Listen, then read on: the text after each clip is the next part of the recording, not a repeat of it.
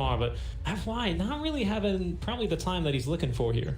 Yeah, I mean, not much he can do right now. Securing the bounty that would be a big deal, but he needs to be careful because he's going to walk into two heroes. He will Icarus dive into the Ocean Vortex. FY is going to get off an LSA before he goes. Old 11 is here as well, but look who is come. It's going to be Fly. Very nice torrent. Will at least secure in the Rune. Oh, maybe could have cut in the courier there, but he's going to go down. GGG will be getting 2 assists there. Very nice for him. He's actually going to be the CS leader for now as well, 27 and 11. Right now, IG doing very well in the laning stage. Yeah, Old 11 is really not having any impact. He's 11 last hits, and he's old. Well, but like the Old 11, he's 11 last hits. Yeah. So he's just got no last hits right now, and he can't even trade hits with the Monkey. Monkey is so effective with that.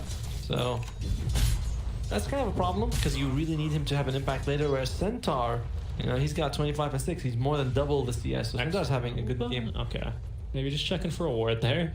Thought about going for it, but it's a bit risky. They're giving Kaka the... Oh, nice job bottom. Ali giving it a little bit extra health. He will eventually die. Hoof stop not going to connect. Phase boots on the lifestealer is much too fast for JT at this point. I believe he also wasted his unfortunate because... Yeah, nice LSA. Chalice, he might be... Oh my god, that damage from the Retaliate active though makes it a bit dicey, but look at this. FY, he's got the damage now. The LSA going to be hit to the double edge, and look at that, JT getting a double kill. He actually picks up FY with the Retaliate damage. Top lane though, they're going to be going for Fly, but they're going to misconnect, I believe, onto some ability there. The Torrent missing yet again. Ooh, what a play! What a play! Yeah, the double edge actually catching both heroes there. FY, I mean, he does decent damage, but Retaliate does what, like 18 damage back to you every single hit. And like he actually leveled up 56. No wonder. I mean, yeah, maxing Retaliate in this lane makes a lot of sense. Once FY, I mean, FY is just gonna give you free charges. I love how FY was hitting him and his HP was dropping more. And oh dear, that was impressive. Look at his HP by the way. He didn't even hit him this whole exchange. This is all FY just taking damage from creeps and return. And return. Yeah, and double edge. He does get him with the double edge. Chalice is a little bit too close. Double edge. And he first tries to hit him and just dies. Like hilarious. I mean, he's so tanky. He's always got the Ring of Terras. Now he's got a Ring of Health to boot. Stampede has just been used. Looks like we missed that one during the replay, but we nearly have a Vanguard up and running already for our Centaur. FY literally is just going to be taking more damage from Retaliate at that point. There's actually a bounty rune that I haven't taken. Just sort of, no, it's just chilling. It's just chilling. But it no longer gets interest anymore, though. Yeah, that's unfortunate. It used to be people who like shove all day. This is he's gonna hit the courier before he goes. It's gonna be Old 11s, Tornado just to keep our bird locked down, trying to burn his mana, but it doesn't actually do any mana damage. Yeah, misses uphill, going for the TP out. He's gonna get it. Oh, that miss. I mean, unlucky for some miss over there. Yeah, it might not have killed him. It's not Exorbitant Invoker, so it doesn't have the additional attack damage from the orbs. It was very low, don't get me wrong. It's like could have gone either. Not guaranteed here. Let's look at the damage from FY. Oh my goodness. Oh, he cancels the TP. He gets the natural armor, and he's like, I'll stay. I'll stick around. I think he was worried he might die. Oh, but there goes Somnus mid lane. Ollie, nice tornado there. Onto 2 as the courier delivering an item for Emo. He's level 7, so could go for a ball lightning play, but decided not to. They're giving Kaka a good amount of farm as well. He's 12 and 7. I mean, it's 7 nice, that doesn't matter, but getting 12 CS on your position for not bad. They really want his egg early. You can tell that they gave him mid for some time, and then top lane just now a bit risky, but they want him to have it. They might go for a kill here. There's no one nearby actually. Invis rune activated by Emo, but he's farming in the triangle camp. He could zip in as they might need some help there. The Train Protector, seeing his large model spin in the tornado is very fun. And FY, he'll right click this tree all day. It doesn't do damage back to him. Yeah, it's a tree. I don't think IG is gonna worry too much about it. Like, hey, whatever, Ollie. I don't know, but that's the first kill for the urn now. He's got 2 charms of the urn. Yeah, that's the only thing I think IG had to really be scared about. Because now you can do the cold snap combo. It is something to worry about. Sometimes, by the way, he got a double kill with no boost. That's kind of crazy. He didn't need to. He just stood his ground and why are you hitting yourself? FY? Why you stop hitting yourself? But on the Centaur, he's been such a force. He's amazing. I don't want to say he shut down this lane, but being the most farmed, I think they can be pretty happy with how this lane has gone for him. And Old 11 on the flip side, though, he has just not been. I mean, look at that. The Retaliate damage now coming through onto Chalice. He's going to go ahead and back up with the phase boots, of course, versus no boots on Centaur. They do have the Stampede, but it would have been a bit of a tough play. Kaka only 500 gold behind Old 11, so Oh, fly. What are you thinking of here? He takes an early point in Wukong. We generally see that around level 9. Oh, he's gonna go for a courier kill here, perhaps. No, they know. Maybe, yeah, they know. They see him. Oh, but he has to be careful. Someone finally. JT actually is the one that picks up. Oh, he picks up. Oh, he catches that one before. No, I have not. Oh, they're not gonna be able to catch him. Oh, the LSA on the mark. 4-second stun there. Should be more than enough lockdown to kill Fly. As with the natural armor, he lives a little bit longer, but not very much. As that's a big death there at the 10-minute mark. Maybe trying to contest for the outpost, but I believe, yeah, it's one outpost apiece. Yeah. Yes. And they actually get more bounties on LGD, so they get 3 of the bounties. So that was, I mean, you know, that was interesting. Fly. I'm not quite sure what was the plan there. He had no one helping him. He had no one. He was way too isolated. You don't have that outpost, so it's not like they can TP and fight. And even then, I mean, once you get hit by that 4-second stun, getting knocked off of your tree, it's pretty tough for you to come back. But JT now is going to rotate over the top lane. He's gotten that bottom tower already, and he's going to be looking to try and push with the catapult wave there. Yeah, I imagine that. Ball lightning, mid lane. They're going to be trying to blow up here. The support X-Nova goes for the aggressive play, but actually it's a defensive one. Onto old 11, the disruption, but that's only going to get him killed now. He's Dominus. Nice EMP, but it's going to be dodged out. Emo is still out of mana, though. Tornado into the LSA. We do have a Laguna Blade available, but not enough damage. Able to escape at 150 HP now as the Overgrowth locking down 2 heroes. FY is hitting another LSA off onto Fly. Boundless Strike already utilized here, so FY not going to tip down there to the Nature's Grasp and dodges out. No, he eats one, and I think he is going to die from that one. Yes, down he goes as Somnus trying to keep them at bay, but a very nice snipe there out from Kaka with the Fire Spirits. That was very good on use of the Fire Spirit. Overall, a huge victory for IG over there, getting, I believe, what, 3 kills, right? They got old 11. They lost nothing. Yeah, they lost nothing. Although getting a little bit aggressive here. Cold Snap combo with the Urn. There's going to be the X-Marks spot, but TPing back in. I believe that is going to be Emo. The bow combo is going to be dodged out. He dodges the damage there with the Mischief. Is now Somnus on the run, but Emo closes the gap. He's already got the dust for him. I mean, Quaspex and Evoker at this skill level, you better bet your bottom dollar that they are carrying dust. This the IG's lineup, they're playing around JT now. They might be going for more. Yeah, another Electric Vortex will keep him locked down. Old 11, down he goes. LGD, they're not looking too good. Dropping, that's 5 kills here in the last 2 minutes. And I think Old 11 died twice in this mid lane just now. He was with 2 of the deaths.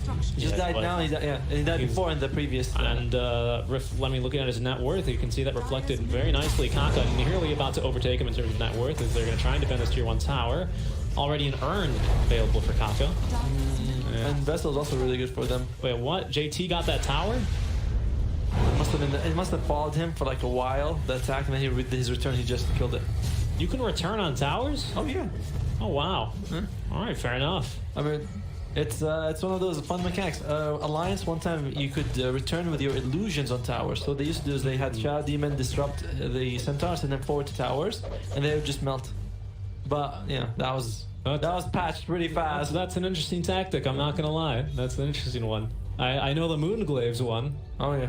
The illusions also there. Illusions, man. Illusions strong. Smoke gank out from LGD though. They're gonna try and turn this game around, but mid lane, no one is showing. The tower already gone. They are invading their jungle though. Emo farming in the top lane, and there goes JT. They do have the Stampede at the ready. Storm, they're trying to just find something with the illusion rune here. This smoke has to give them something because they're spending a lot of time farming the other lanes. And they scout 2 heroes capturing the outpost, but they're going to be scouted in return. Old 11 leading the charge. He does have that boat. X-Marks combo is at the ready. We have yet to see an egg, but we might see one here if they try and engage. It's the Sunray Wibbly. You see actually only 1 point in the Sunray here. Everyone's here except Somnus. Yeah. From LGD's side. Yeah. So they might go for it as they will capture the outpost. TV getting cancelled by Somnus. Those are going to be trying for the kill onto Kaka. He gets the egg off though, onto the back lines, but Talix, he's going to be able to eat this one right away. X-Nova not going to die that easily, and actually he's going to get infested, so he's going to be able to stand his ground and fight. The Express Bomb doing not too much damage to Emo. Well, he doesn't need a Stampede, he'll just zip-zap away. But thank you anyway, JT, as they will take the disengage. During this whole time, Fly was farming bottom, so you know he's second on his team, third in the whole. That's a Blink Dagger queued up I just saw on our Train Protector as well. I can imagine. Like you said, sometimes we do see the meteor hammer just pushed away, but he wants to be more involved in team fight a bit more. And if he can land his ulti, like we saw just now, Lifestealer straight away and went for the egg, took it out in 3 seconds. So if you can see him, you know, get enraged and you can just stop him before he reaches, that's pretty good. Echo Saber picked up from Monkey King as Chalice trying to finish. Oh, he's Courier in trouble. Oh, it's one hit there. It's going to be the reveal as he's going to be getting that slow now into Chalice. They do have the ulti though. Are they going to actually go for this? Waiting for the ulti? Yeah. Oh, he's just going to catch him, but X-Nova is here. He's going to maybe go for the turn. Do they have any support coming? They do. It's going to be only FY though. And well, he's got mana boots, so he's got something, but doesn't really have the catch of, say, a mid lane lead that would have at this point. Speaking of mid lane, let's check in on our Invoker, shall we? What's he got going? There's Kaya on our Storm Spirit. He's got good farm, but he's gonna force that. No, he was gonna go for force that. What is this? Just a casual ogre club? Okay. Oh, you know what? It's probably for. Is it the Meteor Hammer? Is it Meteor? Yeah. Our observer's like, you fool. Yeah. Oh, does he have the? Ah, he does have the Sage's mask. That'll do it. All right, so we will have a Meteor Hammer. That's an interesting build. It was what's his name? Thompson is the one that started doing this a while ago, right? I believe you can do it with the tornado, right? You have enough time. The tornado is like 2.8 max level.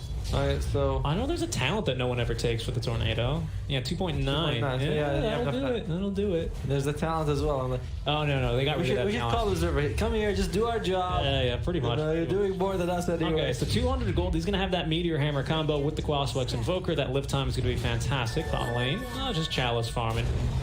He's going to have that Desolator up pretty quickly. Probably just needs to farm a bit more. X-Nova, he says, these are my... Look at that, even pings him. Get away.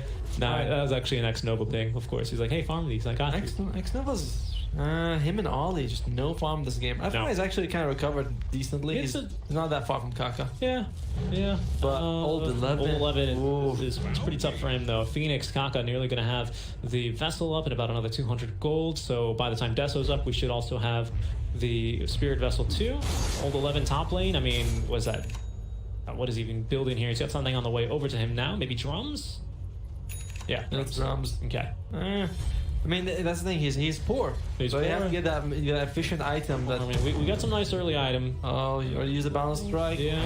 There they go. LSA incoming. There's going to be a friendly TP out from the monkey. Oh, actually, from the Storm Spirit. Emo Black Light can stay alive. Actually, that damage might just kill him here. He's got the mischief. He tries to try and dodge it. He's a bit early, but it won't matter. FY going to go down regardless. Chalice and the squad now coming right back in. And do they dive this tier 2 tower, though? There's the machine gun. They do have vision up there. Meteor Hammer. There it is. Meteor Hammer. The meme hammer, everyone called it when it came out. But there's Deso. That's kind of unfortunate for LGD. They did commit a little bit to that. They used both the Laguna as well as the Shadow Demon ultimate. And they couldn't get it. And that's the second Laguna Blade we've seen yet to get a kill. First one onto Emo, second one onto Fly, and they've been pretty good. You can see already farming out will be our Monkey King on the map. And a tough game. Late game, you have to look at the IG and say when they set up a team fight, where they set it up, you don't want to fight. There'll be overgrowth if you go in. There'll be a Wukong's come in. There'll be an egg. So you always want to be like, you want the fight to start in the air. You just want to walk out, get these ultimates away from you somehow. You want them to waste the Wukong. Yeah, it's a lot of control. It is a lot of control. LGD, they do decent from a distance, though. Exactly. You got the Invoker, you got Lina, even Shadow Demon. I mean, it adds up. When you actually throw the Shadow Poisons in over and over again, once you get 5-6 stacks, it's up to 1,000 damage at level 4. The only issue with that is that if they put all these circles around the tower, they're fine staying there and taking a few Shadow Poisons for a little while. So Dragon Slayers and maybe a taunt. There's plenty of things. Yes, you're right. Absolutely, they don't want to be fighting in that. 100%. I wouldn't want to go in either. But they can also fight from out. Yeah, but Chalice maybe in some trouble. He doesn't actually get over the enrage, so he can just enrage and TP while in the air. He's holding on to the overgrowth. Chalice in a lot of trouble here as JT making the jump as well. But Emo actually taking a lot of damage. Finally, the overgrowth will come through, stomp to keep him locked down, and that's going to be a dominating streak now for Emo. That's their most farmed core as well. I mean, you're looking at LG, it's like, where's the play going to come from? Is it going to be Invoker? Is he going to walk around getting a few cold snap kills? That's a little less likely because he went for the meme hammer. Which, so far he hasn't been able to use it. But hasn't been able to use it once. There we go, dropping the meatball. It's got all sorts of meteors. Spaghetti. Yeah. Alright, so now he's picked up a level in Exhort, so he can go for some points in Alacrity. Still only level 1 Supernova for a little bit, though. So it's not going to be a major concern. Big jump in terms of hits it takes, going from 5 to 8. That could stop Chalice from getting it, you know. With an Alacrity, though, it's a bit tougher. Oh, he's going to be... I think he's just going to be harassing. He's got to walk through the trees. He will burn a lot of mana, though. Force Fly away. One rotation coming over already. Yeah, there's a few heroes actually. Old 11. What about ZAT? Those are the bullets on Emo, as they will be able to find Somnus now, rooting him up using the clumsy net now as the ulti will come through. And with the slows out from the Echo Saber, they don't have a slow. Alice is unable to jump inside of him. His friend, as the boat will connect onto 2 heroes with Fly with the open wounds. Actually, he's going to die. The bonus armor keeps him nice and healthy. JT forcing them away. As 111, he's so fast with his friend inside of him. But Somnus taking the solo death there. As X-Nova rather likely to die here as well. He's going to try and juke, but he's right underneath the ward, unfortunately. Oh, but look at that. Emo's burned a lot of his mana, but not nearly enough. And look at that. There's even a regen ring. But no, they're not going to let him grab it, pulling him right back with the X-Marks to spot, with the Demonic Purge, picking up the kill. Mid laner for mid laner, you take the trades when you're down. You can be a little happy with that if you're X-Nova. Just a little bit. Just an amazing bait by X-Nova, by the way. And look at that. The odds already much more in IG's favor. Not by, you know, granted, still favors LGD, yeah. But it's getting there. It's getting there. Absolutely. On the way. So Kunkka is going to go for that straight BKB. Alright. I mean, it makes him this big old tank, which is nice, but... Oh, just getting does that point not have a single point in Fairy Soul? He's only got one. He got one. He took it, the whole 2. So he got here, you know, he's out very early. It's just, I think I'm used to seeing Coralinas attacking much faster at this point in the game. Oh, there's the jump in from JT, the Blink Dagger, but Chalice on the money. They're whipping in a raid. Both incoming, but look at that, the Meteor Hammer connecting as well. Do they have the damage for JT? Laguna Blade used as the Overgrowth. Not going to get anything done. Burning the mana. Actually, Kaka did not have mana. I believe he got caught by the EMP. Big boundless strike there on the 3 heroes. Is now Old 11 trying to back up into the Nature's Grasp, though, but there's going to be no follow-up from IG here. They're just going to lose JT. Yeah, actually, Kaka, he dove in right as the mana burn, like you said, came out, so he wasn't able to do anything. Oh, could have been a very different fight. Could have been a lot more commitment, for sure. Exactly. Nice usage of the Meteor Hammer there, just continuing the lockdown. I mean, once you land 1 stun, there's like 3 more coming your way. Just that initial one they have to get. And which is why I imagine that IG is going to want a lot of BKBs. Oh, this is a nice smoke. They do cat in Monkey King. Oh, yeah, they got him with the XMRs, bringing it back into the Torrents, LSA, and down he goes. There we go. LGD, they're bringing it back 1 kill at a time. Aether Lens on the Lena. They're still down 3k. Yeah, which is, it's not that big of a deal, you know? But it is something to think about. Looks like Somnus and... Oh, but that kill into Emo is actually huge. You can see now he's back down to 11 Bloodstone charges. Lose a bit of your damage as well. You really do. You really do. So it's a bit tougher for him. They're going to try and sneak a Roche here. Essence Ring drop. They're like, oh, 11, they know. Pick it up. There we go. There it is. Will they make it in time? They're going to try. They do have no Overgrowth, but all the other ultis are right back up. They can get in there, lickety split with Blink Dagger, but I think actually a nice shot by X-Nova. He's going to cancel the Blink from JT with the Shadow Poison. And that's going to ensure them a free Roche with Chalice picking up the Aegis.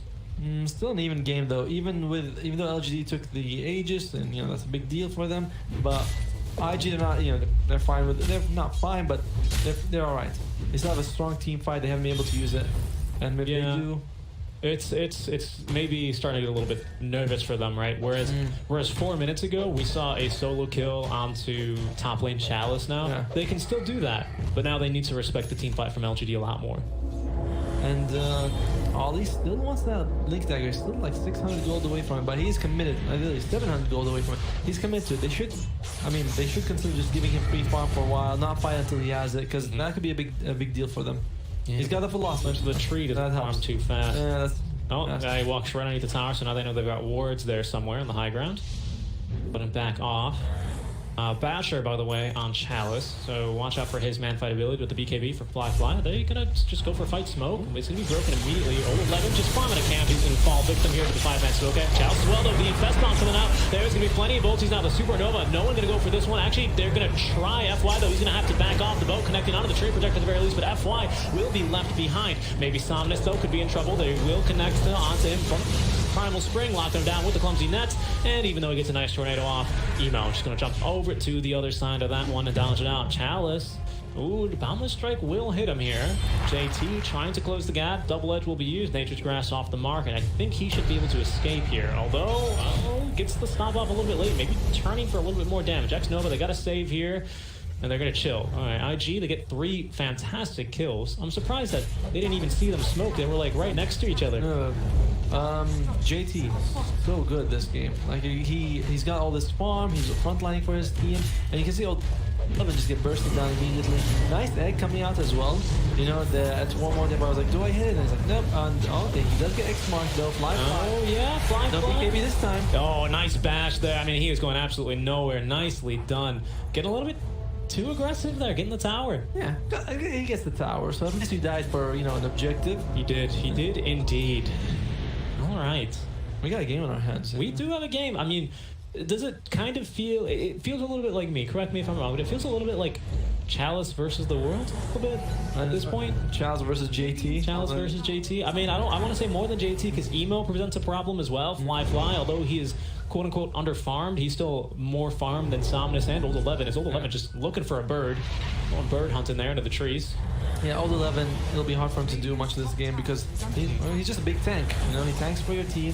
Even if he gets the boat out, you can see he bursts before the boat even comes out. Yeah. So Chalice is what you're looking at. Thomas can provide some control, but his farm is not too terrible.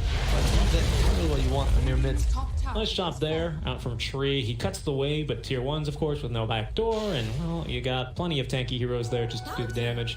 Anyway. I haven't seen much of the Meteor Hammer, to be honest with you. He's using it to farm, though. It's constantly off cooldown. That's fair enough. I really like the, what's it called, the Pupil's Gift as well on Invoker. 13 strength, 13 agility, right? Yeah, so good for him. It's real good. Oh, nice job there, Emo. You blocked the camp. I love it when my cores do that. I'm stacking, and they panic. I think People's Gift is amazing for intelligence and agility heroes, but strength heroes are like, oh great, agility. You know, it's not as good. Yes, but counterpoint, sometimes strength heroes have terrible int gains, and you know they can run out of mana very easily. True. For the agility, not a big deal. They are going to go up. Oh, they will scout Kaka though. Who are they going to make the jump on? X Nova? Oh, they are going to completely whip the combo, and then just going to back off. Oh, they're going to smoke up in return. Smoke immediately broken. They do scout Fly. They're going to scout JT as well. 2-man stop there. The Yule Scepter immediately to try and break apart this fight, though. JT not getting control. The Luda Blade onto him. Wukong's command will come through. Look at Conka, though. They can be Supernova onto the backlines. Are they going to be able to get this in time? BKB is going to be Old 11, but locked down and stunned from the BKB stun. But look at that. Chalice inside is going to pop out.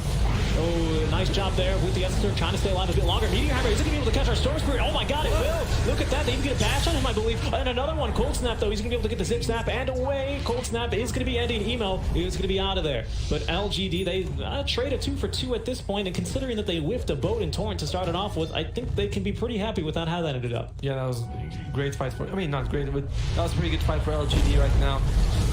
And yeah, you can say they won it. Yeah, they go for more though. Yeah, they don't have vision up there though. X Nova, they're very nice disruption. Oh, what? Right in the middle of the boundless strike. Right in the middle of the boundless strike, indeed. As well, it's time to play some hero hunt. What we're looking for, Luna, Winter Wyvern. Look at that Emo. He's just trying to keep his spirits up and play. I presume we've got a little bit of Kale. Oh, Winter Wyvern found him. Where's the Luna? Winter Wyvern's all the way on the left. Third. Yeah, there you go. Winter. Let's see, Luna and Medusa. I'm trying to look for Medusa. There's Luna. Yeah. There's alright. So we're 1-1 with Observer. Versus Snake. Oh, that's okay. We could have the important things. Another stun coming his way though. X Nova has already expended all of his saves. Emo buys a little bit of time to dust. Nice. Nato though trying to do this wrong. Look at the Meteor Hammer. Is he gonna get 2? Now he gets a 2-man Meteor Hammer. Emo's like, I gotta go, guys. Sorry. Fly will die to the EMP as Somnus turn it around and Kaka solo on HP. They're not gonna scout him in time though. Getting the TP out. Ooh, my goodness. I think Emo kind of getting baited by the vision. He tried to run in, but Thomas just walks uphill. If we go back to the Observer Ward in the middle lane by where that tier 1 used to stand, you can see right there their vision just ending at nighttime before the uphill there. So that's literally what turned that fight around for them. That's incredible. And JT kind of being really aggressive with that. He jumped in, trying to get a 2-man stun. He got 1-man because Chalice was able to just to purge it off, enrage, and dodge it. So that means that he was just fighting Chalice, who's chunking his HP, and he's fighting everyone's attacking him. His team is a little behind him because remember he jumped in, he used Stampede. No, yeah, he blinks and then gets stunned. Well, used and then stunned immediately. He didn't have the chance to Stampede right after. So it was just very unfortunate for him to. The whole team was ready.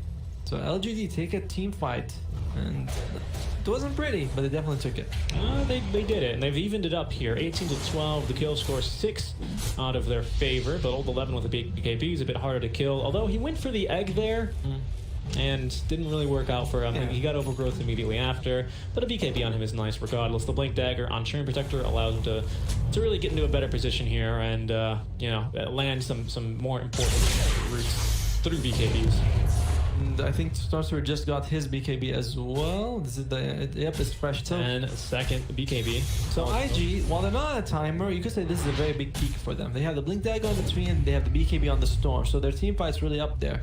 You know, LGD, they're trying to get the Aghanims on Invoker. That could be a big deal, but some time away from it. That's an interesting one. That is an interesting one. They're going to smoke up though. They want to fight immediately here. The rest of IG, this is a play that IG likes to make. All here. Farm that's here. 3 items as Emo will be scouted first. Do they have the initiation? He's actually going to jump in on to stun as he goes, but the save coming through. BKB will be Emo. The stun though, the bash isn't going to happen. And there we go. There's the Supernova. Can they focus it? No, they're going to be forced to back off. Everyone's pretty low. The Stampede now will be able to back off, but LGD, they do a good job of getting out of harm's way. Old 11 now saving the BKB. He's going to be quite tanky. Is he going to be tanky enough to outlive the team? He will actually. IG going to be on the run, as it looks like the Captain Rum is able to keep him alive. Unbelievable way that fight happened. No one died. No one right? died. No one. Lots of faulties. I think at this point, IG might have to consider the team fights are not even as strong to them because they got the egg in the Wukong. They got a nice Wukong command, and I don't know what Father was able to get his overgrowth on. It looks like he did it. Probably right, yeah. And even despite all that, they didn't get any because they didn't lose anyone. They got to be going on FY or not FY rather. Ollie. Yeah.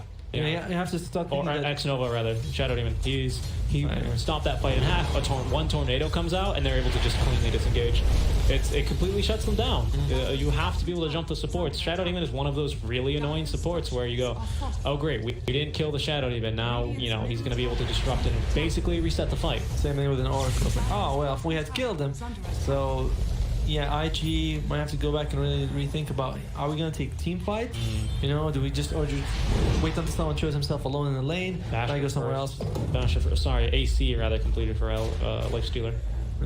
We've seen him interrupt those Wukongs like mid-hit. Well, Monkey King, what's he going to go for? It looks like he's going to go for the Deso. Yeah, he's he should nearly have that one completed already. Like 200 gold, I believe. Pipe, and I believe that's going to be, what was that? I saw... Oh, Lotus for Centaur, of course. Check out Chalice's net worth. He really climbed up. Right? Like out of nowhere, it was JT for the first, I don't know, like 26, 27 minutes. And then Chalice was number one. Chalice, he's been farming, man.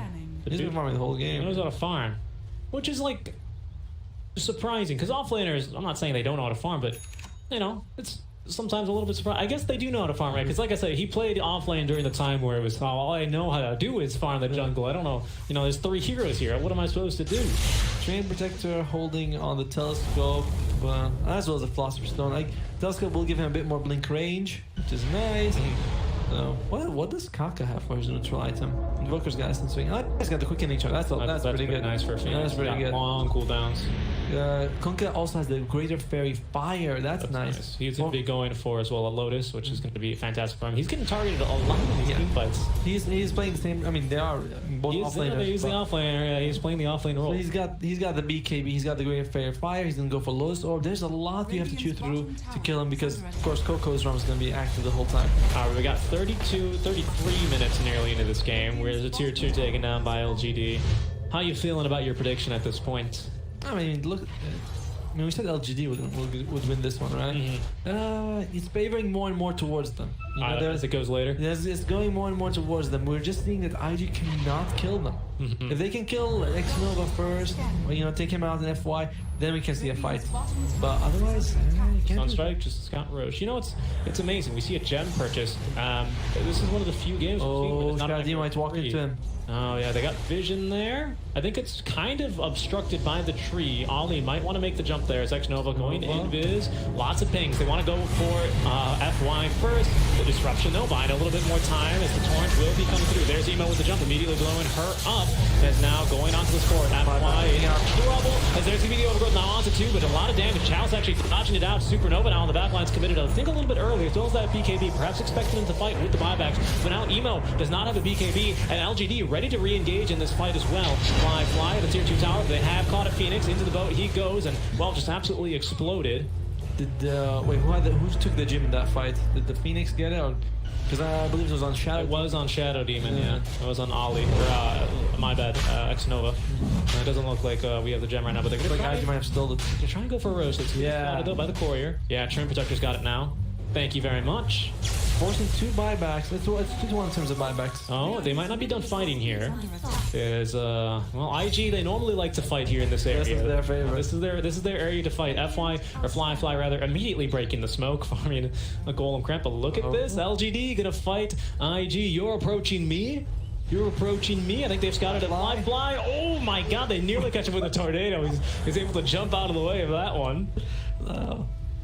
That tornado was a tiny bit faster, but I've got him. Yeah, no, that was brutal. Look at all these couriers here. Oh, it might be that couriers. Now. Yeah, there goes the one, the speed boost. Midnight courier number 2. That's a lot of gold, actually. It's a lot of gold given him. Look how fast Chalice goes with this attack speed. We do not have a supernova up yet, but it should be on its way soon.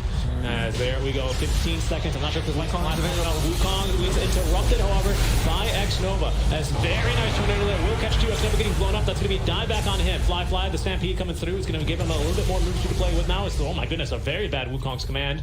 Does not hit anyone. 11 BKB'd up. Yes, thank you, Boundless Strike.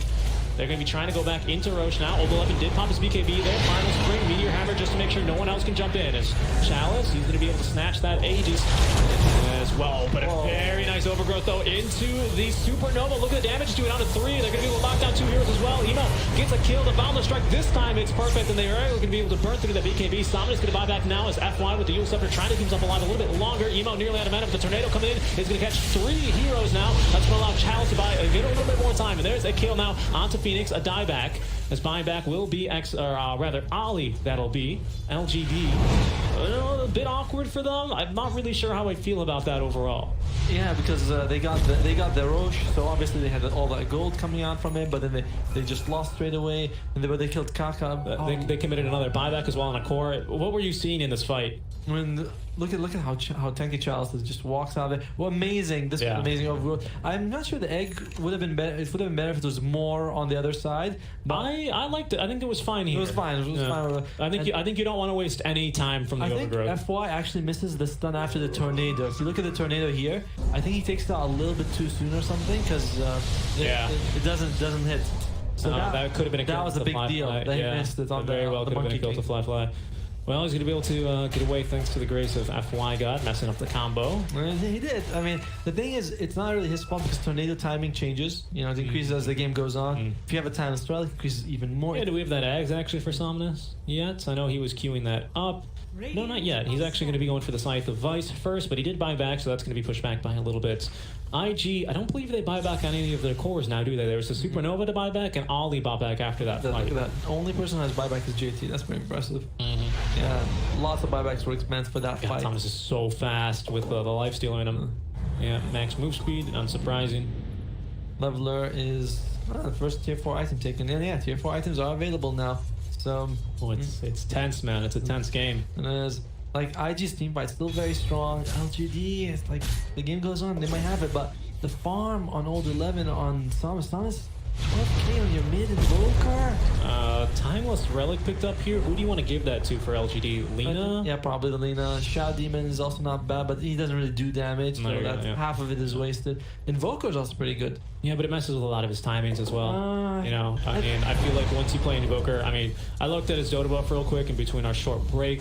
I think Somnus has something like 800 Invoker games on his pub profile. You know, 25% is not a small number. Yeah. That is going to mess with your timings a bit. But it also makes everything so much better. But what? The tornado. Deafening pulse, cold snap. Yeah. I mean, these are all, I mean, deafening pulse is a big deal to this arm. Yeah, I get where you're coming from. But I feel like he might miss it is my problem because the tornado's going to last a good more than half a second longer, close to 3/4 of a second longer. And once I feel like once you have that timing built in, I don't know. It's a combo that you have going over and over again like clockwork. They agree with you. They give to the Lena, which is also fine. Like her stun also increases. She does a ton of damage, so it's also just a fantastic. Got a BKB as well on FY, just maybe something hit this egg. Yeah, I like that. I think that's now 3 BKBs for LGD. We had one on Old 11, Somnus, and FY. Yeah. Also only X Nova walking around. He's like, guys, but no defensive items for our Invoker. He's got a 4 staff. So no BKB on Somnus? Yeah, he doesn't. I was looking at it in the lane, I was like, oh, that's Somnus' hero. Yeah, I know. That's what you might expect. Look at this FY. He's very far out. He needs to be a bit careful. He's got the rest of the team. Yeah, he's going to be backing off now. He sees 3 people capturing an outpost. Second gem will be purchased by X Nova. Who's hopefully. They get their own timeless relic. This is amazing on the Phoenix. You think so? You don't give it to the hoof stomp? Or even Treant for the ulti? Treant is not bad, but I think that Phoenix, firstly, everything he does is over time. Yeah, but how many BKBs? He got a rage. Yeah, but I mean, we'll see what they go with. Storm Spirit has. I mean, he does have a quickening charge. Because I get what you're coming from. This game. This game, yeah, because the Treant overgrowth, it gets an extra second. Yeah, it's pretty good. You know, it's like the maiden talent, right? Yeah, you always take attacks. Oh, free courier, thank you very much. That's a 3rd courier, the 2nd one they've dropped here. And look at that. Well, there's the pushing power out from FY, our little machine gun. He's a carry now. He is. I mean, look at it. He's almost the same as Thomas. Let's say cast range and the spell amplification. So his ulti's doing close to 1,000 damage. I believe 980. They messed with the numbers. I had a number memorized back when it used to be 10,000 or 1,081 damage. I think pretty much exactly with Ags at level 20 with Yule Scepter. And of course, he also has a time strike. That's an additional 15%. It's a lot. It's a lot of damage. I wonder who has if anyone's using Witless Chaco on IG side. That could be a big deal. And no one's using Witless Chaco. No one's using the. And they give Talon Strike to a craggy code either. They give it to the Storm. All right. I mean, I like it. He does a lot of magic damage. He also has his stables. Witless Chaco. And that's for. I see a Minotaur horn actually. That's a very nice item for IG. It is. Yeah. Flicker on Old 11. All right. That's kind of cool. And Shiva's Guard, not finished on the Phoenix. Gives you vision, reduces their attack speed. The armor. Great on him too, flying vision. Canceling blinks, although I don't know if we have a single blink dagger for LGD. So I'm not sure how relevant that one is, but it does cancel blinks. So Invoker, yeah, he doesn't have a BKB. That is interesting. On just straight aggression. I mean, to be fair, he's got X Nova for the save. Chalice has a BKB Minotaur horn. And he's already got built-in magic immunity. That is a lot. That's like a 20. Oh, Chalice has a BKB? Chalice has a BKB. I love it. Actually, I really do. I love it too as well. Second Dispel is, Old 11. He's like, there is a tree nearby. But he drops the Minotaur horn, goes for the leveler, so huge attack speed. If he sits and just hits someone, I don't think there's a real way you can actually kill him. Like, they don't have enough damage through the BKB. You have to control him somehow. You're right. That's a lot of magic immunity there he has. Looks like Abyssal is finished with the Monkey King. So there you go. That's a nice item. You got BKB, we got something that goes for 25 talent on Storm already though, so good luck trying to push in. Alright, this game, once that level 25 talent comes in, man, the game just slows on down. All your lanes are getting pushed. I mean, it's just so hard. He just zips on in, and he TPs out, and I mean, what do you do against that?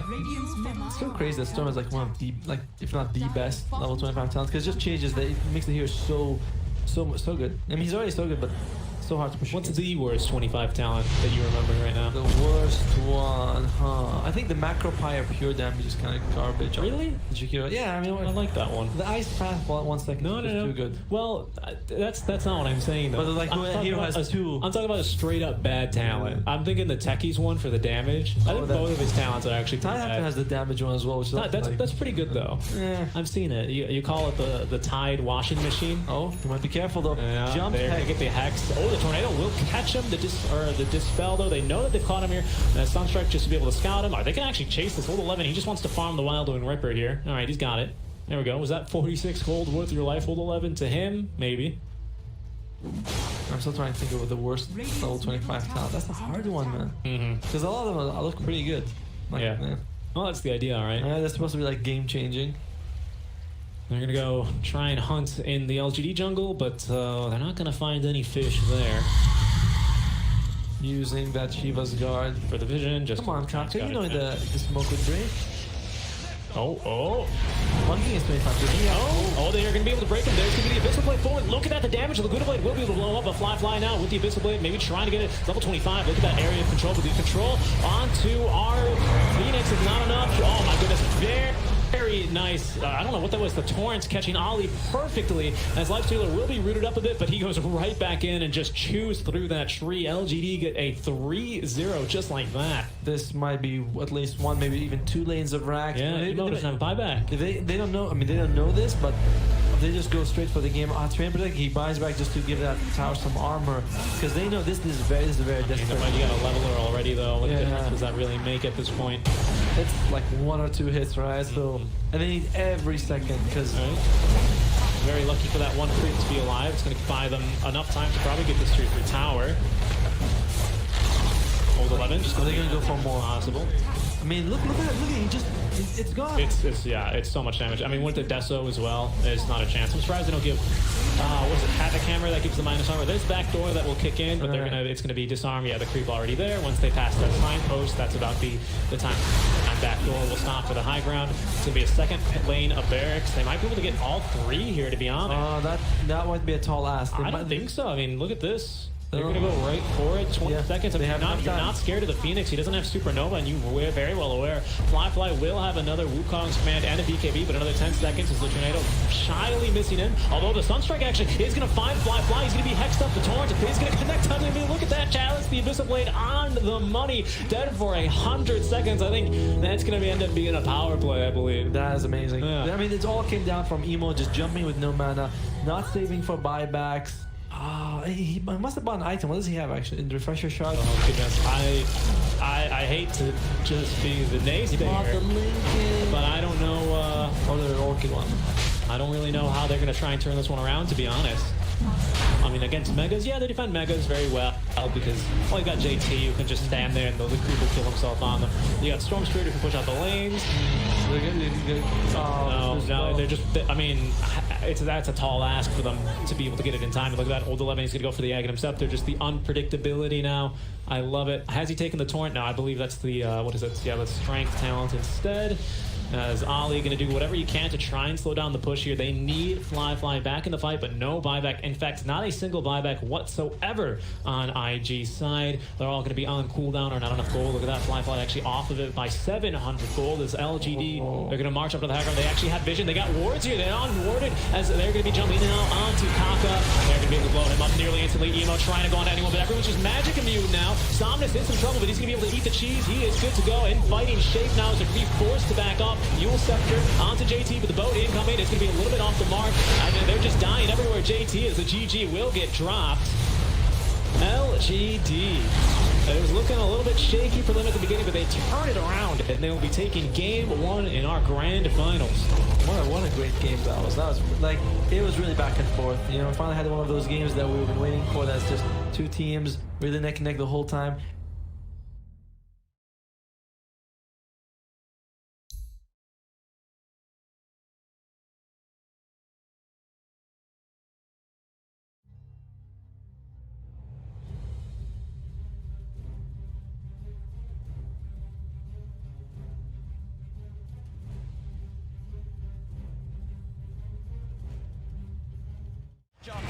FY, he's found himself No-Tail out on his own. He's trapped him.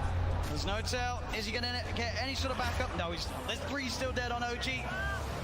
It'll be a slow and painful death here for No-Tail as Zame comes in for the kill secure. I love the way that Chalice popped his BKB super early in that fight. He just knows, I just need to get my ulti off, and he cast it at a very safe range. He didn't wait for the last second of his BKB. He's not very greedy. I think that's a lot of the reason why they've been winning these team fights. Seb has been struggling, still about 1,000 gold away from his BKB.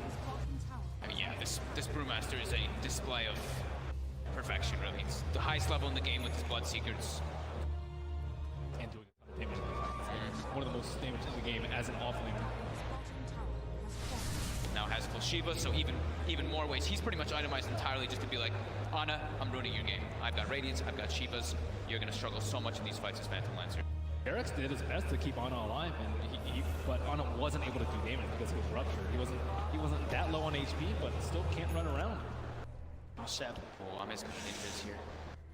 Got to be Watch careful who Jerax. shows up top. Indeed, Jerax is going out on his own. He doesn't expect Arme to have this invis rune. As Arme will show himself. Jerax goes across, but Somnus is there. Someone is not messing around rupturing. No mercy. They're feeling very confident now at this point, getting these very advantageous team fights as well as getting kills on the split push too. Thompson though, will find X-Nova. Seb, and as well. Between the two of them, they'll take down the support edge. FY's going to come in though. He hasn't got anyone else with him at the moment. It is just FY, so just playing around with Seb. He has no help around at all, and he's still just making Seb's life miserable. He's just toying with him. He's just making him not be able to come back. Look, they're already starting to rotate this Brewmaster and Bloodseeker too, and FY, he's ready to look for Seb. Seb's got to get out. Oh, Seb.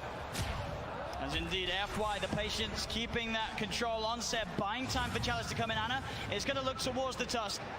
Chalice is now there, does have Primal Split available if he wants to look to take this fight. Somnus coming in as well. As Anna, Seb look to hide in the trees. Can they get out of it? Anna's got a TP available.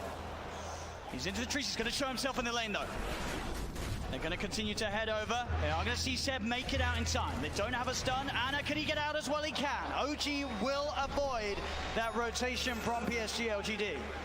FY is just so obnoxious there, following Seb for over a minute, just stalking him, trying to have his team come over.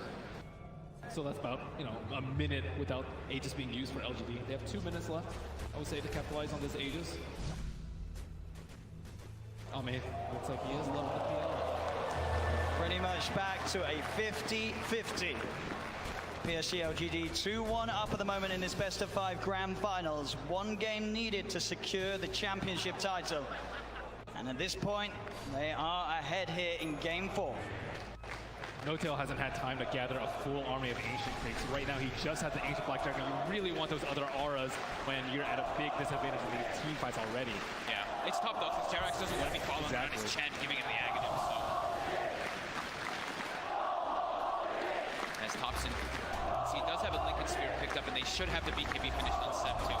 So that'll give him a little bit easier time to get those Blink Calls as he's been suffering to do so in the last few fights. And Somnus, Bo5 Scotty picked up, about to be level 25 as well. Yeah, they just need a couple more minutes on the side of OG before they're ready to fight. Wait for Aegis to expire. Seb, he's in, gets the call, the character's going to get FY, there with the snowball save, he's going to be fine, and now they turn to look towards the axe. The taunt's going to be out, Seb goes for the TP, they've got the stun to cancel though.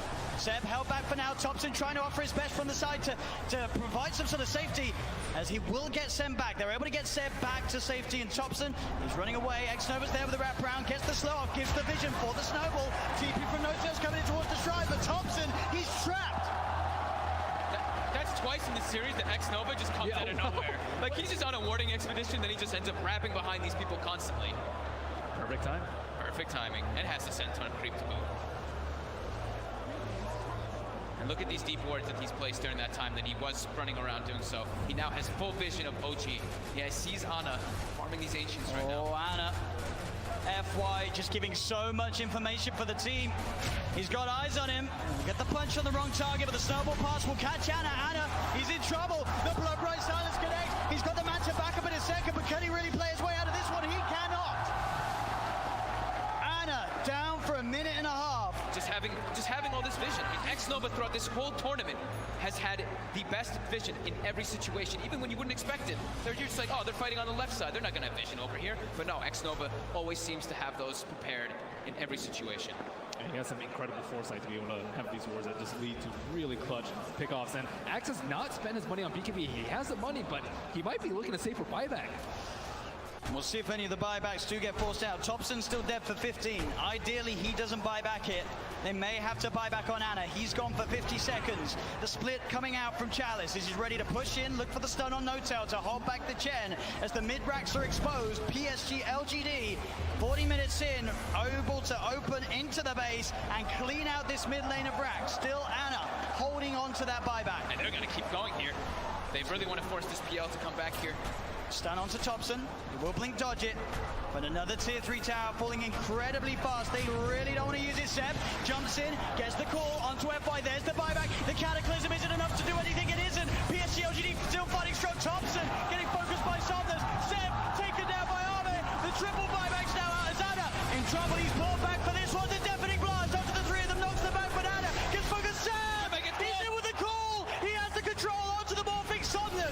being chased by Thompson. Blinks in with the cold snap. The PL Army's on top of it. They get Somnus too.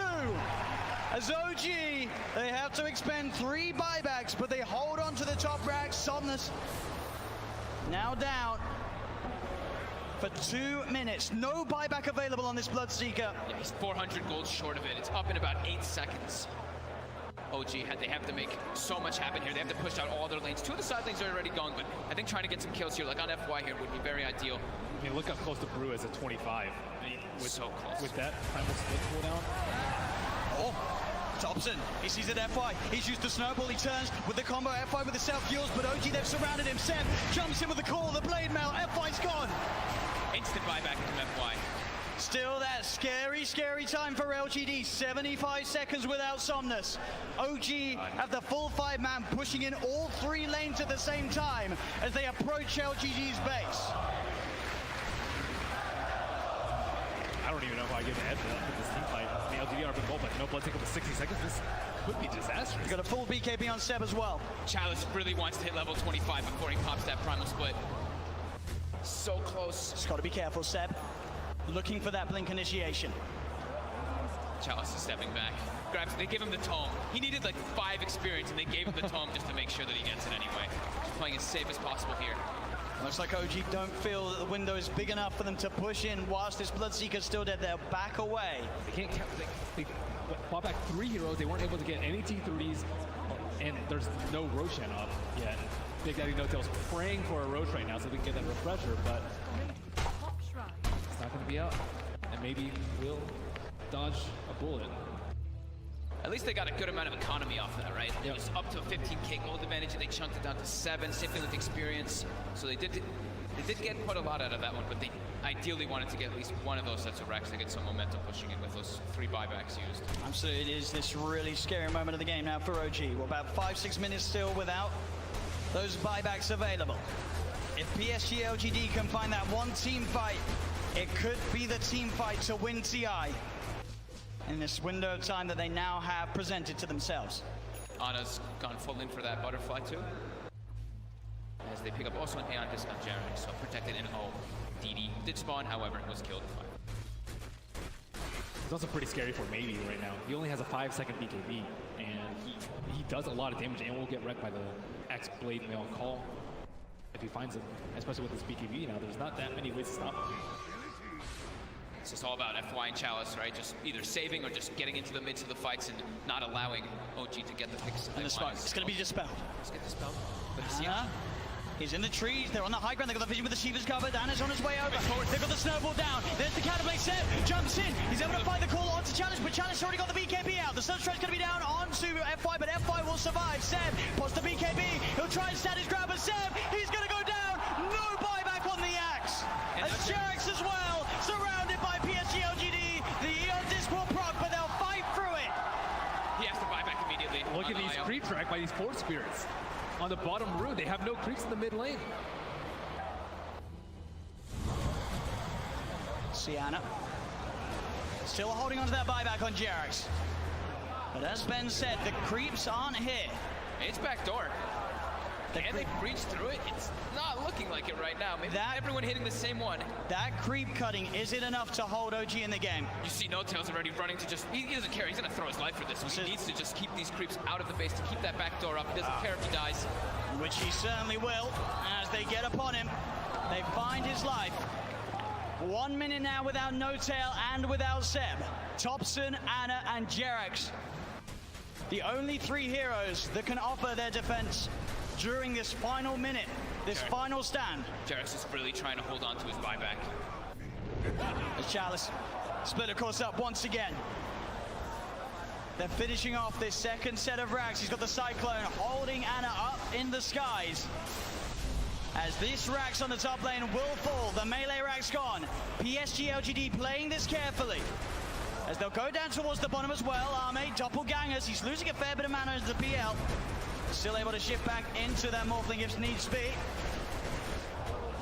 As OG, they will lose their top racks, but they won't lose the game. PSG.LGD are playing it safe. They know how close they are to victory, and they will not throw it away. And they know that the Roche is probably respawning pretty soon, and it actually is up, so that is that refresher shard. They already have pretty much infinite primal splits up anyway, but they feel very confident here. They weren't able to de-ward that ward in the mid lane, so it looks like they are going for a Roche fake out. So Ana is on top of X-Nova. The Ghost Step's going to get a set. He's in. The call, the MP, the counter, but FY is in. He's able to get the save off in time to keep this man alive. But he's got it up. Chalice is down. Buyback from X-Nova and Chalice. FY with the Invis. Somnus looking to get involved. Pause the BKB to get over the ice roll. They get on top of Seb. Seb's in trouble. Seb's gone. The axe down once again for 90 seconds. There's now FY giving them the vision, but they see him. Got the doppelganger to jump away from the snowball over to Thompson, the self-fuels. FY trying to buy time for the rest of LGD to come in. Again, up into the air. Arme straight on top of Notel. FY will fall. Arme looking towards Notel. Notel pops the hand of God, but Notel beat it down by Arme and Somnus. Chalice gets the primal split off as Anna. He's been left behind in Thompson. He's got to do something incredible in terms of the combo. Can he find the angle? Jerax coming in, keeping Anna alive. Anna with the doppelganger. The deafening blast comes out onto the two of them. Anna trying to go in, looking for the kill. Can he find it in time onto X-Nova? He's on top of him, trying to beat him down. Anna again with the doppelganger, now retreating back towards the base. As X-Nova will survive. Jerax back in, the combo. Meatball down onto Chalice, but Chalice is so tanky. Boss the Shiva's gone. He's on top of Jerax. Jerax is gone. Anna as well. Can he really fight back against the Somnus? And X-Nova is so low. As the buyback for Jerax comes in, he's healing Anna back up. That buyback could set them up for the kill on X-Nova. The cold snap down onto the charger. They find him. He's out of mana. He's starting to shift into the strength, but he's surrounded. OG, can they find them off? They can! OG are still in the game. Arme buys back immediately. But now it's PSG.LGD's turn to be without two of their supports. Seb's going to be back up in 8 seconds. Oh my god, that buyback from Jerax onto that shrine, being able to save Ana, but Ana also toying with him with that doppel. He sent the illusion. They thought that was the real one. They actually couldn't finish him off, even though they got the thirst vision of him for a second. With the level 25 talent on the doppelganger, it's really hard to kill him. Seb, Yeah. he's looking straight for the play. Can he find Somnus? He's hunting. Somnus, he's there, Seb. He'll see him. Oh, doesn't get the call though, and now Seb. He'll be ruptured. They're looking at him, but Anna, he's straight in on top of Somnus. Somnus puts the BKB. Anna again with the double. They see Cataclysm coming out. And Somnus still alive. Anna will be able to force him away. They've got the head. They've got the control. They're on top of him. Can they kill him in time? They can. Chalice got for 2 minutes. And Seb, he's finding, looking for Arme. Big Daddy Notel gets the penitence out. Only onto the illusion though. Arme able to waveform up to the high ground. As Arme should be fine here. Thompson's got the ghost, he's got Hex maybe up soon too. Oh, the doppelganger Arme's over the trees. Can he hide his way out of this? No, back, real one. Goes for the waveform. Seb tries for the call, but he's already out of there. Nice play from Arme. And he buys so much time too for his team there. The Brewmaster was dead for 120 seconds, now only 90. Still a big window for OG. They're only without Jerax for the same amount of time. And that lead that PSG.LGD had, it is going down a little bit. Only 4K, 5K at the moment with these last few fights. Obviously the 25s now coming out on OG. Thompson's into the pit. What a timely DD coming out for him too. I don't think they expected to be taken out as fast. He's almost able to solo it with the help of these summons. And that's a refresher shot. There's no way to get this. There's no way LGD can. Oh, and the Seb level 25 too. That extra Berserker's Call AoE. It catches people out. They don't expect it. It does not feel like OG on 2X now. Yeah. The Berserker's Call now is, I mean, the AoE is massive. really massive now when you have that talent. It's so hard to play against. Can PSG.LGD do it? They've got the Basher now for Somnus. But just a 2K lead with those last big comeback plays from OG.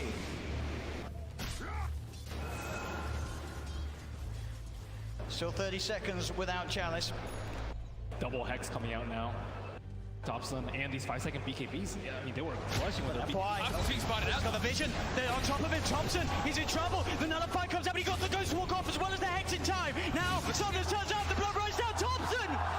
He's dead for 100. Has got the buyback available. PSG.LGD will certainly look to force it out of them. FY just with a shadow blade. As soon as they split up, he finds the perfect opportunity there on Thompson. You got to be careful going out on the map when FY's alive. There's every chance in the world that he's going to be watching you from the trees. 5 seconds remaining. Dire And at team this point, I back. think for Ame, it's actually going to be very worth it for him to actually just To bring those back, but you guys can still submit. This is the last day for the DHL drop, so do so. Show us how you experienced and enjoyed the events before, or how you're enjoying them now from your home arena. That being said, we do have a draft for game number 2 at your pleasure, or your viewing pleasure, rather. When you're ready. When you're ready. There he is, the Kaka band. I think the band's going to be pretty similar for the opening bands. Yeah, they banned, I believe, the Mirana, and what else was they? Two position 4 here. Nyx Assassin, I believe, PSG.LGD.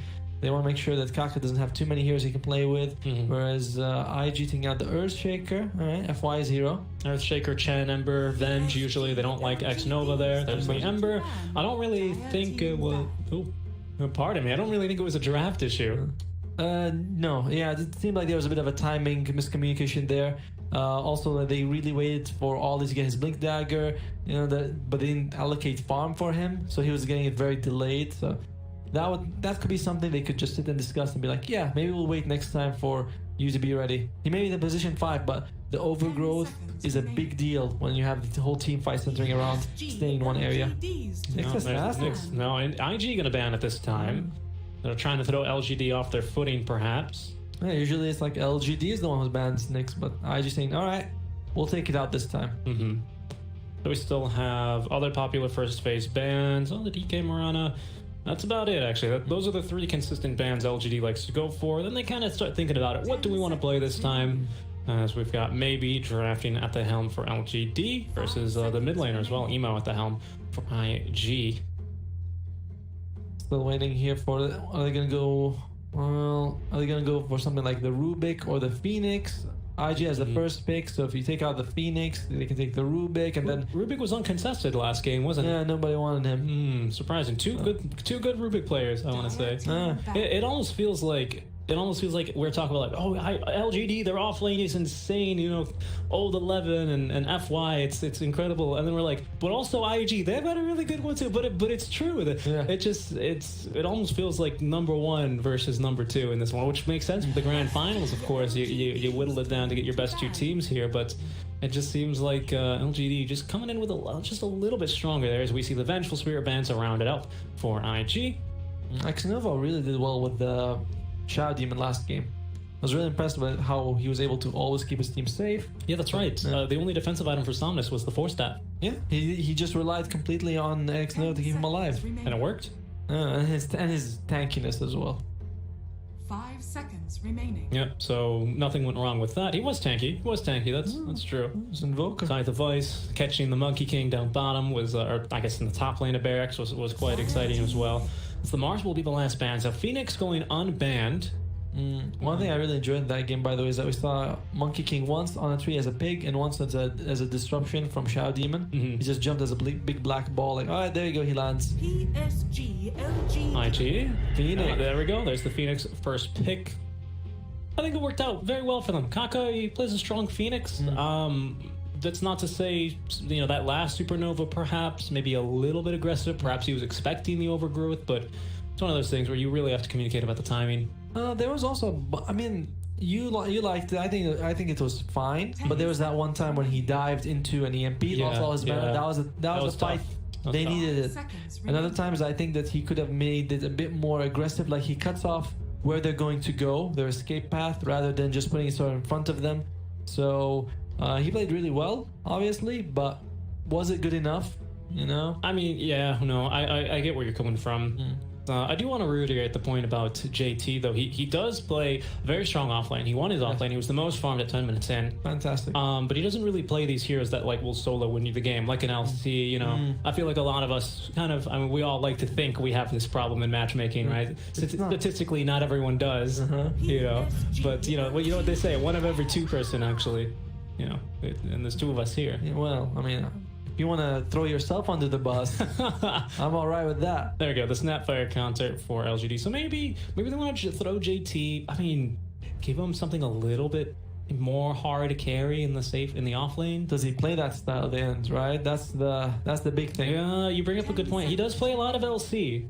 Plays a lot of LC. Of course, every offlaner now plays the Beastmaster, which is going to be banned in this game. But you're right. I mean, a Centaur, Mars, Abaddon, these aren't heroes that aren't going to carry you and win you the game. They're heroes that provide you a lot of lockdown, a lot of assists, are hard to spell, can tank a lot, but they don't, they're not the ones leading the charge to destroy the throne. They don't really get that job done by themselves. So Snapfire coming out here might want some sort of, it could be a 4, could be a 5.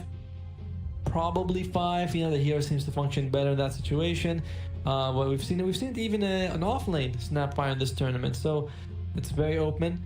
And I believe when LGD was playing IG, that's how that was RNG. But yeah, the Phoenix Snapfire, famous rivalry there. Famous rivalry between the two, of course. And Tree is coming out. I mean, it makes sense when she has a literal AA gun. That's right. They just profit on Tree. Yeah. Well, he makes treants. Half right. He makes them. I was like, he makes I've said that many a times before. He makes them. Okay. It's kind of weird because I guess Treant Protector, is he like the king of treants now? Or he just protects them?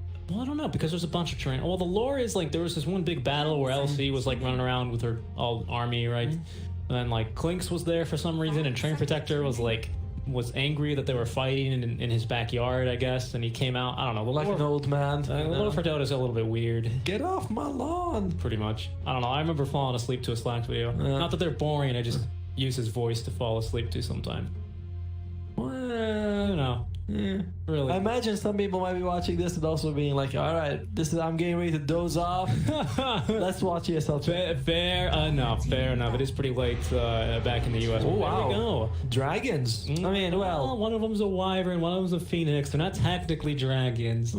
Birds who glow. Yeah, I don't know where all these people that like start defending, like all the ornithologists that, for mythological creatures start coming out of the woodworks. Like, actually, it is not a dragon. The difference between a wyvern and a dragon is a big deal, But that's interesting because, I mean, I see why you pick it up, but wyvern traditionally very heavily countered by the phoenix. But together, I don't know if they really do that much because it's almost a kind of a counter synergy. But you put in the Winter's Curse, put an egg on top of it. But it doesn't do any damage. It doesn't have to do any damage. The stun that pierces BKB is amazing by itself. Another thing is that what I really think is, can we see Jakiro? But if you want that, why don't you just pick a warlock? For what? For the stun that pierces BKB, why do you have to set it up with a Winter's Curse? I mean, there's more to it than just the ultis. The Phoenix also is a strong laner.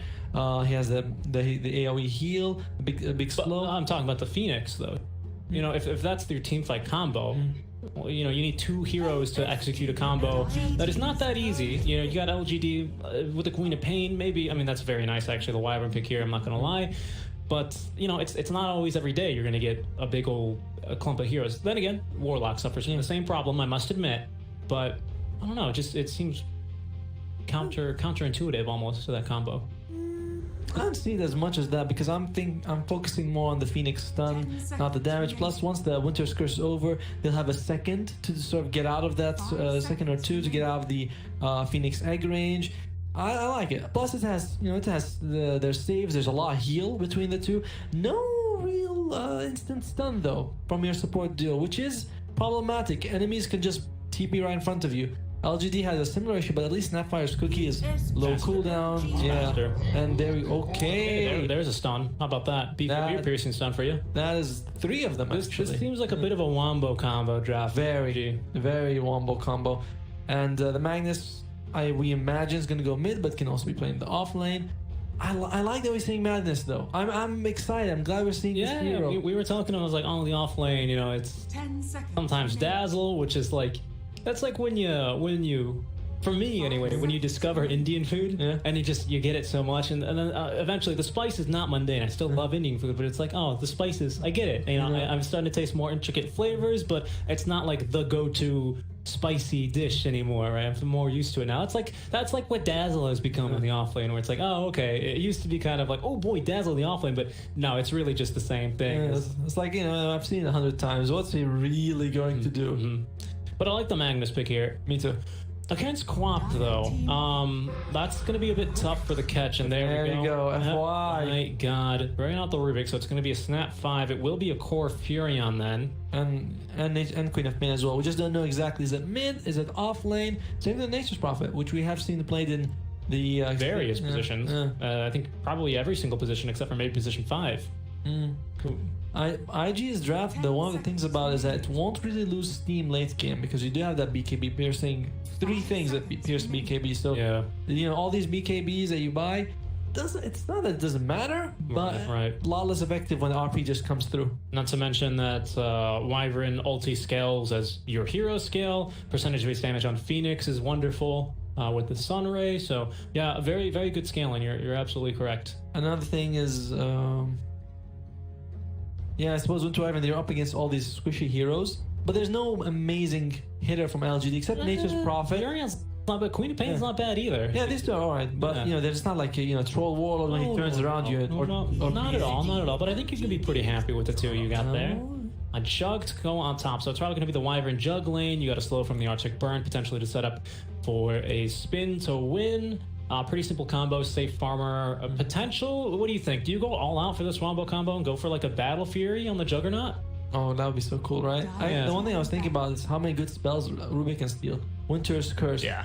RP. I mean, almost anything from Yeah. Phoenix. Phoenix Almost anything from the Wyvern. I mean, Anything from Juggernaut. Mag is Juggernaut, you have the Healing Ward is amazing if you can get it. PSG banning the Kunkka. They're seeing a lot of this team fight from IG, and you're like, I don't really want to go up against that. So at this point for LGD, because they got amazing single target, right? Yeah. You TP in Quap Blinks, Furion to TP in, Sonic Wave, Wrath of the, you got plenty of nukes, single target. Are you just gonna try and dodge this mega team fight from Invictus Gaming? Do you want to maybe pick a Naga, like some interruption perhaps? Like, what's the play here? Do you think? I mean, I know it depends on what style they want to play, but just kind of spitballing some ideas.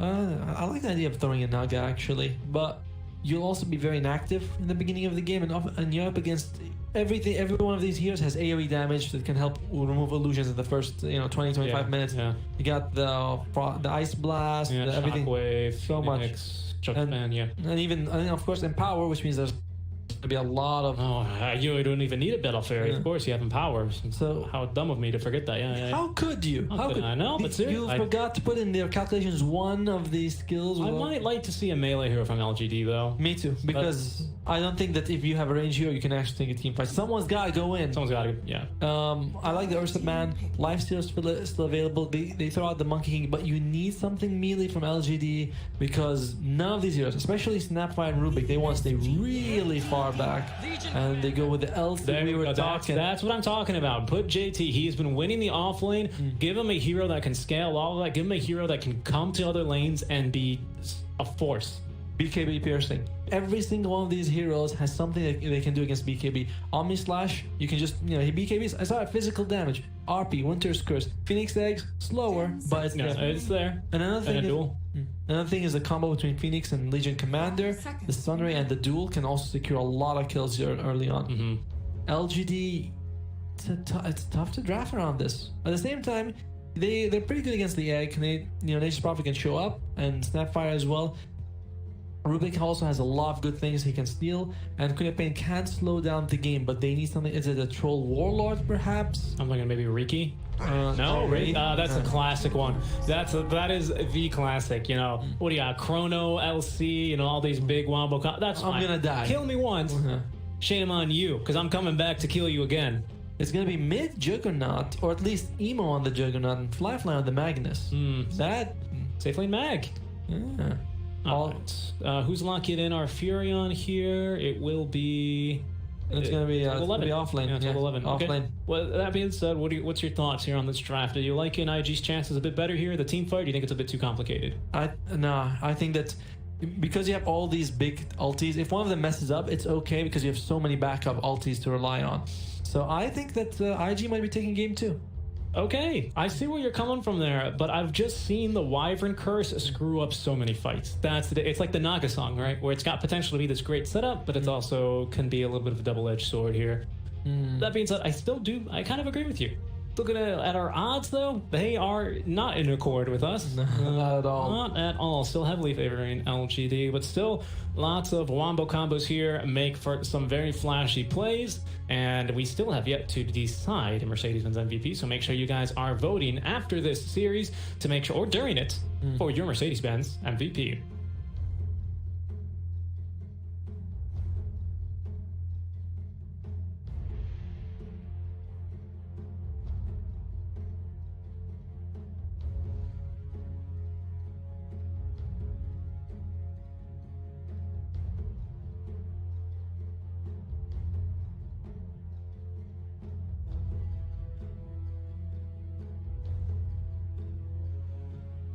LGD, they got a whole lot of team fight to play up against here. They do have a one-game advantage here in our grand finals for the ESL One Birmingham 2020 Online Leagues, powered by Intel. It's going to be a good one here. Real flashy fights and some good Dota to be seen. But IG, they're definitely the underdog. Definitely the underdog. FY is going to have to play out of his mind because there's so many good things. Oh my god, yeah, this is like, oh, give me Aghanim Scepter, right? This is the best game if you're a Rubik because there's so much to steal. Kill these heroes? Alright, just kill all of them. Chalice, just kill all of these heroes. And you can upgrade. Congrats, Chalice. Just get a rampage. So early game is going to be the Snapfire and the Wraith King bottom. That's a pretty good, solid killing combo. Couple of stuns, 2 slows, because Wraith Fire Blast has both. Decent damage, tanky duo. Not the tankiest, but relatively tanky. Both are strength. So I think I know the Jug mid against Queen of Pain. That was very bad against Sonic Wave as well as not Sonic Wave. Pardon me. Scream of Pain. Yeah. Thank you very much. And Shadow Strike because spin is instant, so you can kind of choose to ignore them.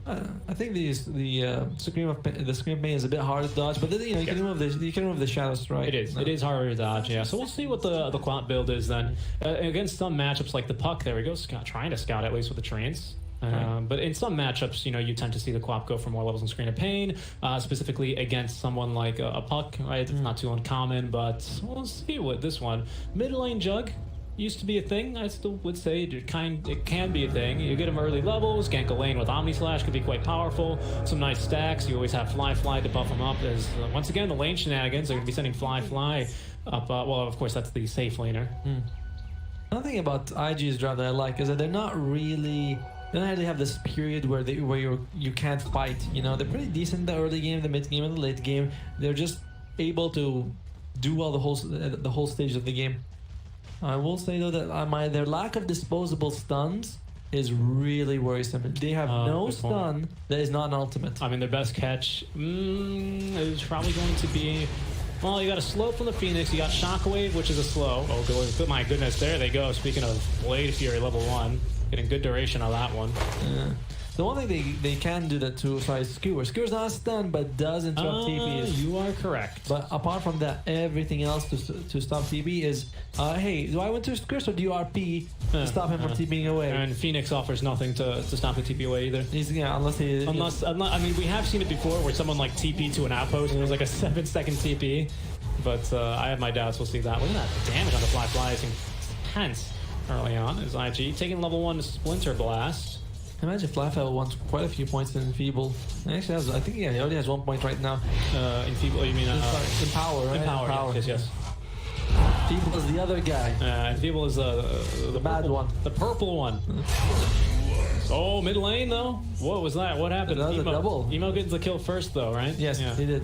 Which means he also gets the XP from it, which is really nice. But he dies to the tower immediately after. Well, at least Thomas also gets the XP now, but still, Emo coming out ahead. This top lane is tough for IG. They're taking so much damage already. It's 2 range people, so Flyfly when he walks in, he takes a Fate Bolt and he has to fight all these treants, so it's like... he doesn't do any damage back to them, and he cleaves, so he does even less damage. Yeah, it's pretty good. At least Empower gives him bonus damage, so he's not losing as much from the Fate Bolt, so he can still last hit, but it's tough. You just take a lot of harass. Game is most certainly hard. And once a Wyvern, he can use the Arctic Burner, which is nice, but it's every 50 seconds. Good CS up from FY got as well. Look at that. Oh, he misses that one. That's okay. That's okay, FY. It happens. I still love you. Oh, I don't know. We need... What kind of pizza do you want, FY? Okay. Alright, old 11. I mean, with this Blightstone as well, there's so much damage. Reduced armor, reduced damage. Reduce armor. Yeah, it's tough to find this lane. Big stomp there onto the creep wave. I imagine Fly. I don't know actually if he has a ring of protection. Yeah, he doesn't. So he's taking a fair bit of damage. He's still positive in the armor. Look at this. FY though getting very aggressive. I mean, they don't do very much damage. Wow. There's going to be a skewer just out of tower range though. But the Arctic Burn slowing him down, giving Fly a few extra hits. But there we go onto Ollie. Telekinesis level 1 to secure the kill. FY actually getting that kill. Phoenix though is dying down bot lane. Icarus dive to try and get away as X-Nova Scatterblast not going to be enough for Kaka. X-Nova trying to run the body blocks out from Chalice. Will save his compatriot's life for now. What a nice body block. Almost gets the kill. I love seeing that as well. I mean, that's the biggest difference I feel like when I play at my mid-ancient level and then I play with you at higher levels. It's like, oh wow, look at this. I actually got force-staffed by a core. Save the witch doctor. I care for you, you know? Exactly. Because they realize it makes a big difference. You know, hey, I need you to pull my wave. They can't pull if you're dead. Going back to the actual mid lane, Emo just spins, forces him away. He's always two spin. Yeah, it's tough. Nukes the wave and probably going to stack. One of the things about the top lane though is that as they get levels, the Winter's blast from Winter Wyvern, that's enough to remove the creeps. Not all of them, but Fly, they need a little bit more damage, and the telekinesis should ensure that kill there. They actually get a follow-up stun onto Ollie. Oh my god, with the Blightstone on minus armor, they do so much damage in this lane. Fly really behind in terms of CS. Well, not too far, but I mean, he's 10-1. They're going to create a bigger buffer, though.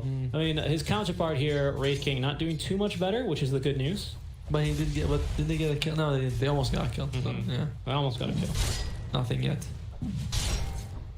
Yeah. The one true king. Gotta love it. Look at his eyes just blazing on through the helm. Yeah, I love that when he came back with the cosmetic, they like updated it. So it looked, so sad. And he had a crit ready. Why do towers roll damage, man? So, poor guy. Still, yeah, you can see that Flatlight, as he gets levels, he actually has a point skewer. He had to take the point skewer to get into the tower. Try and get a kill there. There it is. The spin. Now he's going to do the wave and try and do more damage. Or there goes the wave. Yeah, but you got the healing wall, which is 75 gold. Yeah. Reduced efficiency on the heal too. Can't complain too much. Kind of the issue I think for Juggernaut is that you cannot use healing ward in this lane. You throw a healing ward, Queen Main blinks and takes in. Until you're level 6, you can't kill her. Oh, very nice job there on the Fire Spirits, fighting for the 5. Can you cook it? Yep, he's right on the money there. They actually have a Wraith Fire Blast. Kaka is going to make it follow him for a little bit up to the high ground, but it's going to be Emo picking up his own rune there. We should be real close to level 6s in the mid lane too. We should be about the minute 5:30 if I'm not mistaken. Yeah, we just need a little bit more. Yeah, there's level 6 on Jug. Has the Omni Slash. A little bit easier to use the Queen of Pain ulti, I think, if you want to get a couple of kills with it. But yeah, both of these, will they be rotating? Queen of Pain kind of better at rotating thanks to the blink. You know, you can just cut all this big distance with your spells. Juggernaut a bit slower, but. Also, which lane do you want to go to? I feel like Jug wants to probably farm his way top, and he wants to get there at an even on the clock, like 6 minutes or 7 minutes exactly, because he can farm his way there. He can try and fight, get a kill. He can get the empower, farm his way back mid.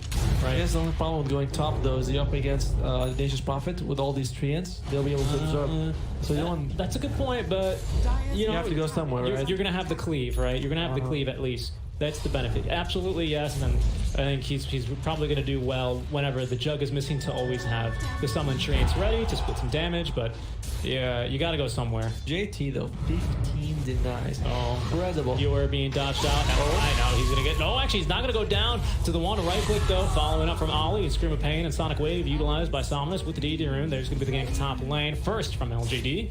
Double kill for him. Great double kill.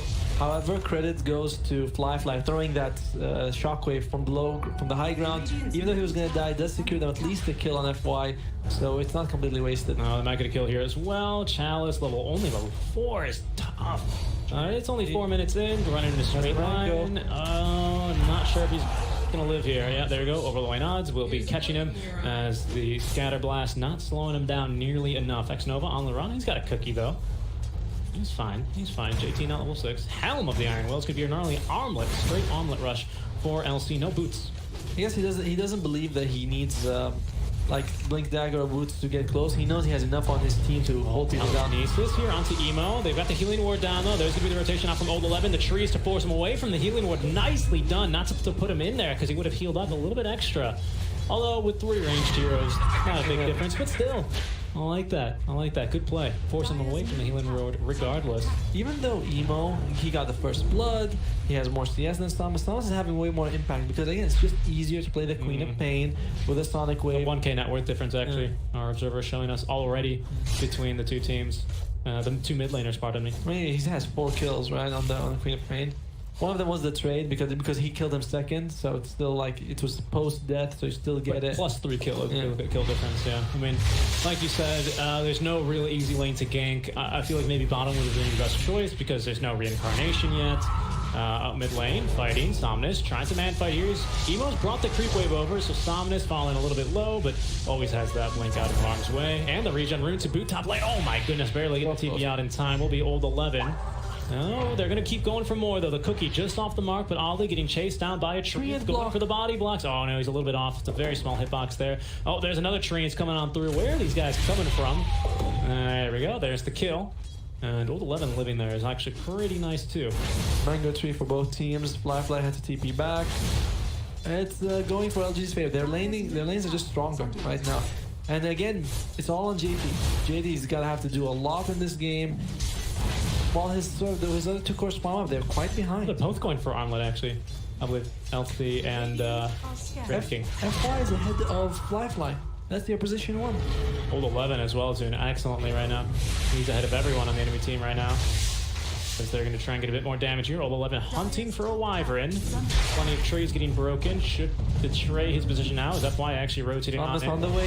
Yeah, Dominus is coming in. There we go. Sonic Wave is ready here. Are they going to commit further onto Flyfly? He does have that level 6. Spellstorm will be the Scatter Blast. Throwing that right back. A little bit overkill there, but Dominus is going to get the kill regardless. Ollie, another nice Scatter Blast connecting onto 3 heroes, but level 4, Scream of Pain will do them in. Old 11 taking a bit of damage from the tower. TPing in is going to be RLC. Looking for a duel, but here's going to be Emo. Has the Omnislash Authority to blink away in time from Somnus. Old 11, oh look at that. He's actually going to be good to go. TPing away. Spellstorm should be spin. Indeed. Level 4 spin. Pretty good. And they're going to just get away scot-free for that one. They have both outposts. They need to go catch one right now. Should get it here. Emo, yep, cutting down the tree and straight for the outpost. JT, again, we've seen Somnus use his Sonic Wave twice. Secure, and he's got 6 kills to his name. And there's Emo is yet to Omnislash. Yeah, no RP.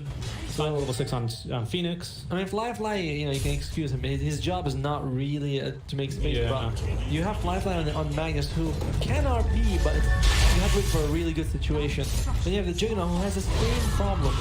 Oh wow, they're going for Flyfly. Absolutely no mercy given to him. Wraith Fire Blast is going to chase him down. Cookie, miscommunicated, is going to actually push away our Wraith King a bit further. DD Rune active though. I thought I heard another TP, but walking on in is going to be our Phoenix. Has the Supernova. Do we have a point in Little Shredder? Absolutely. Need to be very conscious of the mana usage here as Ollie, the Dragon, taking a lot of damage. Zexnova, they're going to be making a jump onto him. Supernova will be committed here. And Zexnova, they're going to go for a stun and a quick kill onto Ollie. But look at that, the damage onto Somnus. They're able to follow up with this. 2 people actually might go down here. Getting the blink out just in time. Somnus, ooh, should be, oh no. Somnus is going to die. That's a double kill now for Kaka. The reincarnation is going to get bursted as well. This is a good time for the Omnislash. He actually uses the spin first. Spell stolen by FY is going to be spin. Look at that. The damage onto Kaka as the Wraith Fire Blast should secure that kill. He has the stick charges though. Spell stolen. He's going to be stunned right now. Emo, no mana, but now he has it. Still not enough actually. He's got 2 more mangoes to use. FY trying to juke over the ward spot as he will now consume that second mango. He actually already used. He went up to quick to cancel it. FY God. And now he's going to be trapped in the trees by Old 11. He did his best. RP is available, but condemning his teammate there. But I think that's still 4 kills in favor of IG. 5 kills? Yeah, that's huge. I think that they must have used Omni's reincarnation though, so yeah, it doesn't get you anything, but still killing Somnus like that was really good. Fire was I think he sorry to cut you off, but he used Omnislash and then FY used Sunray to break vision. Yeah. I was looking at it, I was like, it's yours, bro. Right? That was unbelievable. I never would have thought to do that in my life. That's incredible. That's What why a he's play. F God, right? That really is why. That really is why. Somnus going to be pushing up, but a good supernova actually to turn that. I'm Very surprised that Queen of Pain stuck around. She had to blink and just wanted to get the tower. Still no dual damage, I believe, on the LC. That is none yet. Well, it's 12 minutes, so you have plenty of time to catch up, but I want to get that ball rolling at some point. And Some blade mail for Quap now. they're going multiple blade mails, by the way, one on the Nature's Prophet as well. So they just don't want them to be hit. And you can see that team, all that team fight, keeping you alive, reflecting a lot of the damage you take, could be a big game changer. Yeah, we do have a lot of damage. You can't reflect Omni Slash, you can't reflect Supernova damage. But the RP, any damage you cleave off of is going to hurt as well. Radiant's middle tower is under Somnus attack. smoked up here with X Nova. And there's JT. They scout him farming, TPing away. Oh, no, we're not going to have a cookie in time. He's just, well, I mean, there's the cookie. That's pretty delayed, I think. That's okay. It's the thought that counts. In some trouble. Could be Chalice. They do have the... wow, they are really committing for this. Chalice, he's got the phase boost though. He's going to run away, but there's some dual damage. Oh, he doesn't have the ulti yet. I forgot it's level 1. It's, what, 3 minutes or something? Yeah, he's got 20 damage. Right, he's used it and got himself a kill. So JT doing pretty well with that 20 damage right now. Queen of Main has an Invis Rune going for that Orchid. If you can shut off the Winter Wyvern or the Phoenix in fights, that could be a really big deal. Even the Jug and the Magus, of course, but IG, slowing down the game, finding where they have ultis. Whoa, Ali. Yes, He was going for the Winter's Curse there. They're going to try and scout him out with the kisses out from the grandma. Stomless closing the gap. Sonic Wave and the burn damage coming through is going to be enough. But Emo perhaps looking for an Omni Slash. X Nova looking like a juicy target. Up to the opposite side of the hill. Spell stolen is going to be, Healing Ward this time. Thought he stole from Phoenix. Indeed a good spell. Level 2. Radiant scoot up for our Wraith King though. Actually not going for the armlet. Overall an even trade, but it's IG forcing out that Sonic Wave, only losing the Winter Wyvern for it, and then killing the Snapfire. You can be happy with that. Blink Dagger now for LC instead as well. She's going for the casual Helm. +7 armor though. Nothing to snub your nose at. Okay. I like it. I think that they were expecting, IG were maybe expecting the game to go more to, the heroes are around. Oh! Whoa. Unlucky bounces there. Old 11. He's maybe counting his lucky stars there, or maybe he did split the, he did split correctly. He Marine split there, so very, very well done. Yeah, that's the issue. We talked about from the beginning. We said that can he go top against this? No, you can't, because you can't all miss slash. So who are you really gonna go and try? They are rotating down bottom towards JT, but just look at the vision. They have 2 smokes. They have 2 smokes and they have 2 wards. Yeah. I think it's maybe what you. I was saying. Yeah. I think they must have known this because they're thinking that. They do fly smokes break. Actually, they're gonna get the vision. Cookie again off the mark, unfortunately. 50-minute runes though will be theirs. What a good move by Firefly, sending the illusion forward while he's behind. So the illusion, when the smoke breaks, he has vision. But on BSG, they get 3 of the bounty runes. So they still come out ahead, even though they kind of wasted the smoke. Nope, they've only lost 1 tower at this point as well. 17, a massive team fight from IG, but. So what they're doing is fine, and we've yet to see a curse. We've yet to see an RP. We've seen 2 supernovas. Oh, that's true. And 2 omnis, both of them kind of neutered though. Yeah. That was a little unfortunate. Fly. Blink Dagger now for LC though. But it's not going to go for any Blink reveal fight, just kind of farming the lane. So not going to go for the element of surprise there. Although they probably knew that she was going for the Blink after no item progression for, 5 minutes now? Yeah, fly. TPing aggressive. He wants the courier. It's going to have a Blade of Alacrity as well. He's going to get it. He's going to get it just before it's delivered. Nice job there. Interrupting the TP though. He's going to be able to... Well, he will die for this one, but it's going to be the defusal. I'll hold on for a bit longer. Spin, utilized to get the kill. I gotta accept that. You got the kill. And again, he's quite farmed on that Nature's Prophet. Yeah. 390 gold. So... Okay. Rubik are going to continue farming, going for the Blink, needs it on 1k gold. But yeah, no defusal. I thought maybe this could be a game where we see the skeleton talents taken. I love the skeleton talents. I think they're so funny when you spawn double skeletons and they're all doing a bunch of damage, but we just rarely ever see a knockout. Actually, they're going to scout this gank. JT, though, they're still going to let it go off.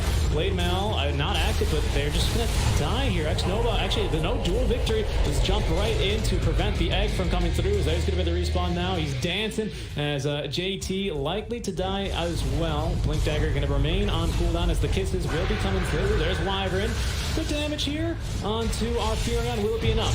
Fly, bringing them a bit closer into the RP now. This is going to be the team fight we're looking for. The damage not quite there yet. Old 11 eventually will go down, however, as Chalice, oh, he's so low, but looking for the crits as the attack speeds slow on a Fly. Very nice down there onto 2. Chalice getting another courier before he goes. The Shockwave's not going to catch him, dancing his way out of here. And I think he just might live as well. I think we lost. We lost Emo. Oh, they saw Emo. Yeah, I was thinking that. Yeah, we lost Emo somewhere. I was like, oh, Firefly. Sonic Wave. I'll do it. And that wasn't with the Orchid or anything. He just was able to kill him just like that. And a big commitment. They saw. I mean, they didn't know that they were being spotted, of course, but very good setup by LGD. They're like, yeah, let them get the duel off. If they kill him with the duel, fine, we'll get them. You didn't even die in the duel, though. You use the Winner's Curse, right. The RP, you still don't even kill him twice. And Nature's Prophet that was able to TP out pretty early into this. Just not enough damage right now. Yeah, it's a good job there to blow up Kaka, get him stunned up with a cookie. Love the deaths. Just the respawn sound, just a guitar riff playing. The One True King, he's back, baby. JT dies. Winter's Curse is pretty good. This is really good by Ollie, though. He's able to reflect. I'm surprised how little damage they do at this point, right? We got to take a look at Fly's items. There's no Echo Saber. I mean, he's just not really getting much done. And then Chalice on the way out, he sees a courier. Yeah, there's the kill on the Somnus as well, just happening there at the very end. Alright, Philosopher's Stone, pretty good for the snap on. Yeah, he doesn't have much. He is, his courier's been killed. Oh, that would have been Echo Saber for him, actually. He was about to have Echo Saber before that fight, but actually the TP in from Old 11, that's when he got that kill. Because it only had an Ogre axe on it. Very smart play then. So they're without... they probably have Diffusal now, at least on the Juggernaut, but there is going to be no Echo Saber for a little bit. No, Diffusal actually still not delivered, and they're going to be going for a fight, although it's just about to be delivered. There we go. So, I mean, who knows? Maybe that mid lane fight between Somnus and Emo goes a little bit differently with the Diffusal blade. That's the power of a courier kill. You get another kill into Emo, kill onto the offlaner for a kill onto the mid laner. It's a good trade. Looks like Heaven Halberd coming out for the Nature's Prophet. That's amazing because there's all these right clicks that can prevent the dual damage, the Omni Knight, as well as, of course, the Magnus. So there's a lot of things you can just stop with the Heaven's Halberd. Of course, gives you natural evasion as well, which is makes it a bit tankier.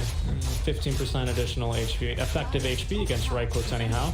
Going for the base trade or the tower trade here.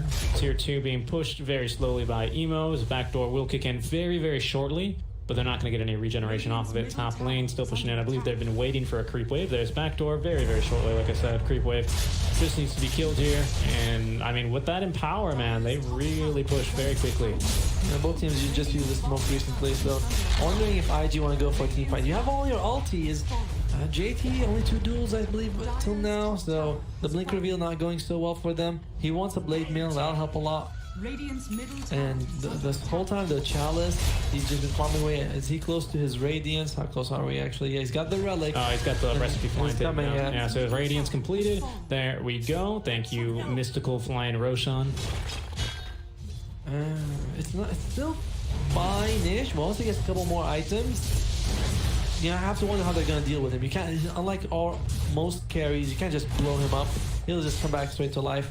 F1's got a Blink Dagger, by the way. He's had that for some time. So expect him to possibly be making some plays. Blink and Aether Lens already. That's some farm. He's actually within 1k gold of JT, which is quite impressive. There we go, though. Kaka with the Vessel. That's going to be nice for both for the Snapfire and for the Wraith King. Most for the Wraith King, though. It's actually kind of weird to see JT struggle this much. And, oh, look at this courier flying out. All right, there's a smoke gank, though. They will spot Chalice first, but the duel instead, I believe, is going to be on to Old 11. Will he actually go down in the duel? No, he will not, but there's going to be no follow. All the spell stolen. It's going to be the spin. But they're just happy to give away the kill for now. LGD not too concerned about that one. No dual damage fed, so not too big of a loss. Yeah, unfortunately, he doesn't get damage, but still, that's a good kill. They might be able to translate to something else right now. They're mid lane. Fly. He has a Blink Dagger. Blink Dagger. Blink Echo. The build used to be Ags. Remember? Echo Saber Ags, because you just farmed so quickly with that. But that was back in the good old days when you had clips of Magnus, you know, Skewering people to the fountain. skewering people across the map. Yeah, good times, good times. Good times if you're the Magnus. One of Osfog's finest creations. But there you go. Insomnia's spider sense is tingling. Doesn't want to push too far there because there is going to be a sentry ward. He does scout Kaka farming. Oh, he's gonna know someone's farming there with fire spirits. I think context clues will give that away. Too close to the tier 2 tower though. I don't think he's gonna go for this because he's gonna have to blink in to get that kill. There There's the orchid. Yeah, he's gonna die most definitely unless he can get off the supernova. Oh, nice purge, purging off before the soul burn actually comes on through. JT. Good TP on. That was fantastic. That really wastes the Sonic Wave again. That's the thing where you're like, guys, watch this, and then nothing happens. You're like, oh, I swear he was gonna die. Oh, what is this? What is this? 11. Hello. The skewer off the mark, disarmed as well. There's the jump in though. Gonna be on to 11 yet again. He's the easiest kill, committing the ultimate now. Spellstone is gonna be skewer, pushing them both away. So the dual damage actually not gonna go off. 11 continuing on from the side, but basically the Grandma's Kiss is not raining down. Oh, they don't catch the Snapfire just out of range. Now actually they will, but it's one of those weird things where it doesn't interrupt. But there's the big Omni Slash that we're looking for. Somnus is going to die. Chalice joining the fight a little bit late, even with the Radiance. He's not going to be too big of a problem to kill here. He's going to go down for his first life. 11 is alive. He's going to respawn in a second time. He's going to be going straight for Ollie, but the team doing a good job of holding him back, and they only lose the LC. A good fight from IG, and they're likely to get Roche off the back of this. Look at the odds, even worse than Noise, but that was a fantastic fight. Yeah, I think they'd be shifting a bit after this. IG, this is what you... I mean, the team fight is so good. Even though they are going to go get Lincolns on LGD soon, which blocks like 3 of your ultimates, it's still... You can still fight around them. There's other people you can catch. Winter's Curse doesn't have to be on the guy who has Lincolns. It could be on the guy next to him. Yeah.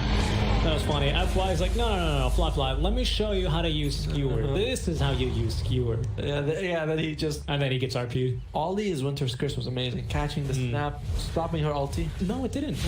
No, it didn't. She still kissed. She kissed 2 or 3 times. I think it's the weird thing. It's the weird thing where it's not really a channel, so it doesn't get canceled, right? Well, the good thing is we'll take another look at it, but it's like it doesn't get canceled by Cogs, for example, you know, until after she's done. And you'll see it here because I did call that out. It was just on the mark.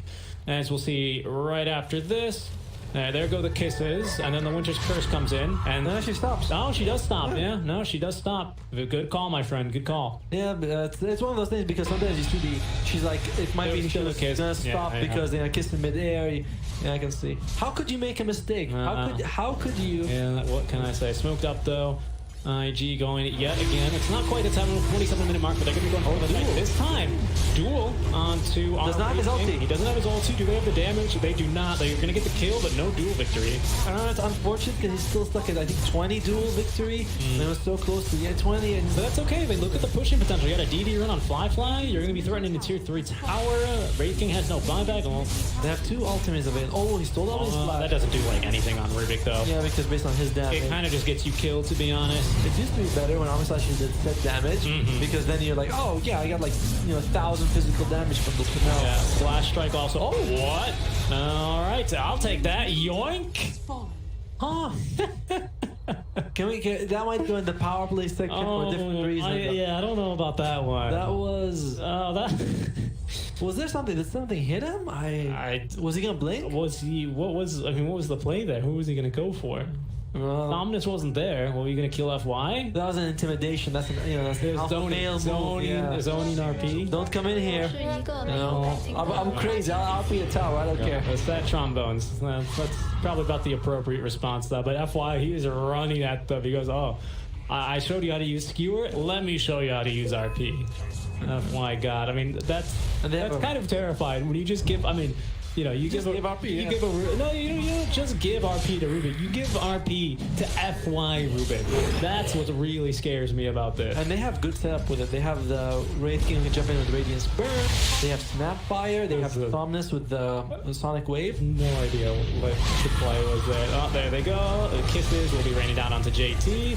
Look at the Blade Mail out. Decent damage, somewhat, but they got plenty of years to spread that one around.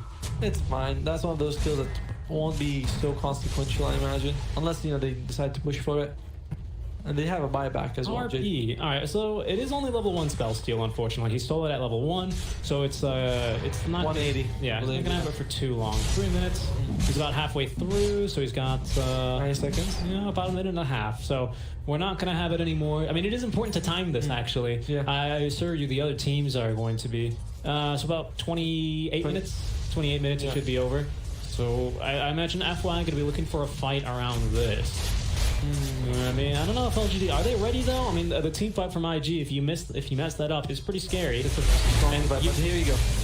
You also don't have the repositioning ability either that you get along with Skewer. But you might have a follow-up stun, right? Because the nice thing is telekinesis right after, you telekinesis an enemy early to line it up right after the stun ends to follow up for another 1.25 second stun plus the debuff duration. That's a pretty nice combo, I'm not gonna lie. Telescope bound. Alright, that's a nice item, but yeah, I mean he'll want to use it. He has like what 30 seconds left. And IG, they're playing a little spread out. They may have smoke. They might be considering smoking. I think they're just gonna FY at this point. I mean, it kind of sucks because you don't want to go in very aggressively and then bait your team into taking a bad fight. Because once they group up to hit the RP target, that's a very nice setup for RP. It's kind of weird. RP is a great setup for RP, but there we go. Probably less than 15 seconds now. FY God. I think unfortunately he's just gonna have to let this one go. If you love it, let it go, man. Maybe Magnus will give him another one. Yeah, we'll see. I don't know about that one. I don't know if he's gonna make that mistake again. We'll see if he just. The thing is, sometimes nice job. They know though. 4 seconds left on the blink. Going up there, will be flying alive. There's the catch. Yeah, RP committed. 2 TPs coming back. We do have another. I think they. There's the Winter's Curse. I'm not sure what they broke it with then. Hopefully not Omni. No, that's Surge Strike. Does he have Aghanim? No, he does not. Probably Splinter Blast. Right, there you go. There we go. Alright, and a big kill there onto Somnus. No RP can be stolen that far in your own base. Titan Sliver also finished, and they found it. Pretty good item. Jug, like it. That resistance and stats resistance is pretty good. That was so strange. They just gave him RP. Just gave him RP, I mean. Oh, it's fine. Whoop, here you go. Queen of Pain. She has this weird timing between level like 15 to 25 where you'll lose a bit of your effectiveness. Once she's 25 and the Queen of Pain has the fear, she's really good again. But right now she's not much effective. She's your highest net worth, so that's a little unfortunate for them. Lots of sentries here. They have 25 seconds. What did he steal? He has RP again. No. Power.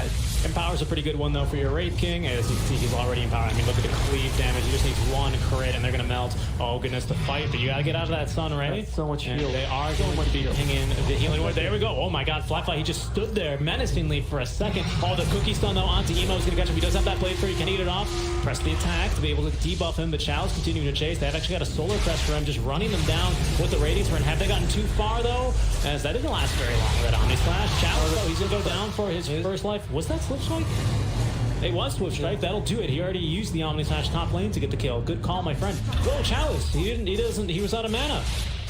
Does not have buyback. Yeah, just shine. Guess what? The Diffusal. The Diffusal Blade. Dividends right now. Oh boy, really needs to get that level 20 talent. That is a necessary talent this game. There we go. The Dispel. They're going to try and hide the barracks from them and will be able to successfully defend for a little bit longer. I imagine they're going to go yet again though. 25 seconds. Well, closer to 20 now until he's back. They're trying to keep the barracks hidden for as long as possible. Flyfly yet again off the mark there with the skewer, but the damage coming out from Emo. Are they going to be able to get it? It looks like it will go down now. Sunray to keep him healed up. Flyfly gonna get caught here. Cookie forward from the catapult. He's gonna catch 1. Magnus will maybe looking to turn. The duel will be broken by Sonic. Oh my goodness, that aggressive blink forward. The RP is gonna catch him. Grandma's Kiss is now raining down, doing very good damage to everyone with so many heroes here and lots of good healing. Blink forward could be a bomb Rex as well. Like he's dead, no buyback. He didn't buyback for the first time. They know he doesn't have buyback. He does not have buyback. What is? Oh my goodness, he's gonna look at that. He's got barely any mana now. He's completely out of mana. At least this time he's on the money. But there's gonna be the ulti on the back lines, controlling the supports. And look at these Supernova dragging him right back into the stun. IG, they're looking like they're about to take game 2 here and now, combining the team. They call it.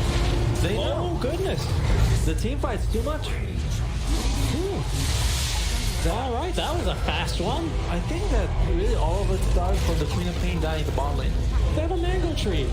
How does Chalice not take more mangoes? He doesn't want them. He doesn't believe in the mango tree.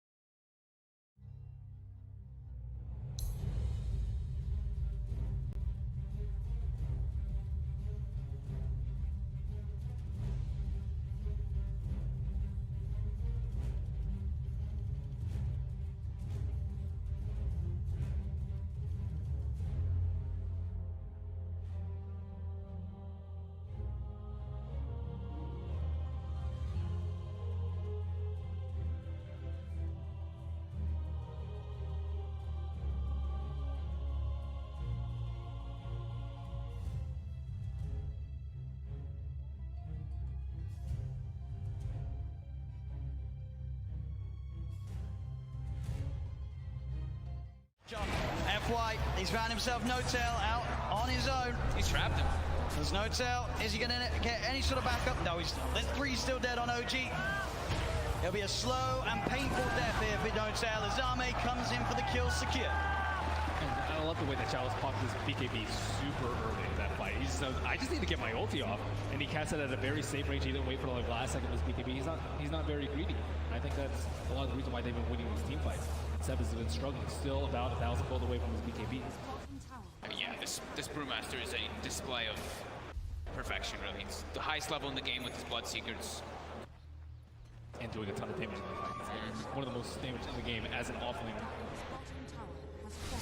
Now has full Shiva, so even more ways. He's pretty much itemized entirely just to be like, Ana, I'm ruining your game. I've got Radiance, I've got Shivas. You're going to struggle so much in these fights as Phantom Lancer. Eric's did his best to keep Ana alive, and but Ana wasn't able to do damage because he was ruptured. He wasn't that low on HP, but still can't run around. Seb. Oh, I'm his Invictus here. Got to be careful who shows up top. Indeed, Jerax. He's going out on his own.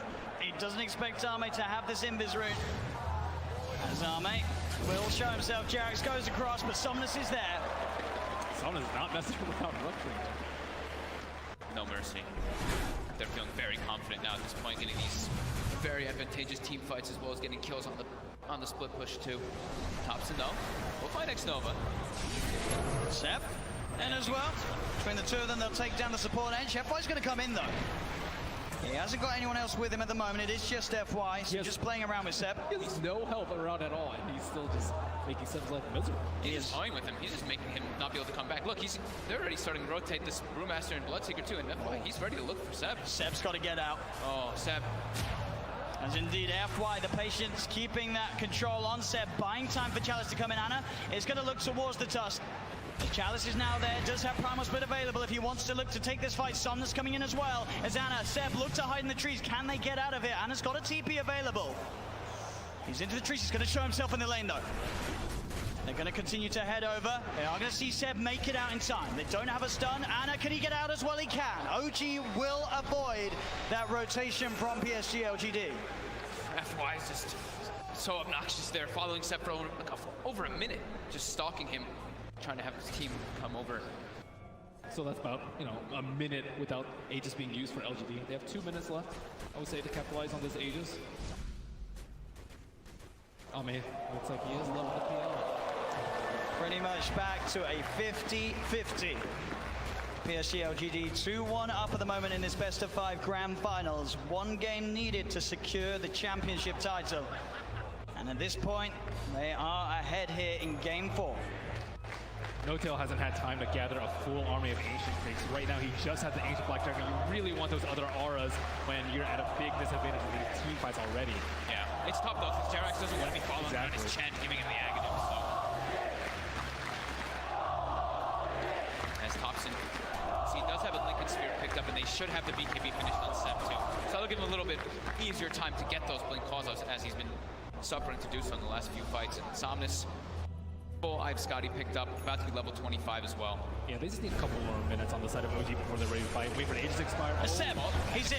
Gets the call. The character's going to get FY. There with the snowball save. He's going to be fine, and now they turn to look towards the axe. The taunt's going to be out. Seb goes for the TP. They've got the stun to cancel them. Seb held back for now. Thompson trying to offer his best from the side to provide some sort of safety. as he will get sent back. They're able to get Seb back to safety, and Thompson, he's running away. X-Nova's there with the wraparound, gets the slow off, gives the vision for the snowball. TP from No-Tails coming in towards the stride, but Thompson, he's trapped. That's twice in the series that X-Nova just comes out of nowhere. Like, he's just on a warding expedition, then he just ends up wrapping behind these people constantly. Perfect time. Perfect timing, and has the Senton creep to boot. And look at these deep wards that he's placed during that time that he was running around doing so. He now has full vision of OG. Yeah, he sees Ana farming these Ancients right now. Oh, Ana. FY just giving so much information for the team. He's got eyes on him. Get the punch on the wrong target, but the snowball pass will catch Ana. Ana, he's in trouble. The blood bright silence connects. He's got the man to back up in a second, but can he really play his way out of this one? He cannot. Ana down for a minute and a half. Just having all this vision. I mean, X-Nova throughout this whole tournament has had the best vision in every situation, even when you wouldn't expect it. They're just like, oh, they're fighting on the left side. They're not going to have vision over here. But no, X-Nova always seems to have those prepared in every situation. And he has some incredible foresight to be able to have these wars that just lead to really clutch pickoffs. And Axe has not spent his money on BKB. He has the money, but he might be looking to save for buyback. We'll see if any of the buybacks do get forced out. Thompson's still dead for 15. Ideally, he doesn't buy back it. They may have to buy back on Ana. He's gone for 50 seconds. The split coming out from Chalice. He's ready to push in, look for the stun on No-Tail to hold back the Chen. As the mid-racks are exposed, PSG.LGD, 40 minutes in, able to open into the base and clean out this mid lane of Rack. Still Ana holding on to that buyback. And they're going to keep going here. They really want to force this PL to come back here. Stun onto Thompson. He will blink dodge it. But another tier 3 tower falling incredibly fast. They really don't want to use it. Seb jumps in, gets the call onto FY. There's the buyback. The Cataclysm isn't enough to do anything. It isn't. PSG.LGD still fighting strong. Thompson getting focused by Somnus. Seb taken down by Arme. The triple buybacks now out as Ana in trouble. He's pulled back for this one. The deafening blast onto the 3 of them. Knocks them back, but Ana gets focused. Seb! He's in with the call. He has the control onto the morphing Somnus. Now being chased by Thompson. Blinks in with the cold snap. The PLR is on top of it. They get Somnus too. As OG, they have to expend 3 buybacks, but they hold on to the top rack. Somnus now down for 2 minutes. No buyback available on this Bloodseeker. Yeah, he's 400 gold short of it. It's up in about 8 seconds. OG, they have to make so much happen here. They have to push out all their lanes. 2 of the side lanes are already gone, but I think trying to get some kills here, like on FY here, would be very ideal. I mean, look how close the Brew is at 25. I mean, So close. With that primal split cooldown. Oh, Thompson, he sees it FY. He's used the snowball, he turns with the combo FY with the self-fuels, but OG, they've surrounded him. Seb jumps in with the call, the blade mail, FY's gone. Instant buyback from FY. Still that scary, scary time for LGD. 75 seconds without Somnus. OG have the full 5-man pushing in all 3 lanes at the same time as they approach LGD's base. I don't even know if I give a head for that with this team fight. The LGD are goal, but no blood take up to 60 seconds. This could be disastrous. He's got a full BKB on Seb as well. Chalice really wants to hit level 25 before he pops that primal split. So close. Just got to be careful, Seb. Looking for that blink initiation. Chalice is stepping back. Grabs, they give him the tome. He needed like 5 experience, and they gave him the tome just to make sure that he gets it anyway. Just playing as safe as possible here. Looks like OG don't feel that the window is big enough for them to push in whilst this Bloodseeker's still dead. They'll back away. They can't count. They bought back 3 heroes. They weren't able to get any T30s, and there's no Roshan up yet. Big Daddy No-Tail's praying for a Roche right now so they can get that refresher, but it's not going to be up. And maybe we'll dodge a bullet. At least they got a good amount of economy off that, right? It was up to a 15k gold advantage, and they chunked it down to 7, same thing with experience. So they did get quite a lot out of that one, but they ideally wanted to get at least one of those sets of racks to get some momentum pushing in with those 3 buybacks used. Absolutely, it is this really scary moment of the game now for OG. We're about 5-6 minutes still without those buybacks available. If PSG.LGD can find that one team fight, it could be the team fight to win TI in this window of time that they now have presented to themselves. Ana's gone full in for that butterfly too. As they pick up also an Aeon discount Jeremy, so protected in O. DD did spawn, however, was killed. It's also pretty scary for Maybe right now. He only has a 5-second BKB, and he does a lot of damage and will get wrecked by the X Blade Mail call. if he finds him, especially with his BKB now, there's not that many ways to stop him.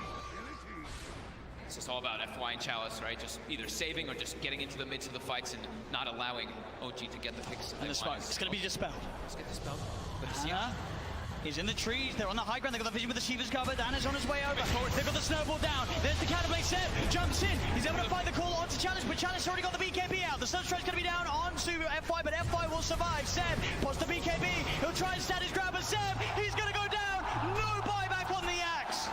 And Jarex as well, surrounded by PSG.LGD. The Eon disc will proc, but they'll fight through it. He has to buy back immediately. Look at these creep track by these Force Spirits. On the bottom rune, they have no creeps in the mid lane. Sienna still holding on to that buyback on Jarex. But as Ben said, the creeps aren't here. It's backdoor. And they breached through it. It's not looking like it right now. Maybe everyone hitting the same one. That creep cutting isn't enough to hold OG in the game. You see No Tails already running to just, he doesn't care. He's going to throw his life for this. He needs to just keep these creeps out of the base to keep that back door up. He doesn't care if he dies. Which he certainly will as they get upon him. They find his life. 1 minute now without No Tail and without Seb. Thompson, Anna, and Jarex. The only 3 heroes that can offer their defense during this final minute, this final stand. Jarex is really trying to hold on to his buyback. As Chalice split of course up once again. They're finishing off this second set of racks. He's got the Cyclone holding Anna up in the skies. As this Rax on the top lane will fall, the melee Rax gone. PSG.LGD playing this carefully. As they'll go down towards the bottom as well. Arme, doppelgangers. He's losing a fair bit of mana into the PL. Still able to shift back into that Morphling if needs be. As OG, they will lose that top Rax, but they won't lose the game. PSG.LGD are playing it safe. They know how close they are to victory, and they will not throw it away. And they know that the Roche is probably respawning pretty soon, and it actually is up, so that is that refresher shard. They already have pretty much infinite primal splits up anyway, but they feel very confident here. They weren't able to de-ward that ward in the mid lane, so it looks like they are going for a Roche fake out. Check. Anna is on top of X-Nova. The Ghost Step's going to get the set. He's in. The call, the MP, the cannibal, but FY is in. He's able to get the save off in time to keep this man alive. Chalice is down. Buyback from X-Nova and Chalice.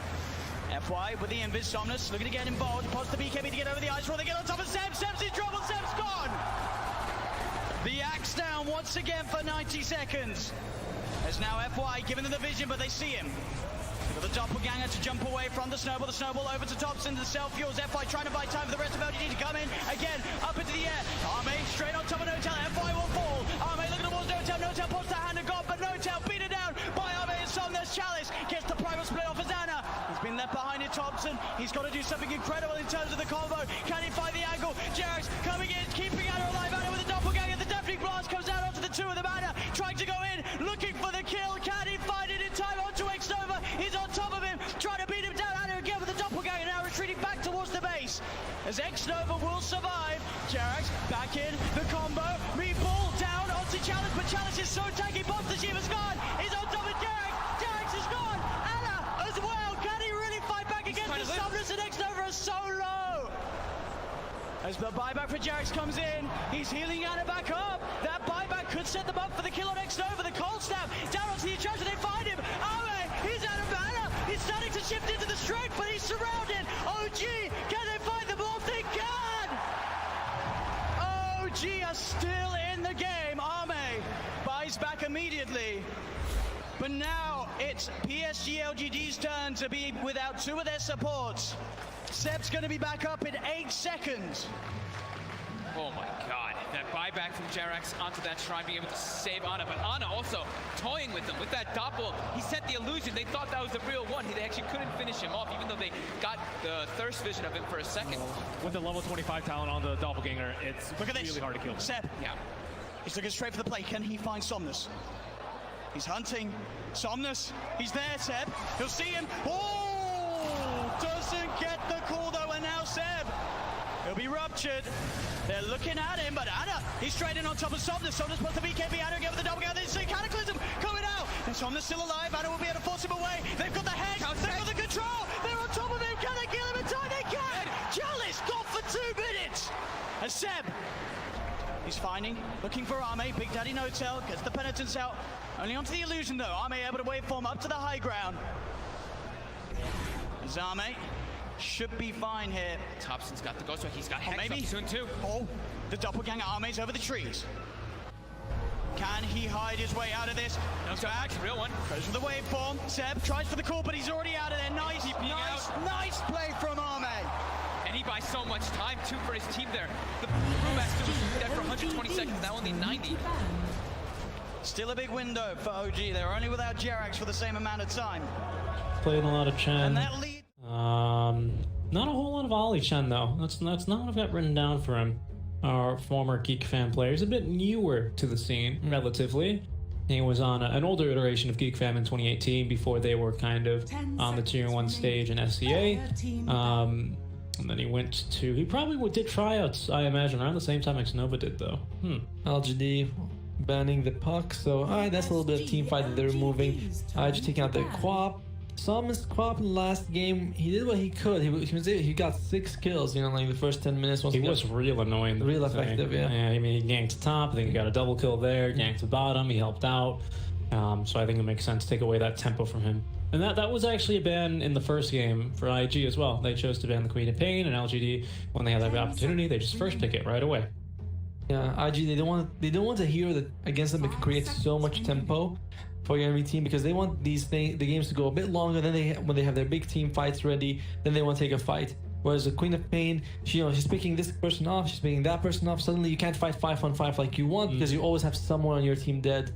And that's kind of when I remember when I made the chess analogy yesterday about pieces and trying to trade pieces. And if you go late game in chess, it's when you have very few pieces on the board, and that's when you see like the top level players like resign. When you're like, what? Why did you resign? This game still has like 20 moves to do. It's because they already know how it's going to play out. There's so few pieces left, and they know that the other opponent is in an advantageous position, and at that skill level, you know, there's nothing there. I think it's the same thing here, right? LGD, if they can go late, I believe they proved they have the prowess to take these late game fights. They've got sort of the play style as well, really favors them, I want to say. Yeah. I mean, if you are sort of the more experienced team, or at least you seem to be on a roll more, you're okay going to the late game, whereas the other team might want to end it faster.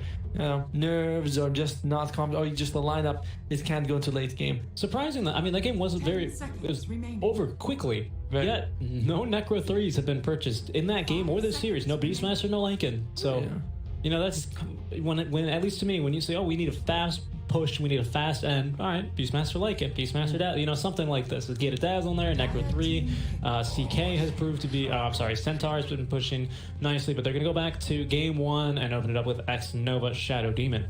The ban also comes out on the Phoenix, which means that we'll see Kaka play something new. Well, you know, for the first time today, he'll be playing something new. They took away the Nyx is still available. It is. They only took away the Mirana, so as well as the Rubik. We know that Kaka likes the Rubik just as much. Well, maybe not as much as FY, but he really likes the Rubik. He does really like the Rubik. More of the Shaker though for Kaka. We'll see actually, because the Nyx Assassin was usually banned by LGD, right? So IG, they like playing that one as well, but so does FY. That's historically one of his most played heroes, along with, of course, the Phoenix and the Shaker. I'm sorry, Rubik, Shaker, and Nyx Assassin. Another thing, though, is that Nyx is really good against... I mean, not really good, but Shadow Demon, Disruption, sets you up nicely for the stun. There we go. Yep. So the Impale is right there. And what are they going to go with? The Nature's Prophet. Interesting. Seems like we saw him game 2, didn't shine, but game 3, maybe might be JT's hero. Maybe he'll be able to just show us how it's done. Yeah. Because old 11 just now had the Nature's Prophet. Again, he got some good courier snipes, but that's it. One of the courier snipes led to his death, though. So I was also but it did slow the farm and the killing potential. Salmonus, then remember, he got a solo kill mid lane. I imagine had Emo had a Diffusal Blade, it's a bit easier for him to get that kill. So, you know, it's sort of those things, well, you never know. And there we go. There's a Lycan coming through. So War of the Summons. So now we need some wave clear for both teams. Yeah, next Roar 3 carrier as well, which means next Assassin's life is going to be a little bit harder right now. IG, do you want to ban the Beastmaster? You already have a Nature's Prophet. You know the enemy team is going to make a Necro carrier. I don't know, it's... I've seen the Lycan Beastmaster combo, it's very strong. You know, usually Beastmaster can go for like the Vlads and the Helm of Dominator, just a Necro 1, maybe finish it later if he needs to, and Lycan just rushes the Necro 3. And from early on, you have that full map detection, take out enemy wards, really good against the Nyx Assassin. And of course, you can have Hawks. Still thinking of a Brewmaster potentially as well for LG. I mean, just always on the line for all of them. I think you need to give him. He's not really been in a groove, right? When LGD wins, yeah, I think this is maybe you know, correlation, not causation, you know, but he's always just in a groove, right? Yeah. He's jumping in, the team's feeling good. Oleven's like, you know, he's the one leading the charge with his head turned back, you know, come on team, like let's go get him, right? But these past few games, that has not been the case. No. Yeah, even in the win, he didn't. He was the Kunkka, right? Yeah. He was tanky. He was in there. He was fighting. Late game, I think he was feeling it. He went for the eggs, you know. But early game, it was tough for him. It was real tough. Yeah, he was just ineffective in game 1. We didn't see him really do much except just take hits, and that was even that came in later in the game. So Old 11, he definitely needs something that he can work with right now. Oh, TA ban. Gives you a vision of Nature's Prophet. Yeah. He's in the trees, but Nukes his treants basically every single phase of the game very easily, so that stops a lot of the push from coming through. And well, yeah, not a whole lot of Nyx doesn't do too much to the TA. It's hard to really burst through his refraction charges as a Nyx assassin. You're not really known for your damage over time on Nyx. another thing is also she gets Deso, which with Lycan means that you know, Strong push. he gets Assault Cure, so you have Deso, all those summons. 5 seconds. They do have the pick here. Do they want the 5th pick? Winter Wyvern on Ollie was really good last game. Decent choice right now, although there is the Shadow Demon save, so they go for the Timber Oh Saw. wow, that's a hero I don't think we've seen since wow. Oh boy, Right? remember our last Timber Saw game with just 90 minutes of pause, but luckily that's been patched, so just a little bit of bad memories, you know, shiver down my spine with that pick. But interesting pick, I must say. You know, generally very good against melee heroes like the Lycan, strength heroes as well, so you reduce his HP by 13%. Reduces damage as well by 13%. So that's why you tend to see it, but it feels almost a little bit early. Shadow Demon's pretty good against them with the ulti. It still lets him Timber Chain away, so we do need one maybe additional stun. A silence against him wouldn't be bad, but Timber not bad against the lane, against those wolves, against the Lycan. Early on, it's a bit riskier, but once you have actually levels in the reactive armor, should be fine. I don't know if I fully agree with that as much. I do think Lycan can just run around circles and the Timber Saw run away. And like Timber Saw, you put him in a lane, Lycan sends his wolves and things like that. If he doesn't like it, he just goes to a different lane. And I don't know, I think that Timber Saw, he's a fast hero. Maybe he wants to force LG to fight 5-1-5, then you can put him in the front line. But late game, he also becomes pretty weak. And This also implies that this is not going to be an offlane Furion. yeah, right? It could be like a right. It could be mid Timber, of course. Could be mid Timber. Could be a 4 Nature's Prophet, 5 Nyx. Yeah. I don't know if we've seen Ollie on the Nyx, but No, I get your point about he doesn't like the wolves. He's not a fan of, especially once they get the cripple at level 4. Not a fan. no, I mean the wolves hitting him is fine because he got reactive armor. It's just that he has a hard time finding and killing Lycan and being useful against him. And all these heroes do. And there you go, the FY Rubik. All right, I like it. I just because I like F1 Rubik. I'm being completely honest. Impale is nice to steal. It's a longer stun actually, and half the difficulty of hitting that stun is because I mean Nyx Assassin, he's really gotta like, you know, he's not very heavy, he's a very light beetle, so he's gotta really slam his front antlers on the ground to make that impale happen. But Rubik, he has no difficulties with that. So the cast animation, of course, very Timber Chain is also really good. Wrath of Nature is really good. Chakram Steal is not bad either. Chakram, even the teleport, you know, the global teleport joined in any fight later. So there's good stuff to take for your Rubik. Although the Rubik Shadow Demon combo is not, I wouldn't say passive, but I mean they don't have much killing potential. At what point in the game? Like ever? No, not ever. I mean, you know, in the early game, you know, Fade Ball plus Shadow Demon is a decent amount of damage, but it's not like, you know, the Alina. When we've seen the Alina support, you know, she brings a lot of damage to the team. Yeah, but F1 didn't really do too hot early game either on Molina. Remember, he had like 2 Lagunas that didn't really do much. Wow, that's a lot of cores being picked early. Yeah, it really is. Assuming that it is even Nature's Prophet core, which we haven't confirmed yet, we'll have to find out. But Troll Warlord, Timber Saw, Nature's Prophet, like Troll and Timber Saw are fine, sort of staying, you know, right next to the tower. You want to fight and take our tower? We can go in. You know, we are happy to go in and fight you right next to our tower, Dire team which is an issue for Lycan. They go for the Bat Rider. Wow. All right. I was thinking about the Bat Rider earlier. That's an all 11 hero. I mean, what offlaner doesn't play a ton of Bat Rider? But he's a little bit weak to the Nyx Assassin, is my concern. Right? Because Nyx Assassin can just, I mean, Bat Rider's just got so much damage. He's just leaving damage anywhere he goes, right? Damage over time. Nyx just kind of walks in, just like Carapace, could potentially ruin the combo there. But I like this. I think Gold 11, I mean, he's a mean Bat Rider player. He really is. That's he plays an overwhelming amount of games in pubs as Bat Rider. Troll Warlord also. I mean, you can use the Whirling Axes to either slow him when he's charging towards you, or just make sure that he has that missed chance if he gets close, which he wants to get close because of Firefly. So it's not the worst matchup for Troll Warlord. It's not great though. Oh, you know what I'd love to see this game? Is the Troll. He's gonna ulti, but of course it is a basic dispel, but as long as Bat Rider gets one more stack, at least one stack of the Sticky Napalm, it's a 70% turn rate. He turns, and you just turn him around in circles, you know. While he's so angry, he's like, well, he's very angry, but he's just gonna, you know, I'm spinning around in my swivel chair here, but that's all he's gonna be doing. He's just, I can't hurt you. but there is a dispel on that, so it's something to be aware about. So you can, by the way, if Troll hits level 25, you can use the ulti to dispel the Bat Rider Flaming Lasso. That is with the talent. Yeah, the strong dispel. There's a that's one of my favorite clips of Envy, where he's like, hold on guys, I need to test something, and he leaves the game and puts up a practice lobby of Troll Warlord, and he spawns and everything in like 25 seconds. He tests it and he's like, okay, it does work. It's a good thing now. Yeah, so that's why I remember that interaction. Monkey King against Timber. Okay, maybe I think you want to try and lane that against Timbersaw, don't you? Could be, right? I mean, I would. That's what I would imagine you want to do. You want to put at least one of these. Like, you don't want the Lycan against the Timber. No, that's the worst case scenario. You probably want the Bat versus the Troll. You want the Monkey King versus the Timber. And I guess you'll throw the Lycan wherever else. The thing is, Bat Rider's not that bad against Timber as well, because you can walk in front of him with Firefly and take out the trees he wants to chain to. That's a good point. Good point.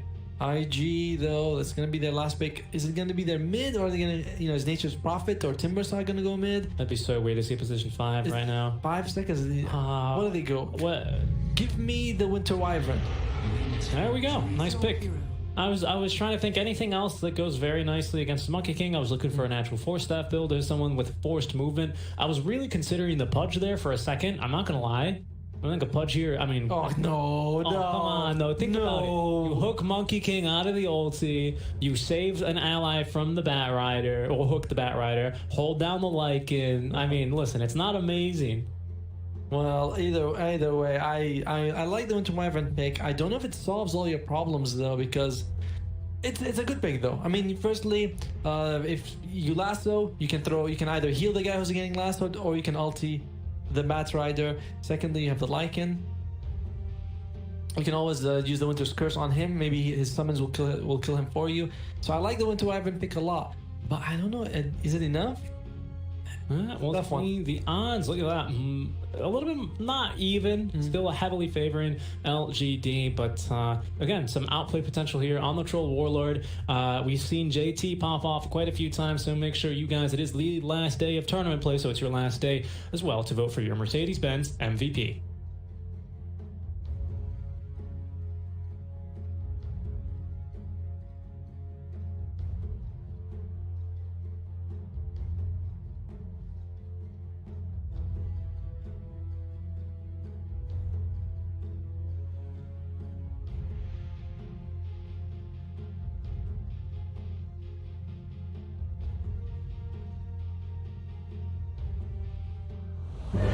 Drafts for game number 3 set between LGD and IG in our best of 5 grand finals for that lion's share of the $55,000 prize pool. Bit of a, not quite a Cinderella story, but of course LGD placing 5th in the ESL LA event. That was 3 months ago, and well, their roster has really come together since then, as we will be getting underway with game number 3. IG, the underdogs, but it played very well. Impressed me. I think impressed you as well, with the draft and the playstyle. So we'll see if they can do it again here versus the pushing power. The puppy power, I'm liking. Yeah, nothing crazy here. I want to look at IG side, see who's going where. I mean, yeah, we know Kaka's gonna be there, and it's like, oh, so Emo on the Troll Warlord.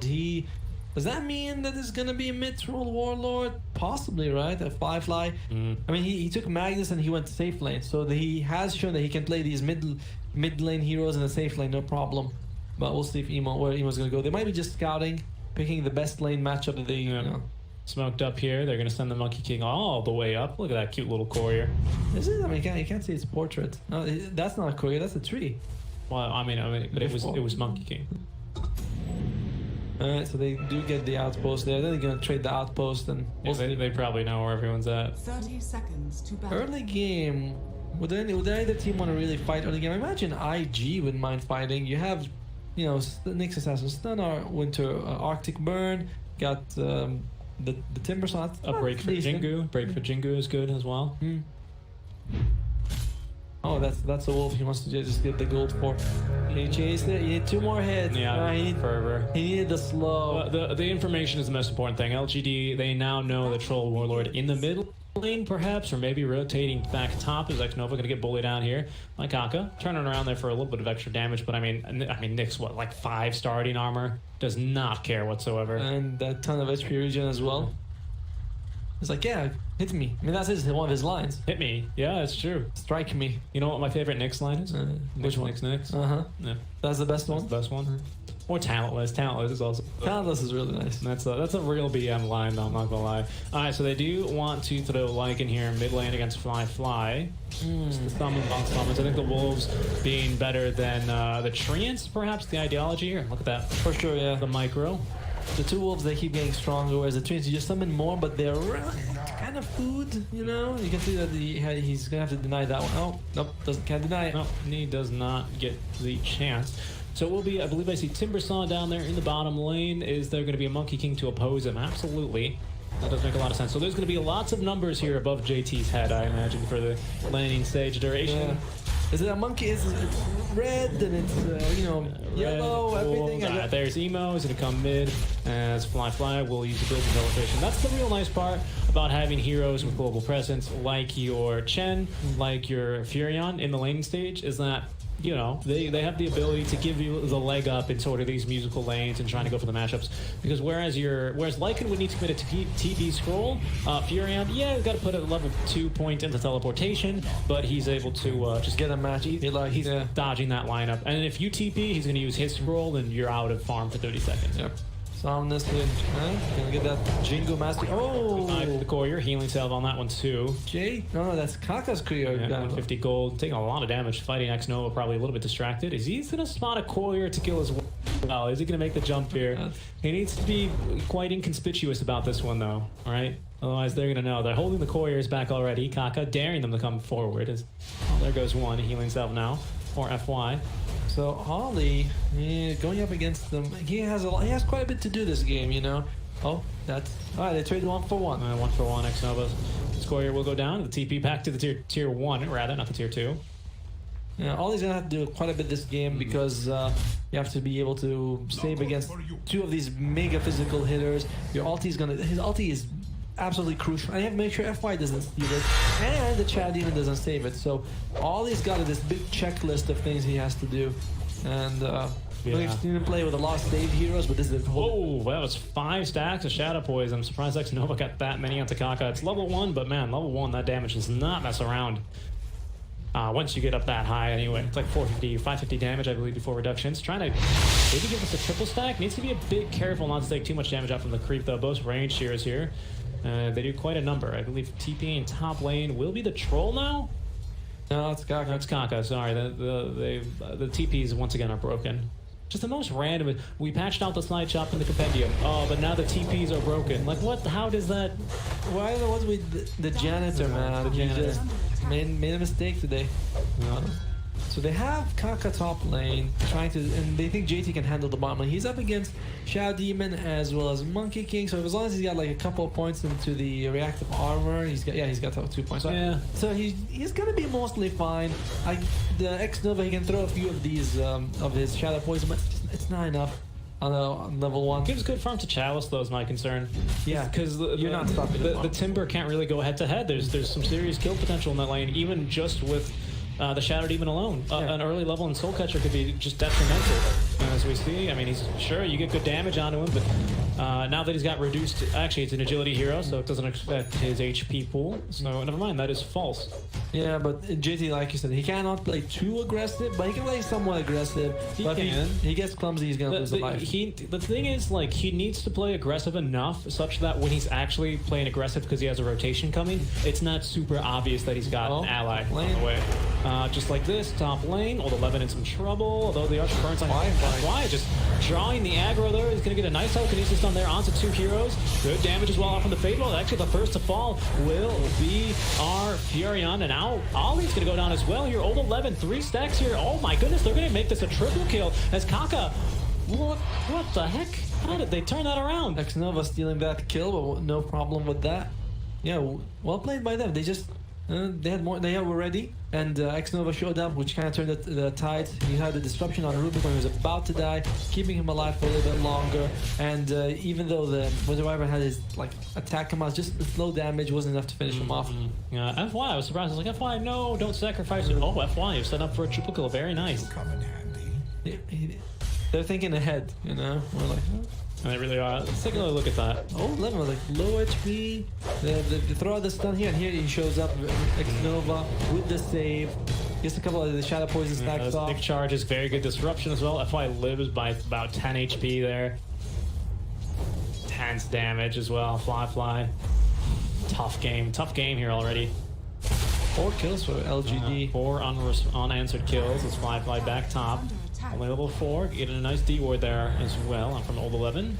Is he? Okay, they're gonna get a bit aggressive here. They actually, Ollie pulls the wave while the Siege Wagon is doing a bit of damage. As Piran just going back to the tier 2 tower, but there's good damage as well. No, JT, down he goes. That's what I mean. He needs to keep the pressure up, but there's some serious good potential. I really doubt that FY did much there except Fade Bolt. Yeah, it just shows up and just holds him for a little bit, maybe with the telekinesis. And Monkey, he does a lot of damage. Yes, even with the reactive armor, he can't be killed. And remember, reactive armor takes a few hits to get the charges going. So if you're attacked in the first 4 attacks and you don't have armor, it's a lot. And you want to be getting those charges up on the range troops as well. Xnova, disruption onto the enemy hero, looking for the TP out. Are we going to get a first hit route? We will not. So he's free to go. Well, they're going to keep going, though. Old 11 perhaps in some trouble. As he's like, oh my god, this Mad Lad, he's actually making a jump for me now. Firefly doing a fair bit of damage, but not nearly enough. Only 1 stack there of the sticky napalm. I love how all of a sudden the mid lane, troll is the one going around getting kills for your team. He's like, all right, guys, I'll do it. I'll just put me in the lane. I'll get a kill there. Support's taking the mid lane position 4 on position 4 is pretty early on. Somnus is actually no, Chalice that is actually on the Lycan, right? Yeah. And they get a tower out of this as well. So at least IG showing, they're being active around the map, and they might be able to get a kill on Lycan. Yeah. ZLP. They're gonna have to here. Luckily not to get rooted up. We'll be able to escape. Maybe looking for the turn. He's too low HP here, I feel. So he's just gonna farm, I believe, with the ultimate. 175 damage. Yeah, there we go. Just inch creep, very nice. Still, that gives you 2 minutes where you don't have to worry about Lycan being a threat, because without the shapeshift, the supports are alright. He's not going to be able to kill them with it. It's almost come here. Come here, JT. I got a present for you. There we go. Needs to get these boundless strike stacks up once again. He just has no problem with it either. FY is on the way, though. Yeah, there's a kill top, I believe, onto Xnova. I mean, that one's going to take a while, so we can check back in. There we go. I mean, he's still chasing him. Yeah, JT's giving him the runaround, but he's losing a lot of mana here. FY rotating on in. Maybe deciding to go for this. There's a Mango left, so he's still... Oh, look at that. Nicely done. I believe that's going to be JT dead. We should have a boundless strike at the ready. This one will connect. The Mango eaten by JT. Is it going to get him out of harm's way fast enough? Again, with the Jingu Mastery, without that bonus damage, he is real tanky. Yeah.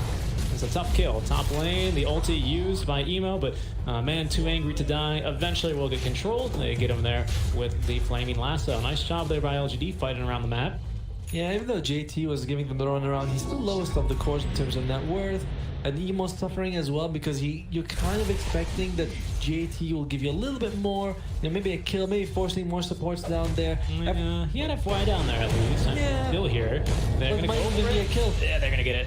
Nicely done. The TP is going to come a little bit late. Somnus does not have a point in Shri Dance, but yeah, no one is able to jump in and get a return kill fast enough. Rotations are a bit slow. And again, that will leave Somnus, our safe lane Monkey King this time, he's gonna be pretty happy with this one. IG can play a little bit around the team fights by LGD, but falling behind, it's not never a good situation, but in this game in particular, you have to be very careful. Yep, going You're up up against against Monkey King Echo Saber, very, very fast too. It'll be coming up. Lycan taking all those towers, He's got a helm up, I imagine, this Lycan already. and as well as, of course, you're up against the Bat Rider who can always just get those pickoffs, making sure that you're always fighting a disadvantage. So, Alright, that's why it's still here. They're gonna go for a kill on the Stomps now. Great damage out from this one Travis. He dodges out. Oh my goodness. Life steal. Full HP. Oh, right back down to nil.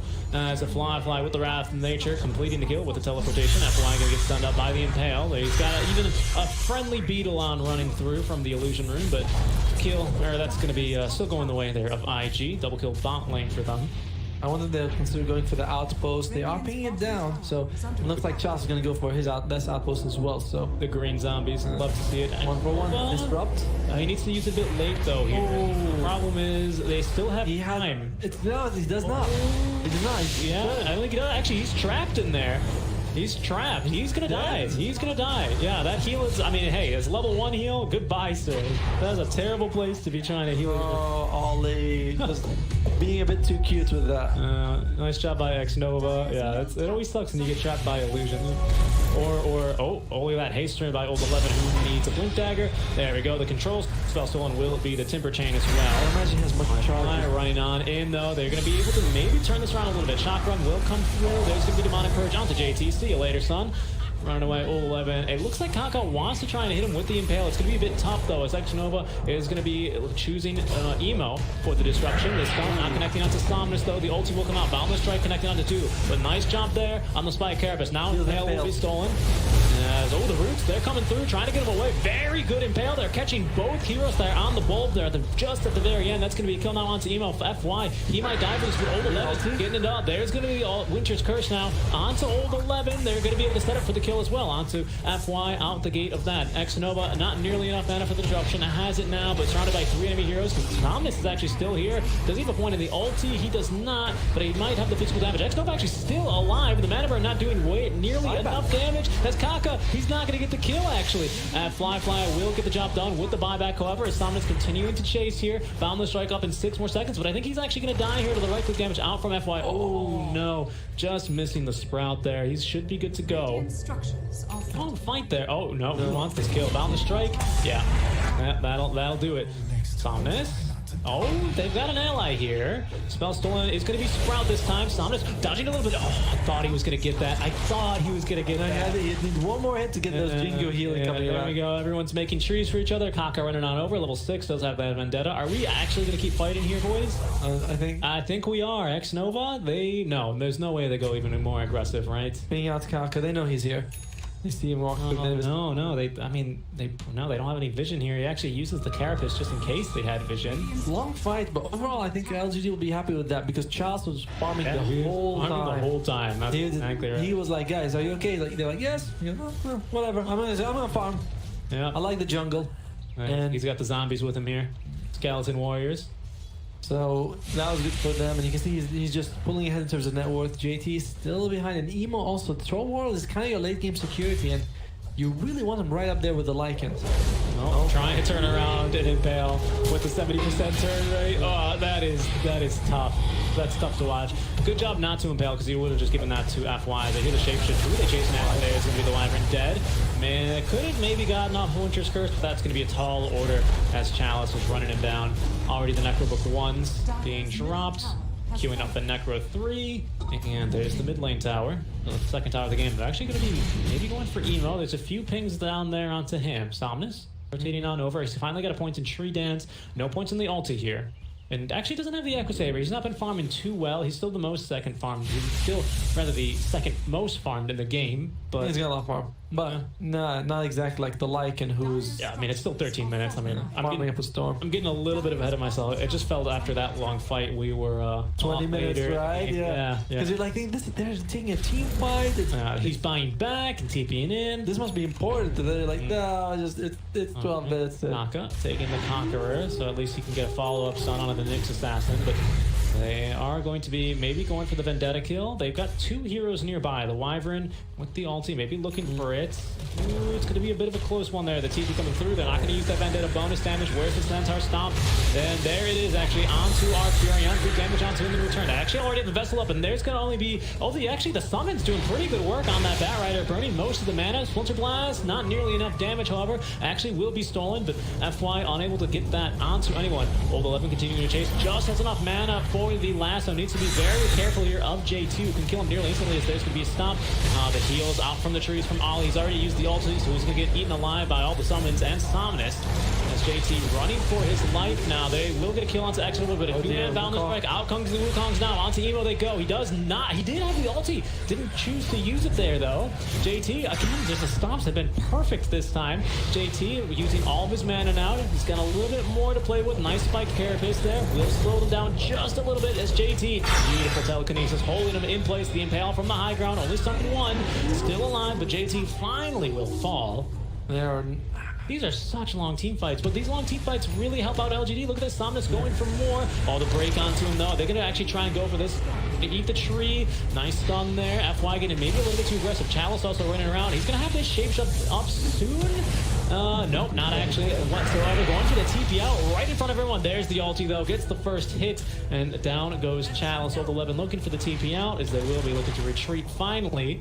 A 1 for, I don't know, 3? These fights are like a minute and a half long. Yeah, it's like, who died? Someone died at 1 point. Did he die? Yeah, I mean, this all started when they tried to go for the... When Bat Rider TP'd in, they threw the Winter's Curse on him. Almost got him. But then it just went downhill for IG. And they have decent... They don't have as much team fight as I thought they'd had. You know, it's just the Winter's Curse, really. And the Timbersaw, he has to make space and be frontline. But he's melting. You know, they have Helm of Dominator. On the Lycan, they also have the Howl, which reduces his armor. They have a decent amount of physical damage. Now they're going to have slows with the Wukong's ulti, with the Echo Saver completed. Yeah. So it's a little bit less impressive for the Timbersaw than I thought. And his net worth, he is lowest of the cores. We're going to have a Diffusal up, though, for Emo. Is nice. Yes, you're right. Timber, incredibly under-farmed. He's basically just given free Jingu Mastery to Somnus in every single fight. It's pretty tough to watch that. But... the items are slowly but surely coming. A Diffusal soon on Emo, like I just said. Yeah. And we already have a Vessel, I believe, on our Furion. Yeah, he's been using it in these fights, though. They haven't really... because the fights are so spread out, and he uses it on Chalice, Chalice usually just runs away and comes back in later. So they haven't actually been as effective as you'd like it to be. It's also going to be way harder to now jump on him now. As Observer pointed out, we do have the Necro 3 summons coming soon, so they're not really going to be able to get those free summons. He sees these wolves, by the way. Yeah. We're just trying to... I mean, he knows. They must know they have a sentry there, because there's no way he uses... There we go. He just uses Whirling Death. There's Necro 3's summoned, so they can get actually the D wards going for the vision. Blink Dagger, freshly purchased. Oh, 11 actually TPing. They're going to be going mid. Oh, they're stopping the TP, though. Yeah, Emo save his life. Maybe get a kill here. Not quite enough damage, though. I think Ollie likely to fall here as he destroys the trees on the way back down. The healing, I mean, maybe gives him 10 HP before the kill happens. But, yeah, they saved the life there. Good travel on the back. I believe there's a lovely talent you can take that gives you a bit more healing. Yeah. Gives you 1%. Worst sound in the game, plus 1% Cold Embrace heal. It's awful. Yeah, it's pretty awful. Honestly, there's nothing you can say about this. No, it's not even 200 attack speed bad. I'll hate it. Oh, hey, come on, that's true. I know. Oh, okay. Late Mel negating a bit of the healing coming through. That'll negate most of it as well, but there's going to be the Wukong's command. Very nicely placed as well. Telekinesis forcing him to either run right back towards Somnus and the enemy team or run in through the Wukongs. But now Emo running top lane. He's got the ulti at the ready. Nice dodge there with the whirling axes. The mid lane, actually, they get a kill onto the Timbersaw. And look at that. The Summons making quick work. Nice job there. Chalice actually forcing away the Wyvern. Ollie, I mean, I obviously it's not worth his not much, but he's dying in a lot of these situations. Aka's been scouted. Nice job there to make sure he doesn't return the damage from the Purge as Kaka. Now he's going to get bursted. They need detection nearby. The Necro 3s are down, so they're not going to be able to get the kill, but it was a good effort. It was a good effort. Yeah, this game that you can see LGD, they're just like, okay, just keep moving, keep getting kills, keep just... You know, never let them group up as 5, and they're so far ahead now that even if they do group up as 5, IG might not be enough. Yeah, the one thing they have 7k net worth lead already. The only thing they have is that the Winter's Curse is really good against, you know, even when you're behind, you can make plays with it, so you can turn it around. But I don't know if it's enough. Your JT is just, he's almost the same net worth as FY, and you really rely on JT to do a lot. Yeah, it's gonna be difficult. Clumsy net though for the troll it helps him a lot though. It really does help him a lot because now it's a bit more reliable against Somnus, against Chalice, just so they can't run away as easily. Just because, of course, your net is unreliable, to say the least. Unreliable. We also do have a clumsy net for LGD, however. Can you imagine if they both clumsy at each other at the same time and they're like, oh, well, you, me, sorry. It's like one of those crappy rom-coms where it's like, but I booked you the reservation. Oh, but I booked the reservation too, but the restaurant said they were, you know, what is it, the ogre Magi's Tail or something like that with, I bought you a comb for your hair, but I sold my whatever. Oh, I bought you this, but I sold my hair. Speaking of hairy situations, IG might be in one very soon. I don't know, actually. That's a lot of creeps game. There is no Monkey King nearby, but he can't close again. Look at that. The stun. Oh my god, the damage on Timo. He's going to get the ult off just in time, but he's just hitting creep here. There's going to be the Fane Voltus. They have killed the Wyvern. No Winter's Curse in this fight as Emo is so low on HP. Thomas looking, well, there you go. He doesn't need the ult. He's just a boundless strike to do the trick. JT needs to be back in the fight. Oh my god, that GG getting dropped here 20 minutes into the game. Can't blame him. Oh, that was, yeah, I mean, this one was definitely heading in that direction, but my goodness gracious, that was a fast one. Untouched, you know, they didn't even touch the rack. Maybe, I don't think they even touched the tier 2. Maybe a little bit. Maybe they didn't even just, but yeah, IG.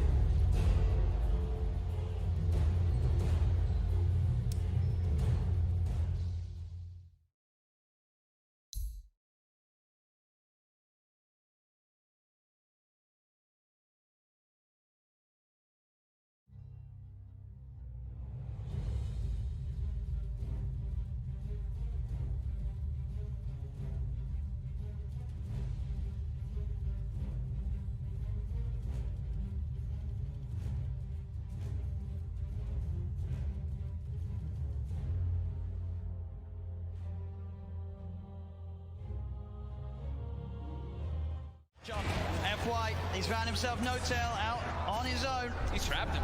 There's No Tail. Is he going to get any sort of backup? No, there's 3 still dead on OG.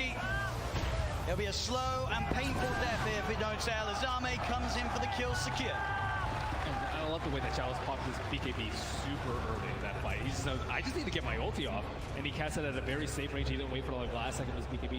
He's not very greedy. I think that's a lot of the reason why they've been winning these team fights. Seb has been struggling, still about 1,000 gold away from his BKB. I mean, yeah, this Brewmaster is a display of perfection, really. It's the highest level in the game with his Bloodseekers. And doing a ton of damage. One of the most damage in the game as an offlaner. Now has full Shiva, so even more ways. He's pretty much itemized entirely just to be like, Ana, I'm ruining your game. I've got Radiance, I've got Shivas. You're going to struggle so much in these fights as Phantom Lancer. Eric's did his best to keep Ana alive, and but Ana wasn't able to do damage because he was ruptured. He wasn't that low on HP, but still can't run around. Seb. Oh, I'm going to ninjas here. Got to be careful who shows up top. Indeed, Jerax is going out on his own. He doesn't expect Arme to have this invis rune. As Arme will show himself, Jerax goes across, but Somnus is there. Somnus is not messing around rupturing. No mercy. They're feeling very confident now at this point, getting these very advantageous team fights as well as getting kills on the split push too. Thompson though, we'll find X-Nova. Seb, and as well, between the two of them, they'll take down the support edge. FY's going to come in though. He hasn't got anyone else with him at the moment. It is just FY, so just playing around with Seb. He has no help around at all, and he's still just making Seb's life miserable. He is toying with him. He's just making him not be able to come back. Look, they're already starting to rotate this Brewmaster and Bloodseeker too, and FY, he's ready to look for Seb. Seb's got to get out. Oh, Seb. As indeed, FY, the patience keeping that control on Seb, buying time for Chalice to come in. Ana is going to look towards the Tusk. Chalice is now there, does have Primal Split available if he wants to look to take this fight. Somnus coming in as well. As Ana, Seb look to hide in the trees. Can they get out of it? Ana's got a TP available. He's into the trees. He's going to show himself in the lane though. They're going to continue to head over. They are going to see Seb make it out in time. They don't have a stun. Ana, can he get out as well? He can. OG will avoid that rotation from PSG.LGD. FY is just so obnoxious there, following Seb for over a minute, just stalking him, trying to have his team come over. So that's about, you know, a minute without Aegis being used for LGD. They have 2 minutes left, I would say, to capitalize on this Aegis. Oh man, looks like he is level the PL. Pretty much back to a 50-50. PSG.LGD 2-1 up at the moment in this best of 5 grand finals. 1 game needed to secure the championship title. And at this point, they are ahead here in game 4. No-Tail hasn't had time to gather a full army of Ancient Creeks. Right now, he just has the Ancient Black Dragon. You really want those other auras when you're at a big disadvantage in the team fights already. Yeah, it's tough though, because Jerax doesn't want to be following around his Chen, giving him the agony. So. As Thompson, see, he does have a Lincoln Sphere picked up, and they should have the BKB finished on Seb too. So that'll give him a little bit easier time to get those blink calls as he's been suffering to do so in the last few fights. And Somnus, Bo5 Scotty picked up, about to be level 25 as well. Yeah, they just need a couple more minutes on the side of OG before they're ready to fight. Wait for the Aegis to expire. Seb, he's in, gets the call, the character's going to get FY, there with the snowball save, he's going to be fine, and now they turn to look towards the axe. The taunt's going to be out, Seb goes for the TP, they've got the stun to cancel though. Seb held back for now, Thompson trying to offer his best from the side to provide some sort of safety, as he will get Seb back. They're able to get Seb back to safety, and Thompson, he's running away. X-Nova's there with the wraparound, gets the slow off, gives the vision for the snowball. TP from No-Tail's coming in towards the stride, but Thompson, he's trapped. That's twice in this series that X-Nova just comes out of nowhere. Like, he's just on a warding expedition, then he just ends up wrapping behind these people constantly. Perfect time. Perfect timing, and has the Senton creep to boot. And look at these deep wards that he's placed during that time that he was running around doing so. He now has full vision of OG. Yeah, he sees Ana farming these Ancients right now. Oh, Ana. FY just giving so much information for the team. He's got eyes on him. Get the punch on the wrong target, but the snowball pass will catch Ana. Ana, he's in trouble. The blood bright silence connects. He's got the matchup back up in a second, but can he really play his way out of this one? He cannot. Ana down for a minute and a half. Just having all this vision. And X-Nova throughout this whole tournament has had the best vision in every situation, even when you wouldn't expect it. They're just like, oh, they're fighting on the left side. They're not going to have vision over here. But no, X-Nova always seems to have those prepared in every situation. And he has some incredible foresight to be able to have these wars that just lead to really clutch pickoffs. And Axe has not spent his money on BKB. He has the money, but he might be looking to save for buyback. We'll see if any of the buybacks do get forced out. Thompson's still dead for 15. Ideally, he doesn't buy back here. They may have to buy back on Ana. He's gone for 50 seconds. The split coming out from Chalice. Is he ready to push in, look for the stun on No-Tail to hold back the Chen as the mid-racks are exposed. PSG.LGD, 40 minutes in, able to open into the base and clean out this mid lane of racks. Still Ana holding on to that buyback. And they're going to keep going here. They really want to force this PL to come back here. Stun onto Thompson. He will blink dodge it. But another tier 3 tower falling incredibly fast. They really don't want to use it. Seb jumps in, gets the call onto FY. There's the buyback. The Cataclysm isn't enough to do anything. It isn't. PSG.LGD still fighting strong. Thompson getting focused by Somnus. Seb taken down by Arme. The triple buybacks now out as Ana in trouble. He's pulled back for this one. The deafening blast onto the 3 of them. Knocks the back, but Ana gets focused. Seb! He's in with the call. He has the control onto the morphing Somnus. Now being chased by Thompson. Blinks in with the cold snap. The PLR is on top of it. They get Somnus too.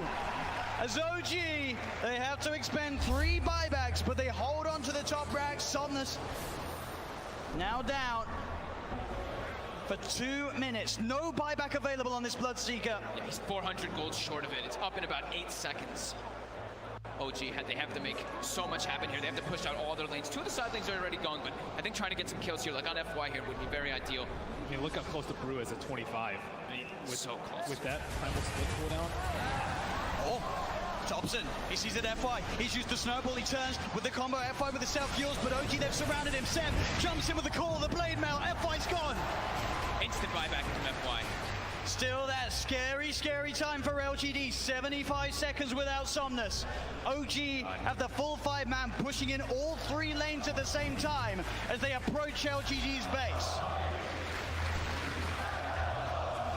I don't even know if I give a head for this team fight. The LGD are involved, but no blood take up to 60 seconds. This could be disastrous. You've got a full BKB on Seb as well. Chalice really wants to hit level 25 before he pops that primal split.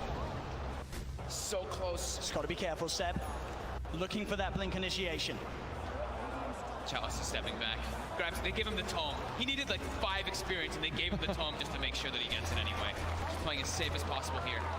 Looks like OG don't feel that the window is big enough for them to push in whilst this Bloodseeker's still dead. They'll back away. They can't count. They bought back 3 heroes. They weren't able to get any T3s, and there's no Roshan up yet. Big Daddy No-Tail's praying for a Roche right now so they can get that refresher, but it's not going to be out. And maybe we'll dodge a bullet. At least they got a good amount of economy off that, right? It was up to a 15k gold advantage, and they chunked it down to 7. Same thing with experience. So they did get quite a lot out of that one, but they ideally wanted to get at least one of those sets of racks to get some momentum pushing in with those 3 buybacks used. Absolutely, it is this really scary moment of the game now for OG. We're about 5-6 minutes still without those buybacks available.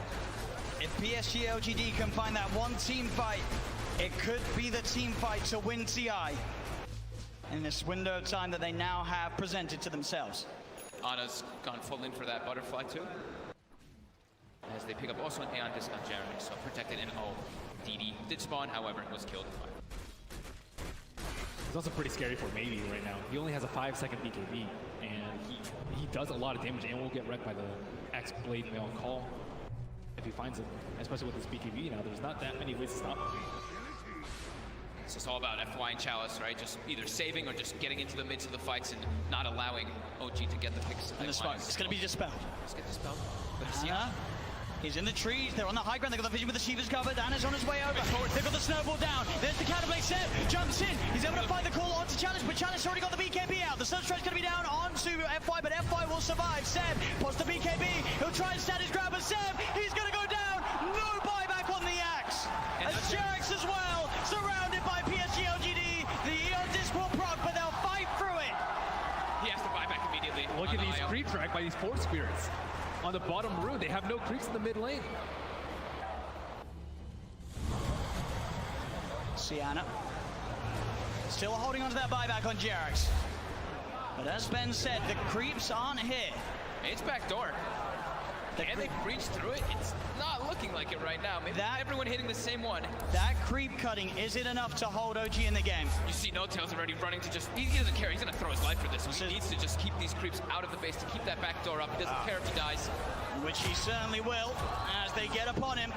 They find his life. 1 minute now without No-Tail and without Seb. Thompson, Ana, and Jarex. The only 3 heroes that can offer their defense during this final minute, this final stand. Jarex is really trying to hold on to his buyback. As Chalice split of course up once again. They're finishing off this second set of racks. He's got the Cyclone holding Ana up in the skies. As this rack's on the top lane will fall, the melee rack's gone. PSG.LGD playing this carefully. As they'll go down towards the bottom as well. Arme, doppelgangers. He's losing a fair bit of mana into the PL. Still able to shift back into that Morphling if needs be. As OG, they will lose that top racks, but they won't lose the game. PSG.LGD are playing it safe. They know how close they are to victory, and they will not throw it away. And they know that the Roche is probably respawning pretty soon, and it actually is up, so that is that refresher shard. They already have pretty much infinite primal splits up anyway, but they feel very confident here. They weren't able to de-ward that ward in the mid lane, so it looks like they are going for a Roche fake out. Ana is on top of X-Nova. The ghost steps going to the other set. He's in. The call, the MP, the cannon, but FY is in. He's able to get the save off in time to keep this man alive. Chalice is down. Buyback from X-Nova and Chalice. FY with the Invis. Somnus looking to get involved. Pots the BKB to get over the ice roll. They get on top of Seb. Seb's in trouble. Seb's gone. The axe down once again for 90 seconds. As now FY giving them the vision, but they see him. Got the doppelganger to jump away from the snowball. The snowball over to Thompson. The self-fuels. FY trying to buy time for the rest of LGD to come in. Again, up into the air. Arme straight on top of No-Tail. FY will fall. Arme looking towards No-Tail. No-Tail pops the hand of God, but No-Tail beat it down by Arme and Somnus. Chalice gets the primal split off as Ana. He's been left behind in Thompson. He's got to do something incredible in terms of the combo. Can he find the angle? Jarex coming in, keeping Ana alive. Ana with the doppelganger. The Deafening Blast comes out onto the 2 of them. Ana trying to go in, looking for the kill. Can he find it in time onto X-Nova? He's on top of him, trying to beat him down. Ana again with the doppelganger, now retreating back towards the base. As X-Nova will survive. Jarex back in, the combo. Meatball down onto Chalice, but Chalice is so tanky. Pops the Shiva's gone. He's on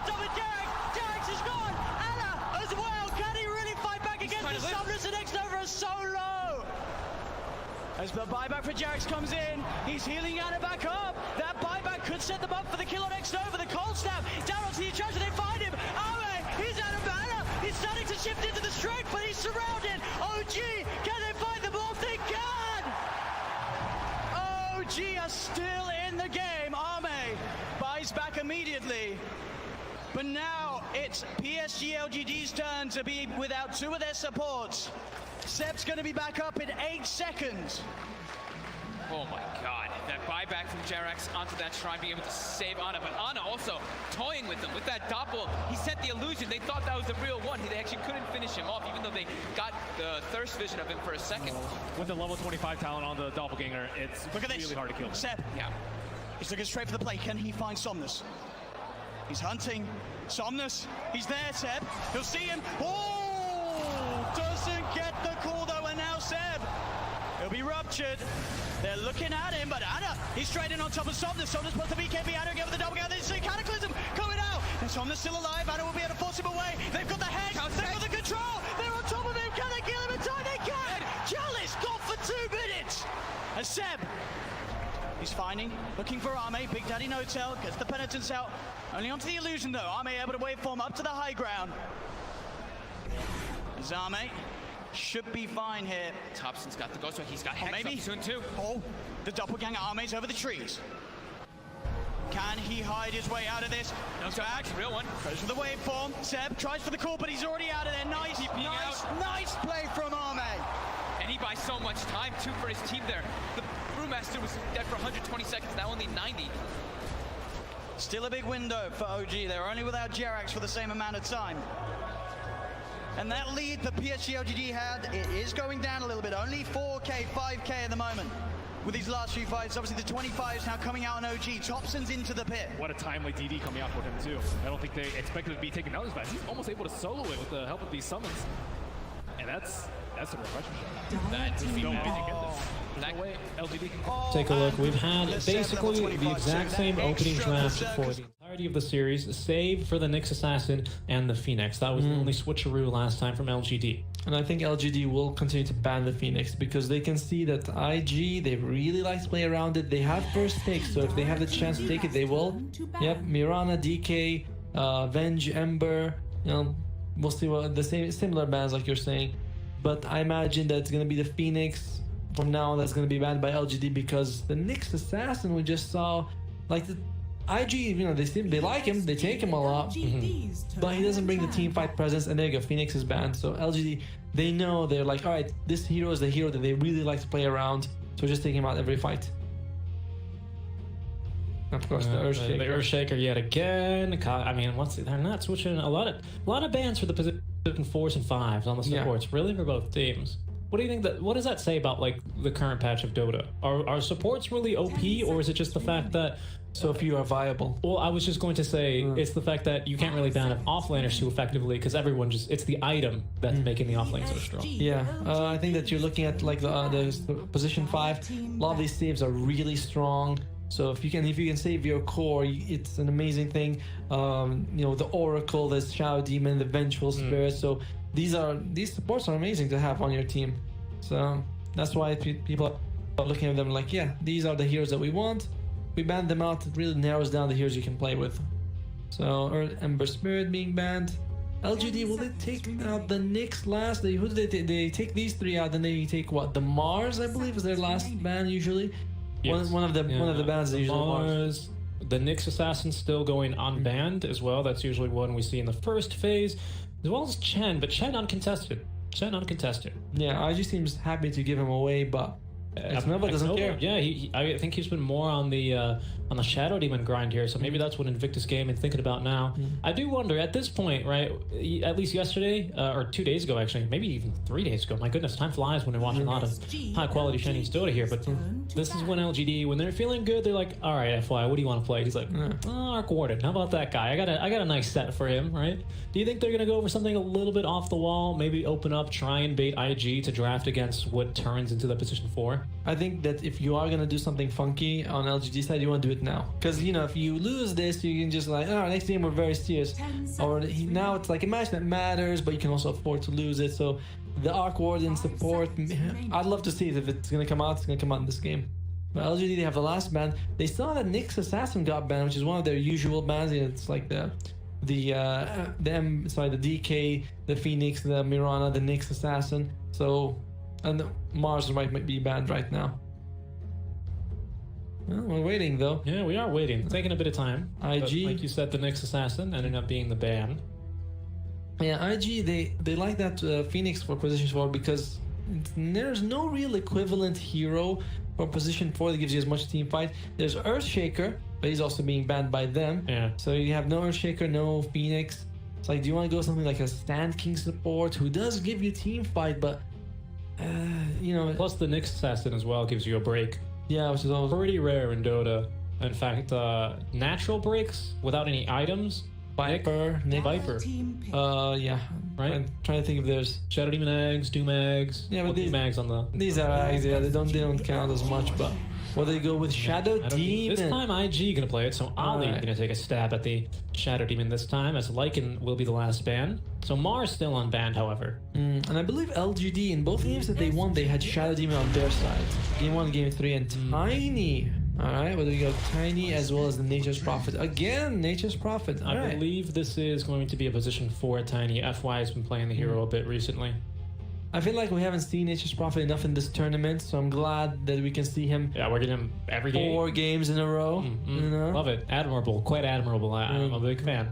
But it's probably going to... This might be our offline. Tiny, Furion. I think Old 11 has been mostly the one to go on the hero. It's still early, flexible. He can really go in the positions 1 to 4. Same thing with Nature's Prophet as well. Also a very flexible hero. So IG though, what did they got? They got the Mars. Alright. No flexibility here. Well, we're seeing the 5 and the 3. So it's like, this is what we're doing. LGD holding their cards, you know, close to their chest right now. Like the Mars pick, good catch. I mean, breaking the trees for the Furion is quite useful. Yeah. Tiny as well. I think probably going to see the Blink Dagger if it is a Tiny 4. Blink Dagger and to toss just the burst damage, right? So you can try and scout him out, get rid of his hiding spots, shadowed even with the poison as well, good vision. So thus far, I'm liking the opening from IG a little bit better. Same, I like it as well. Got a Rebuke to deal with the treants. Good team fight, tanky saves. Just it's nice. I like what they have, you know. Doesn't give too much away of what you're also going to do, but we can expect it being IG. They want a lot of team fight. They're gonna ban Early team fight. I think that's gonna be their best shot taking down LGD, to be honest. So they banned the Chalice Lifestealer, which he played game 1, did really well with it. Naga Siren coming out. LGD, Nature's Prophet. You're gonna have to decide very soon where he's gonna go, and also this next pick is gonna tell us a little bit more about how they're gonna play. Who's Probably gonna support. be? There you go. Going for the save. Strong dispel this game. Shadow Demon quite strong against him though, because if you can disrupt. If you can somehow manage to find Oracle, he's got pretty nice cast ranges, so if you can get all the way to the Oracle, disrupt him, make sure you can't get off any of those spells, quite strong, but of course the save from Oracle. Yeah. Yeah, it's a big ask. I think that It really is. Yeah, both heroes are gonna be just focusing on saving their own cores, and that'll be it. Oracle, of course, much easier to save with, but Vadim, at least he can do that in the first 5 levels. Doesn't have to wait. So on IG side, will you take your position 4? Who's it gonna be? Is it gonna be the Lina? All right, flexible hero. Could be the 2 Lina, the 4 Lina. Gives you the burst damage. Also really solid against the Oracle, because not against the Oracle specifically, but he might want to save someone. Then the Laguna Blade comes out, slices them, and they're dead. And you're like, oh, I should have thrown the ulti sooner. So yeah, you're right. Yeah, the burst damage. It catches people on the way. You have to either commit the ulti early. You're not going to really get that 100 HP save against the Lina, or really against a Shadow Demon either. It's not real realistic, because they both actually have pretty decent burst damage. Lina's of course more instantaneous, but ramped up on the Shadow Demon. Also, yeah, it's a good combo. That's and another thing is it can remove trees from Nature's Prophet. You know, you have another disposable. All 3 of these heroes can stop TPs, which is a nice thing to have. Yeah, LGD, it's only going to be the Tiny. The good old days when Toss pierced BKB. I believe Oracle's Q as well. Oh, right, the Fortune's End. Fortune's End. So, yeah, You have 2 heroes right now, Dire team which is still a decent amount, and you're gonna have a Spectre. Okay. I had a feeling we might see a Spectre this game. Really? Yeah, but I thought it might be on IG's side, to be honest. Hmm. You know, it's Chase Nature's Prophet, pretty good against the Oracle as well, but It's pretty nice against Lena, of course, because dispersion. It's stronger as you get further and further away. So now we really could use a break for IG. Do you want to go for a Viper here? The Nyx out of the pool. I mean, otherwise you need a Silver Edge carrier. I mean, other than that, you need an Urn carrier, a Vessel carrier immediately, like first item Vessel.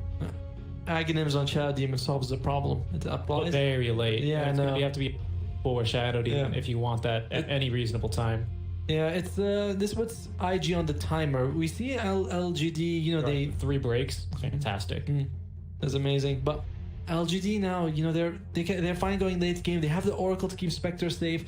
The laning is a little bit iffy right now. I mean, Oracle's solid to have in the lane, but Spectre pretty weak, which means you need space makers.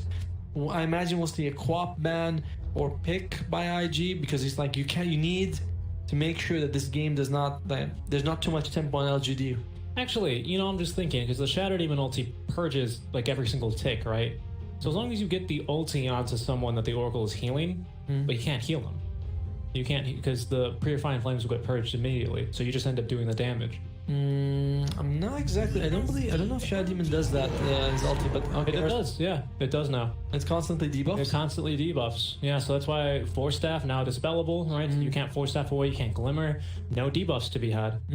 Or no buffs actually. So he's gonna lose, well, everything that can be dispelled, of course. Yeah. But in this game, the relevant one will be the Purifying Flames healing. I think even through the ulti, because it doesn't matter. You still get debuffed. You still get Dire dispelled. team banned. So that's something to take into consideration.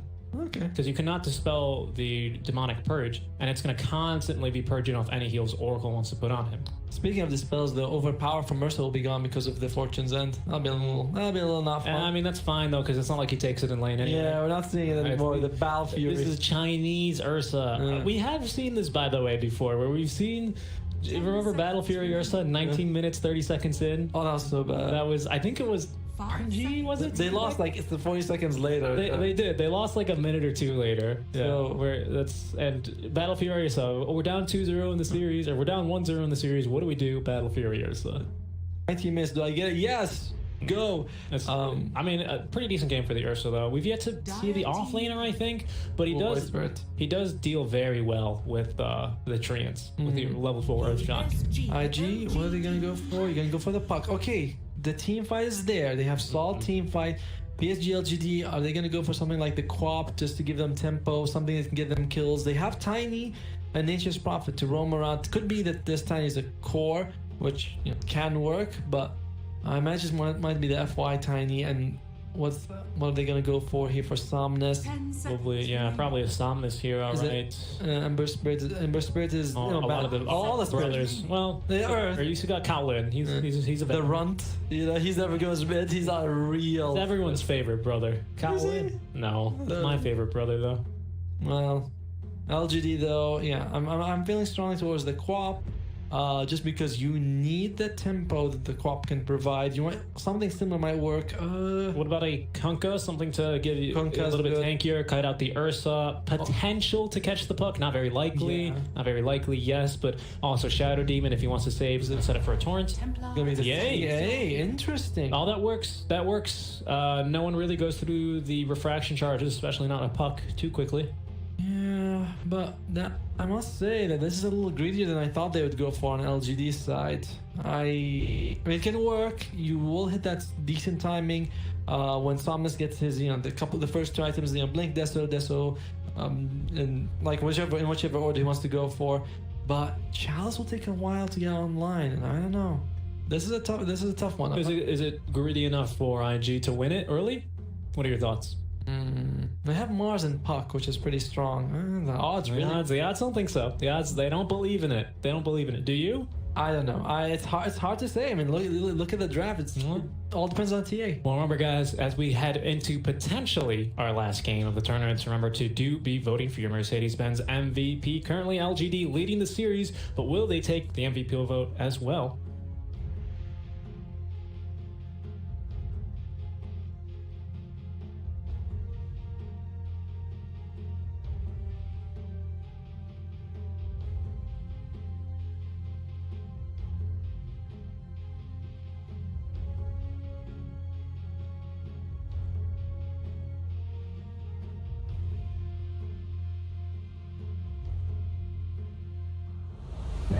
the Spectre versus the Ursa Warrior. Will it be the Battle Fury for IG? Will it be the Radiance? Will it be IG taking the series 3-1 here? Or will be going to Game 5? It's all going to be decided here as we get underway with game number 4 of our grand finals for our Chinese league.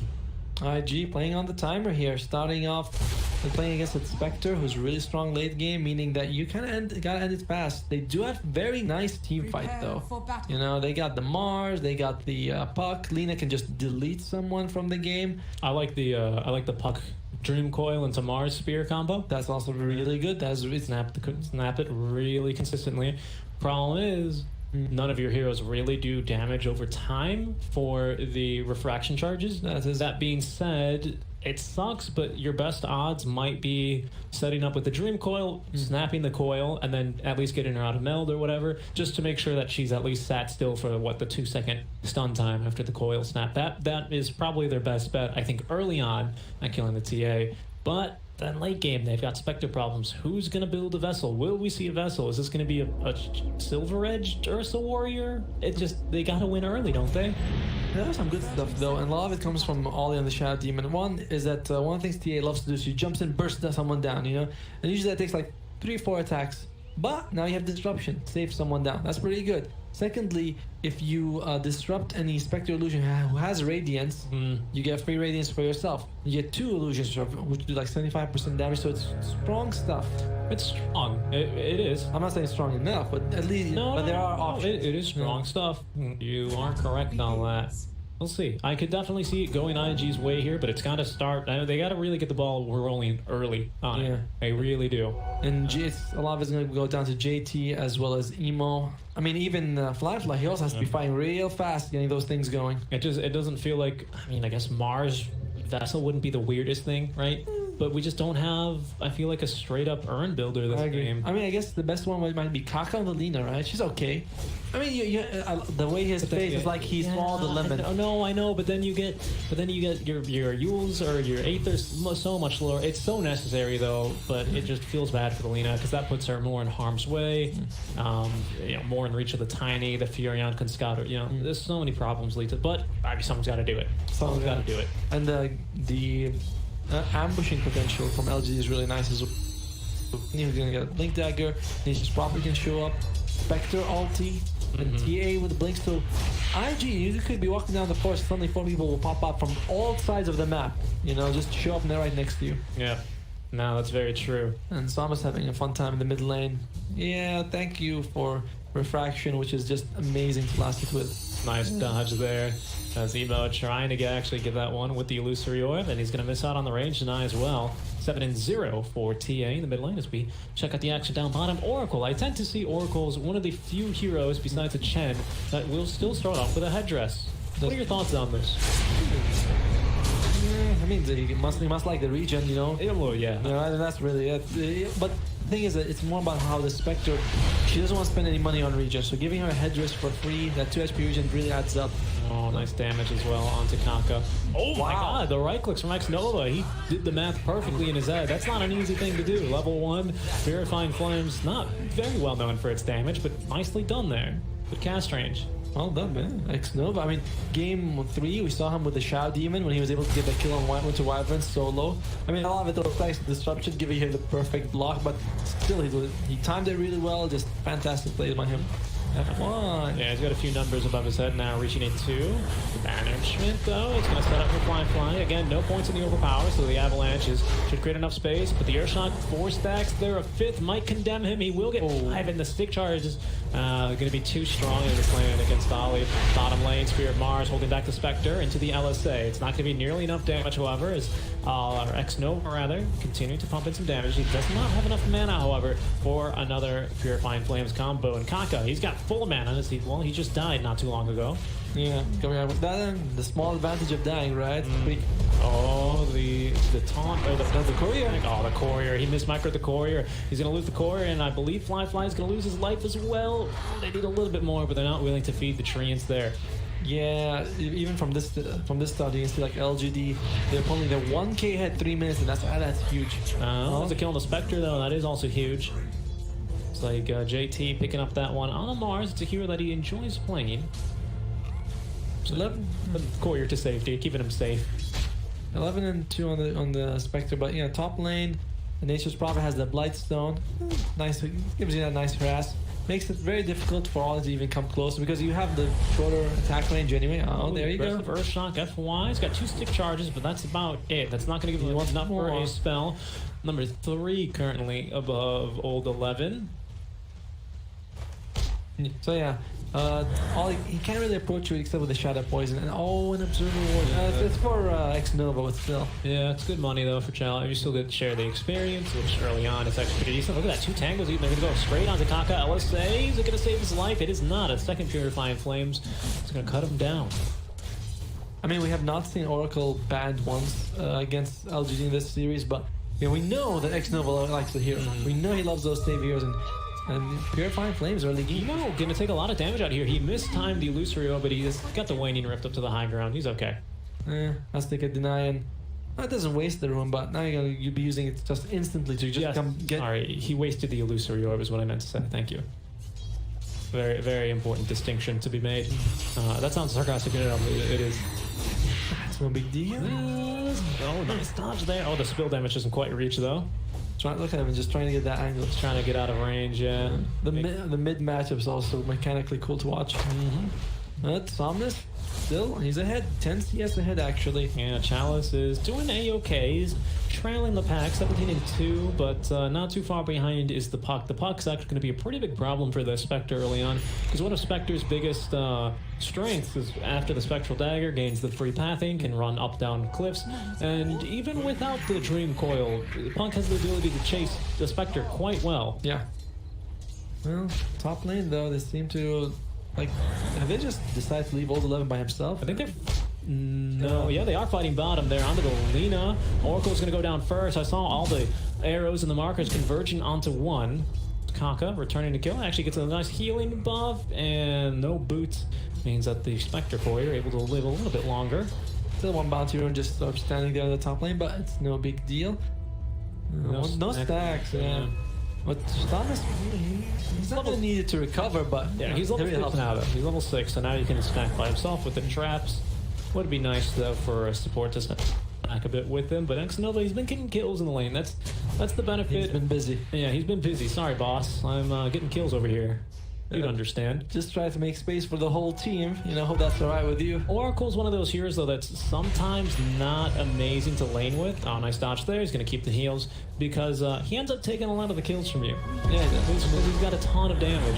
Oh, nice toss. Into the disruption they go. Fly. He's not going to have another Earthshock for another 2 seconds. The Avalanche will be coming through, trying to create enough space with the jump forward. Plenty of stacks of the claws as well. Fly just smacking the Furion on the way out once. Mid lane, Kaka. Onto the mid lane they go. We do have a coil available to be dropped. Omnis with another refraction. To be able to dodge the second LSA. Level 3 only here on Kaka. Just wanted to come and de-ward. Yeah. Top lane though, they get a kill. Look at that. Fly, he's getting blocked by the trees though. And that should be the toss is securing his fate. Nice turn there. Yeah, Nature's Prophet, he's great at harassing, but a little bit of trading as well. But those kills, tough situation for him. Chalice, is he going to be alright? Yeah, he's good. Nice job there. Perfectly timing that combo. Not even a tick of the healing from the Purifying Flames. Just purging that off immediately. Early level in the Fate's Edict as well. Just be blocking the right-click damage from an Ursa. Kite him out a little bit further. That's always nice to have against him. Right now, I feel like it's up to Emo to move around the map and make space. Because Somnus, he can't do that, so he's gonna farm. But Emo, he's staying mid for a little while. He's been level 6 for at least a minute now, which might make you feel like, hey, you should just go and try and get a kill for some team. Don't mind me. Oh, look at that. Okay, so that's either going to be for a Basher or for a Vanguard or for a Battle Fury. The first ring of health on Ursa Warrior was queued up. I thought he was going to go into the secret shop to buy it already, but it's a little bit early for him. He's just scouting the secret shop, making sure it hasn't been patched out secretly in between last match. Here's a nice bug. We can't find out who got the Iron Talon. It was like, I think it's Furion. Could be one. I guess the Treants probably found it. So someone found it. Someone found it. Maybe a lane creep hit it and it dropped. We saw that actually in one of the games when the Nature's Prophet, his ulti, killed the creep, dropped a Royal Jelly, or was it a shovel, and then he just took it. They're like, alright, well, thanks. That was unlucky. That was really out of range.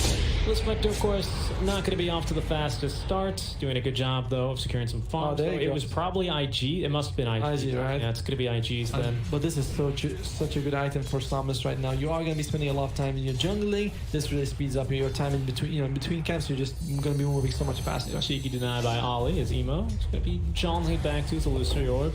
Not farm as much as possible, so Ollie's going to get a few levels. Maybe trying to hit a fast level 6. That's got some potential to kill. Maybe Spectre again is a bit of a tall ask, because you got to be real close to her to do max damage, unless the dispersion just sends it away and reflects it. No, FY, very nice. Toss back as the fly. The damage incoming, but he's going to activate the ulti just in time. It's the first bounce. There's going to be a two-man coil. The rotation out from Emo. Axnova is going to be here going for the heals. The magic damage is not going to be necessary as Emo with the right click securing 1 kill, but that's Chalice haunting all the way in here to the top lane as Emo's got a jaunt. He shouldn't be using that one, I'd imagine. So he's going to continue running away, but plenty of heals now. It's giving him a second Purifying Flames. Is going to heal Emo back up to full HP. Yeah, Outpost might be the name of the game right now with 40 seconds left.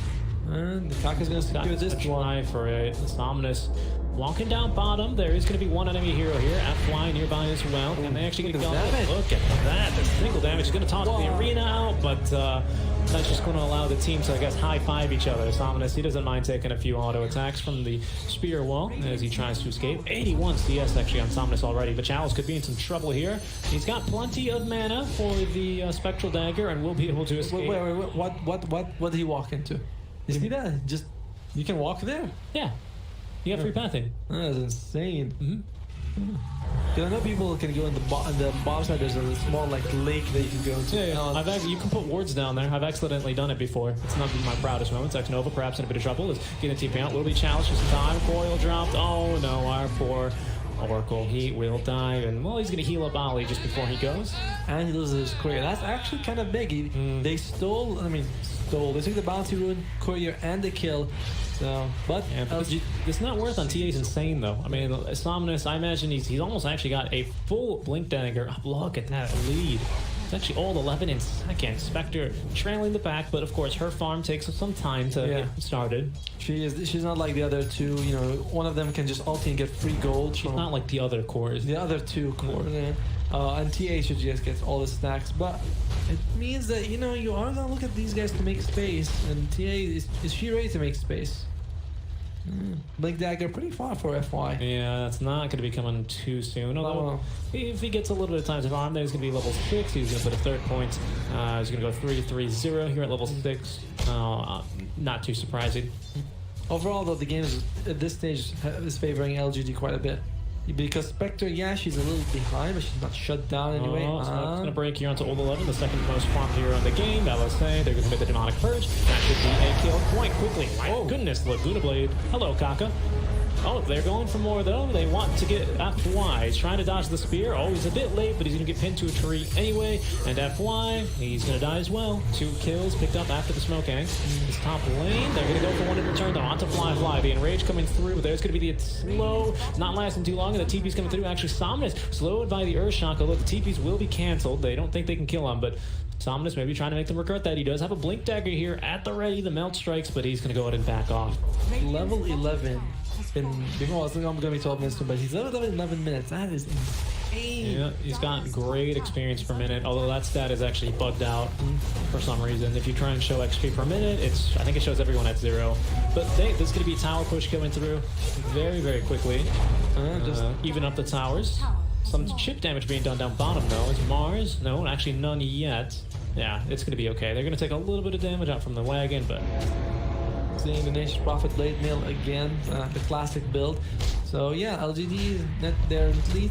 Well, Fly, he's okay. Well, he knew they were here, so FY is going to die again. Bot lane, I believe. They might be going for the die here. There's going to be the Spectral Hawk. Old 11 joining the fun. As Fly trying to escape with the Melt Strike, getting him down. JT does not have enough mana. Boy, the cold one for the ulti underneath the tier 2. They're going to keep on fighting. 4 heroes top lane. JT will be next to fall. And again, a very nice dive. The Fortify is going to force them back a little bit, but they might actually get some real damage to this tier 2 tower now. That losing JT, I mean, okay, you lose Fly, that's fine, A bit silly though. I mean, you knew people were taking your outposts. They were smoked up, but the fact that they took it in 3 seconds rather than 6 should tell you there's 2 heroes here. But JT completing that TP, I don't know. I don't think that's something you should have done there. Tower has fallen. TA though already has one mithril hammer, so she's almost more than halfway Yeah, there. she is getting there. What does Spec have? She's been joining. She's been quite active. She's 0-1-5. Not going for the going for a Manta actually instead of the Radiance. Well, makes sense. If you can give SD free Spec illusions with Radiance. So if you can stop that, might as well take the Manta. Okay. Old 11, how's he doing? Like you said, finishing off the Blade Mail, going into the Pipe of Insight next. But he's been quite active as well. TPing right underneath that tier 2 tower. No fear, just running on in. Ursa's having a bad game though. 3 deaths already. It's Battle Fury Ursa, by the way. It is Battle Fury Ursa. Ooh. No, it's going to be a pretty late one as well, I think. Please don't be 1920. Please don't be 1920. Be another 90-minute Battle Not Fury Ursa. 1920. He's not that bad. He's almost got the voice stone. I mean, he still needs the Mithril Hammer though. I know, it's so far off. so slow. There's no stacks from either. FY. It's going to be scouted. I think Kaka just picking up the Invis rune there. I don't know how I feel about IG sort of, taking their foot off the gas right now, letting LGD. Firstly, Spec doesn't have her ulti because she used it. So yeah, but I mean, what's the play though? you gotta do something with Ursa's not ready to fight. It's more than Ursa. Ursa. For Battlefield. You have Puck, you have Mars. They both have ultis. All the trees regrowing. As long as one of these guys has his ulti, you might want to consider doing something with it. Because Spec 50 seconds, she's gonna have her ulti again. Then fighting becomes really probably a complicated. Manta completed as well. The Ursa though, he's actually pretty good in the face of a Spectre. Because the dispersion damage it does very little once you're up close and personal. I believe it's the opposite. That does more. That it disperses more when you're very close and gets less as you fade away.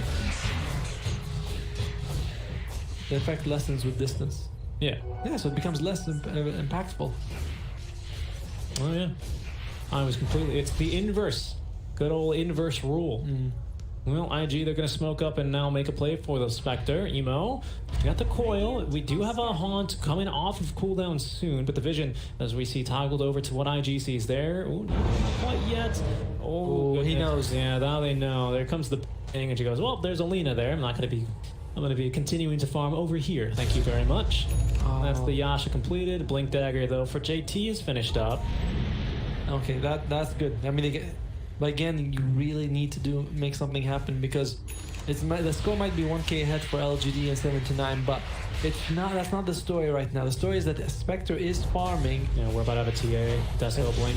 And TA will be very soon hitting critical mass. Yeah, yes. There it is. That's quite critical. It's a big step. Yeah, this is okay, but once she gets BKB, she's getting closer and closer. She had that Iron Talon speeding up her farm. Can we get a Battle Fury check on our Ursa though? That's what we really need to look for. All right. Okay. 700 gold. That's 17 minutes. That's a lot better than 19 minutes. Although if they take a death here, that might be very bad for them. That's why just maybe trying to be a little bit annoying. The jaunt forward there, the coil, they're going to find one. There's going to be the team fight breaking out to the Spectral on the backlines. Everyone's taking so much damage out from the old 11. Wrath of Nature. FY just eating the Liquipedia Tier. Chalice running them down. Kaka next to go. Get in there, Somnus. Who needs a Blink Dagger when you got Tiny Airlines? As down goes the Ursa Warrior. And a double kill for Somnus underneath the tier 1 tower, which will now go down a 4-for-0 trade. That's going to delay the Battle Fury a bit. Oh, yeah. There you go. What just happened? Very desperate attempt, like trying to fight under the tower. I guess that they felt like, all right, we smoke, we can't find anyone, we're just going to have to go for more. And, I mean, you don't want to say it's over because there's still a chance, the Puck, Dream Coil, and the Mars, there's still combos that can get you pickoffs, but realistically, LGD is a massive lead at the top. That's so tough because you don't kill a single hero, even with Laguna Blade onto the Tiny, even with the all the Dream ultis Coil. were used. All the ultis. But what I don't want to say baffles me, right? Because we're not watching Envy here. Yeah. What baffles me is why the Ursa is fighting here. He doesn't have anything. Right? We just mentioned it as 700 gold away from the Fury. He ultis super early as well. I don't understand what he ultis for. There we go. Beautiful toss in by F1. The slows and the disruption just to be able to lock down our last Shadow Demon. I mean, a beautiful fight from LGD, but the Puck Dream Coiling, I believe with no vision, only catching FY, probably their tankiest hero with the bonus armor. Blink Dagger now up on him. He's going to try and catch the Puck. Uses the phase shift. Wow, they're going to continue to try and lock down Emo though. Coil committed. I think it doesn't catch 2 heroes. It might be no. It doesn't get X Nova. But it's okay. Somnus is here. He's going to get a kill onto 1. And it's gonna become like Sam is just gonna be unbeatable for a while now. He's almost got BKB too. Oh, this is. He just finished this so before that fight, and then he gets the BKB. So realistically, IG or play is to do something with Puck and maybe Mars, but Oh, Battle Fury? 18 minutes? 18 minutes? We're in there. We're in there. It's not yet. He has a minute. He has a minute to beat the record. It's a minute. I mean, we've seen faster Battle Furies. Like, No, I mean the slowest record, you know. Let's see, Ursa Battle Fury. But you know what, it's terrible because we kicked off the series and I was talking about how, oh, you know, a lot of people in NA were surprised by the Ursa Battle Fury. It's actually quite good. And here we go, the Ursa Battle Fury coming in at 19 minutes. I mean, I hate to rag on the poor guy. He's doing his best, he really is, but I don't know. I know what you mean. It's like when you have your carry, you're like, dude, it's 12 minutes. Let's not go for the Battle Fury and the Void, you know? Let's go for the... Oh, there it is, there it is. 18 minutes and 55 seconds. So we're going to call it. It's not a 19-minute Battle Fury. Alright. Fly. I mean, it's flying over to him now, but it's okay. It counts. Yeah, he has it. Oh, he has it. He has it. And look at that. That's some real damage. He didn't even Earth Shock that creep wave. That sounds a little constant. No. I mean, it really was. You saw that. He 3-hit the wave. He 3-hit the wave. That wave's created twice. That's not easy to do. That's not easy to do. And these scripts, they fight back. They don't just let you kill them. They do fight back. Well, the thing is, they're a little tankier, right? That tends to be the problem. But Smector almost has the Manta. Yeah, she got the route. Alright, they're gonna try something. They're gonna try. They're gonna set it up. JT, AFK. No, there he is. He's got the Arena of Blood. The spear is perfect, but now the team running in. Somnus just blinking in. Goodbye. As JT. Luckily, he is facing Somnus. Somnus forgetting that hero is called Bristle Front and does not just simply walk around. But JT at least able to escape. But oh, look at that, actually. Lena dying somewhere. I think FY perhaps getting the kill onto her. Yeah, it's like, I mean, it was an interesting attempt, but on Spectre, who can ulti to jump out. Odds 1.03 to 10.6. LGD, the heavy Seems favorite. about right, you know? Yeah, I mean, at this point, it's real tough for IG. I mean, I guess, will that have been the last time they could have potentially killed a Spectre? No. Maybe. I mean, she's gonna have Manta next. Yeah, but it wasn't the time to attempt it with only these two. That's a fair. Laguna Blade, I think, would have actually won you that engagement. Even though it's hard to do. I mean, by the way, I love how old Levin's ult. Oh my goodness. Okay, they're gonna be able to pin Somnus to the back wall. DD Rune actives and not stacking the stones whatsoever. The blink up to the high ground though. There's gonna be challenge jumping right into the fight. Underneath the tier 3 tower, the coil onto 3 heroes, but godlike will be Somnus. That double kill, getting plenty of damage done with the spill. Still has the Aegis. 2 buybacks forced out. They're gonna be going for the kill. Although he still gets the blink out. JT is gonna run for it. Very good arena there onto 2 and a big silence. They will get the first life as Ursa Warrior now very angry onto Chalice. He goes, who will go down. Now the only one left is going to be Somnus. Did not get the refraction, charges out, and the Laguna Blade will put him down. IG, they're gonna turn it around here at old 11. The lone survivor trying to get the kill onto Evil with the winning rip, dodge it out. They gets the blade now, but they got plenty of heroes to share the damage. It's a team wipe out from LGD. It does take 2 buybacks, but IG, they're gonna hold on. Well, don't we look like idiots right now? But the thing is, Thomas diving in for that. They had the tower. He just went way over to trying to get those kills. Maybe it wasn't worth it. They did have to use 2 buybacks for IG, but IG... 5x used perfectly, though. Yeah, that's one heck of a power play there. Does anyone have that talent, the one that you hit? Yeah, because I was following, like, he threw out this death on everyone. That's kind of new. Oh, it is Desktop. Let's take a look at that fight, though. What did you see? What moment of brilliance did you see here? I mean, this was so good. Was able to get the spear off on the TA, and then, oh look, the Battle Fury makes an impact because he was able to just break her down straight away. So that was just not expected. Nice use of the Laguna Blade just to finish him off, and here he was able to phase shift to attacks. Wow, that was amazing. That was amazing. Another very small thing I just noticed in that fight actually is Freon, old 11 stuck outside the thing, stuck outside the arena.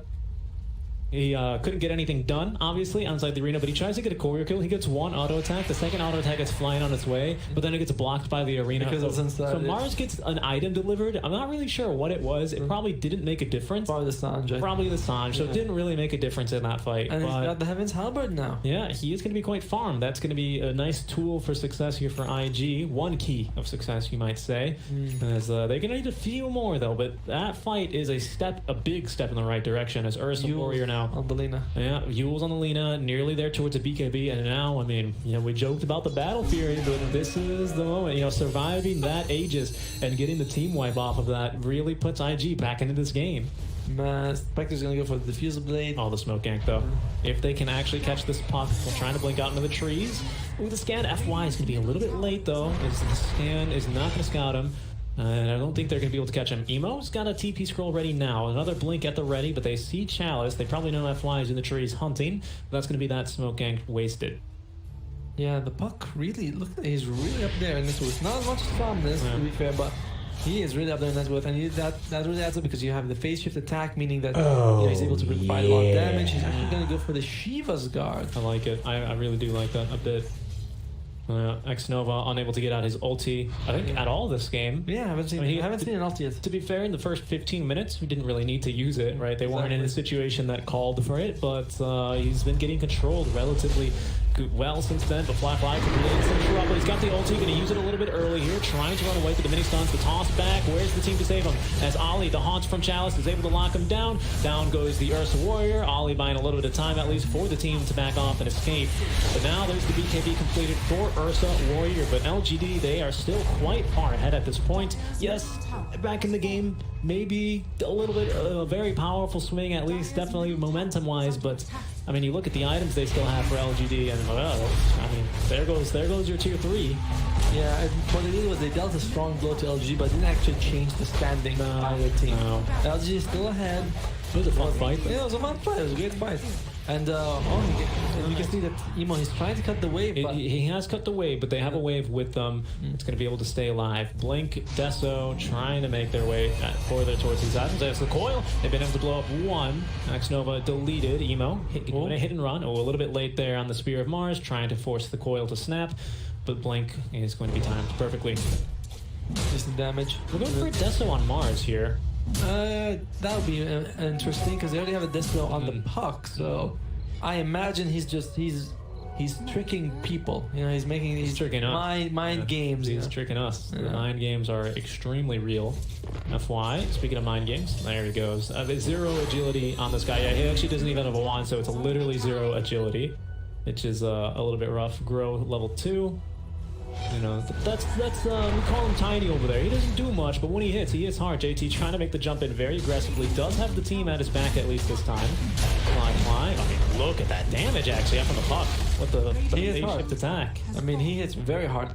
It's puck is kind of your carry this game. He's getting everything. 25 damage, yeah. Everything is on him because I mean, Mars is going to be control. Ursa, maybe it just needs your damage. I mean, same thing kind of with Somnus, right? Tiny's kind of the control. Furion is a smaller degree of control, and Somnus is your damage. But you know, if they lock down your puck, if they lock down your Ursa, you're in some real trouble here. What is it? Ursa, he went for the Battlefield. What does he have now? Okay, BKB going for the Basher. Yeah, that tends to be BKB early. I mean, what's it going to do? Save you from getting mini stun from the Tiny. He's got to be careful to still carry a Quelling Blade with him, however. Nice Disarm there, but unable to get through the Refraction Charger. So now damage actually dealt, and now this is going to be the Revenge Kill. Tiny Airlines back over to Somnus. The Melt Strike, as they're actually going to bring the arena. There's going to be the Laguna, rather, onto Tiny. He will die to the Spear Wall, but Chalice running in with the Haunt is able to pick up 2 kills. Fly looking to fight here, activating the BKB, trying to find old 11. Does he have he does have the Quelling Blade this time, but JT getting ran down. Nice stun there onto the trees. X-Nova does have the ulti. Fly literally just getting kited around for the duration of his BKB, not getting a whole lot done here. Now the ulti will be utilized as X-Nova will be healing himself back up. I believe we do have the puck still trying to fight them there. Jumping over, they have caught themselves a puck. No Blink Dagger available. Emo trying to live a little bit longer with the phase shift. Will they be able to escape? Not a chance. Dead for 70 seconds, but does have the buyback. He might either use it or they lose the top racks, you know. He's gonna have and probably the series. It's gonna be tough for them here as they're just threatening to go straight for the mid lane. JT's hit the arena up. He has caught an old 11. The buyback now from Puck does not have the Dream Coil lever, trying to get the kill onto our old 11. He's so tanky, they're not taking any magic damage. They need vision. Ooh, they've disrupted him just in time. He drops the ulti first. I thought they might have let him escape with that. They're at least gonna find the kill onto 1. Buyback was committed.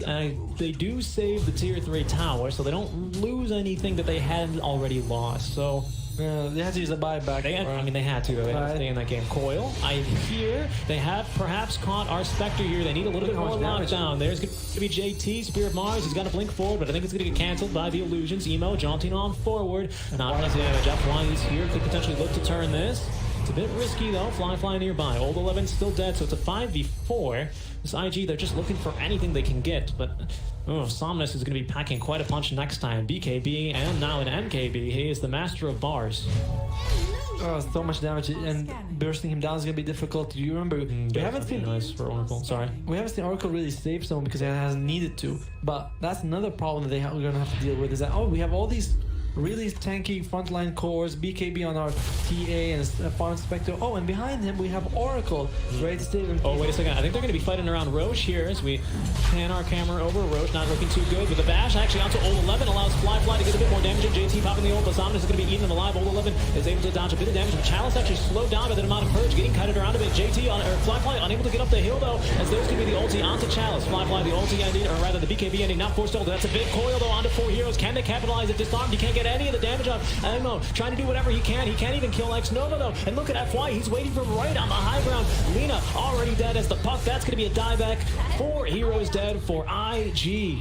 This LGD, they interrupt that Roche attempt quite heavy-handedly.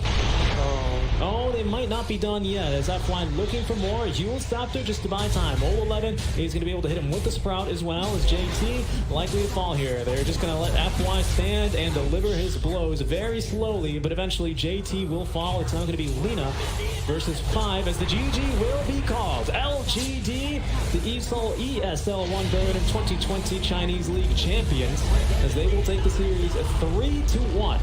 And another rematch for IG with the exact same result for favoring PSG.LGD 3-1.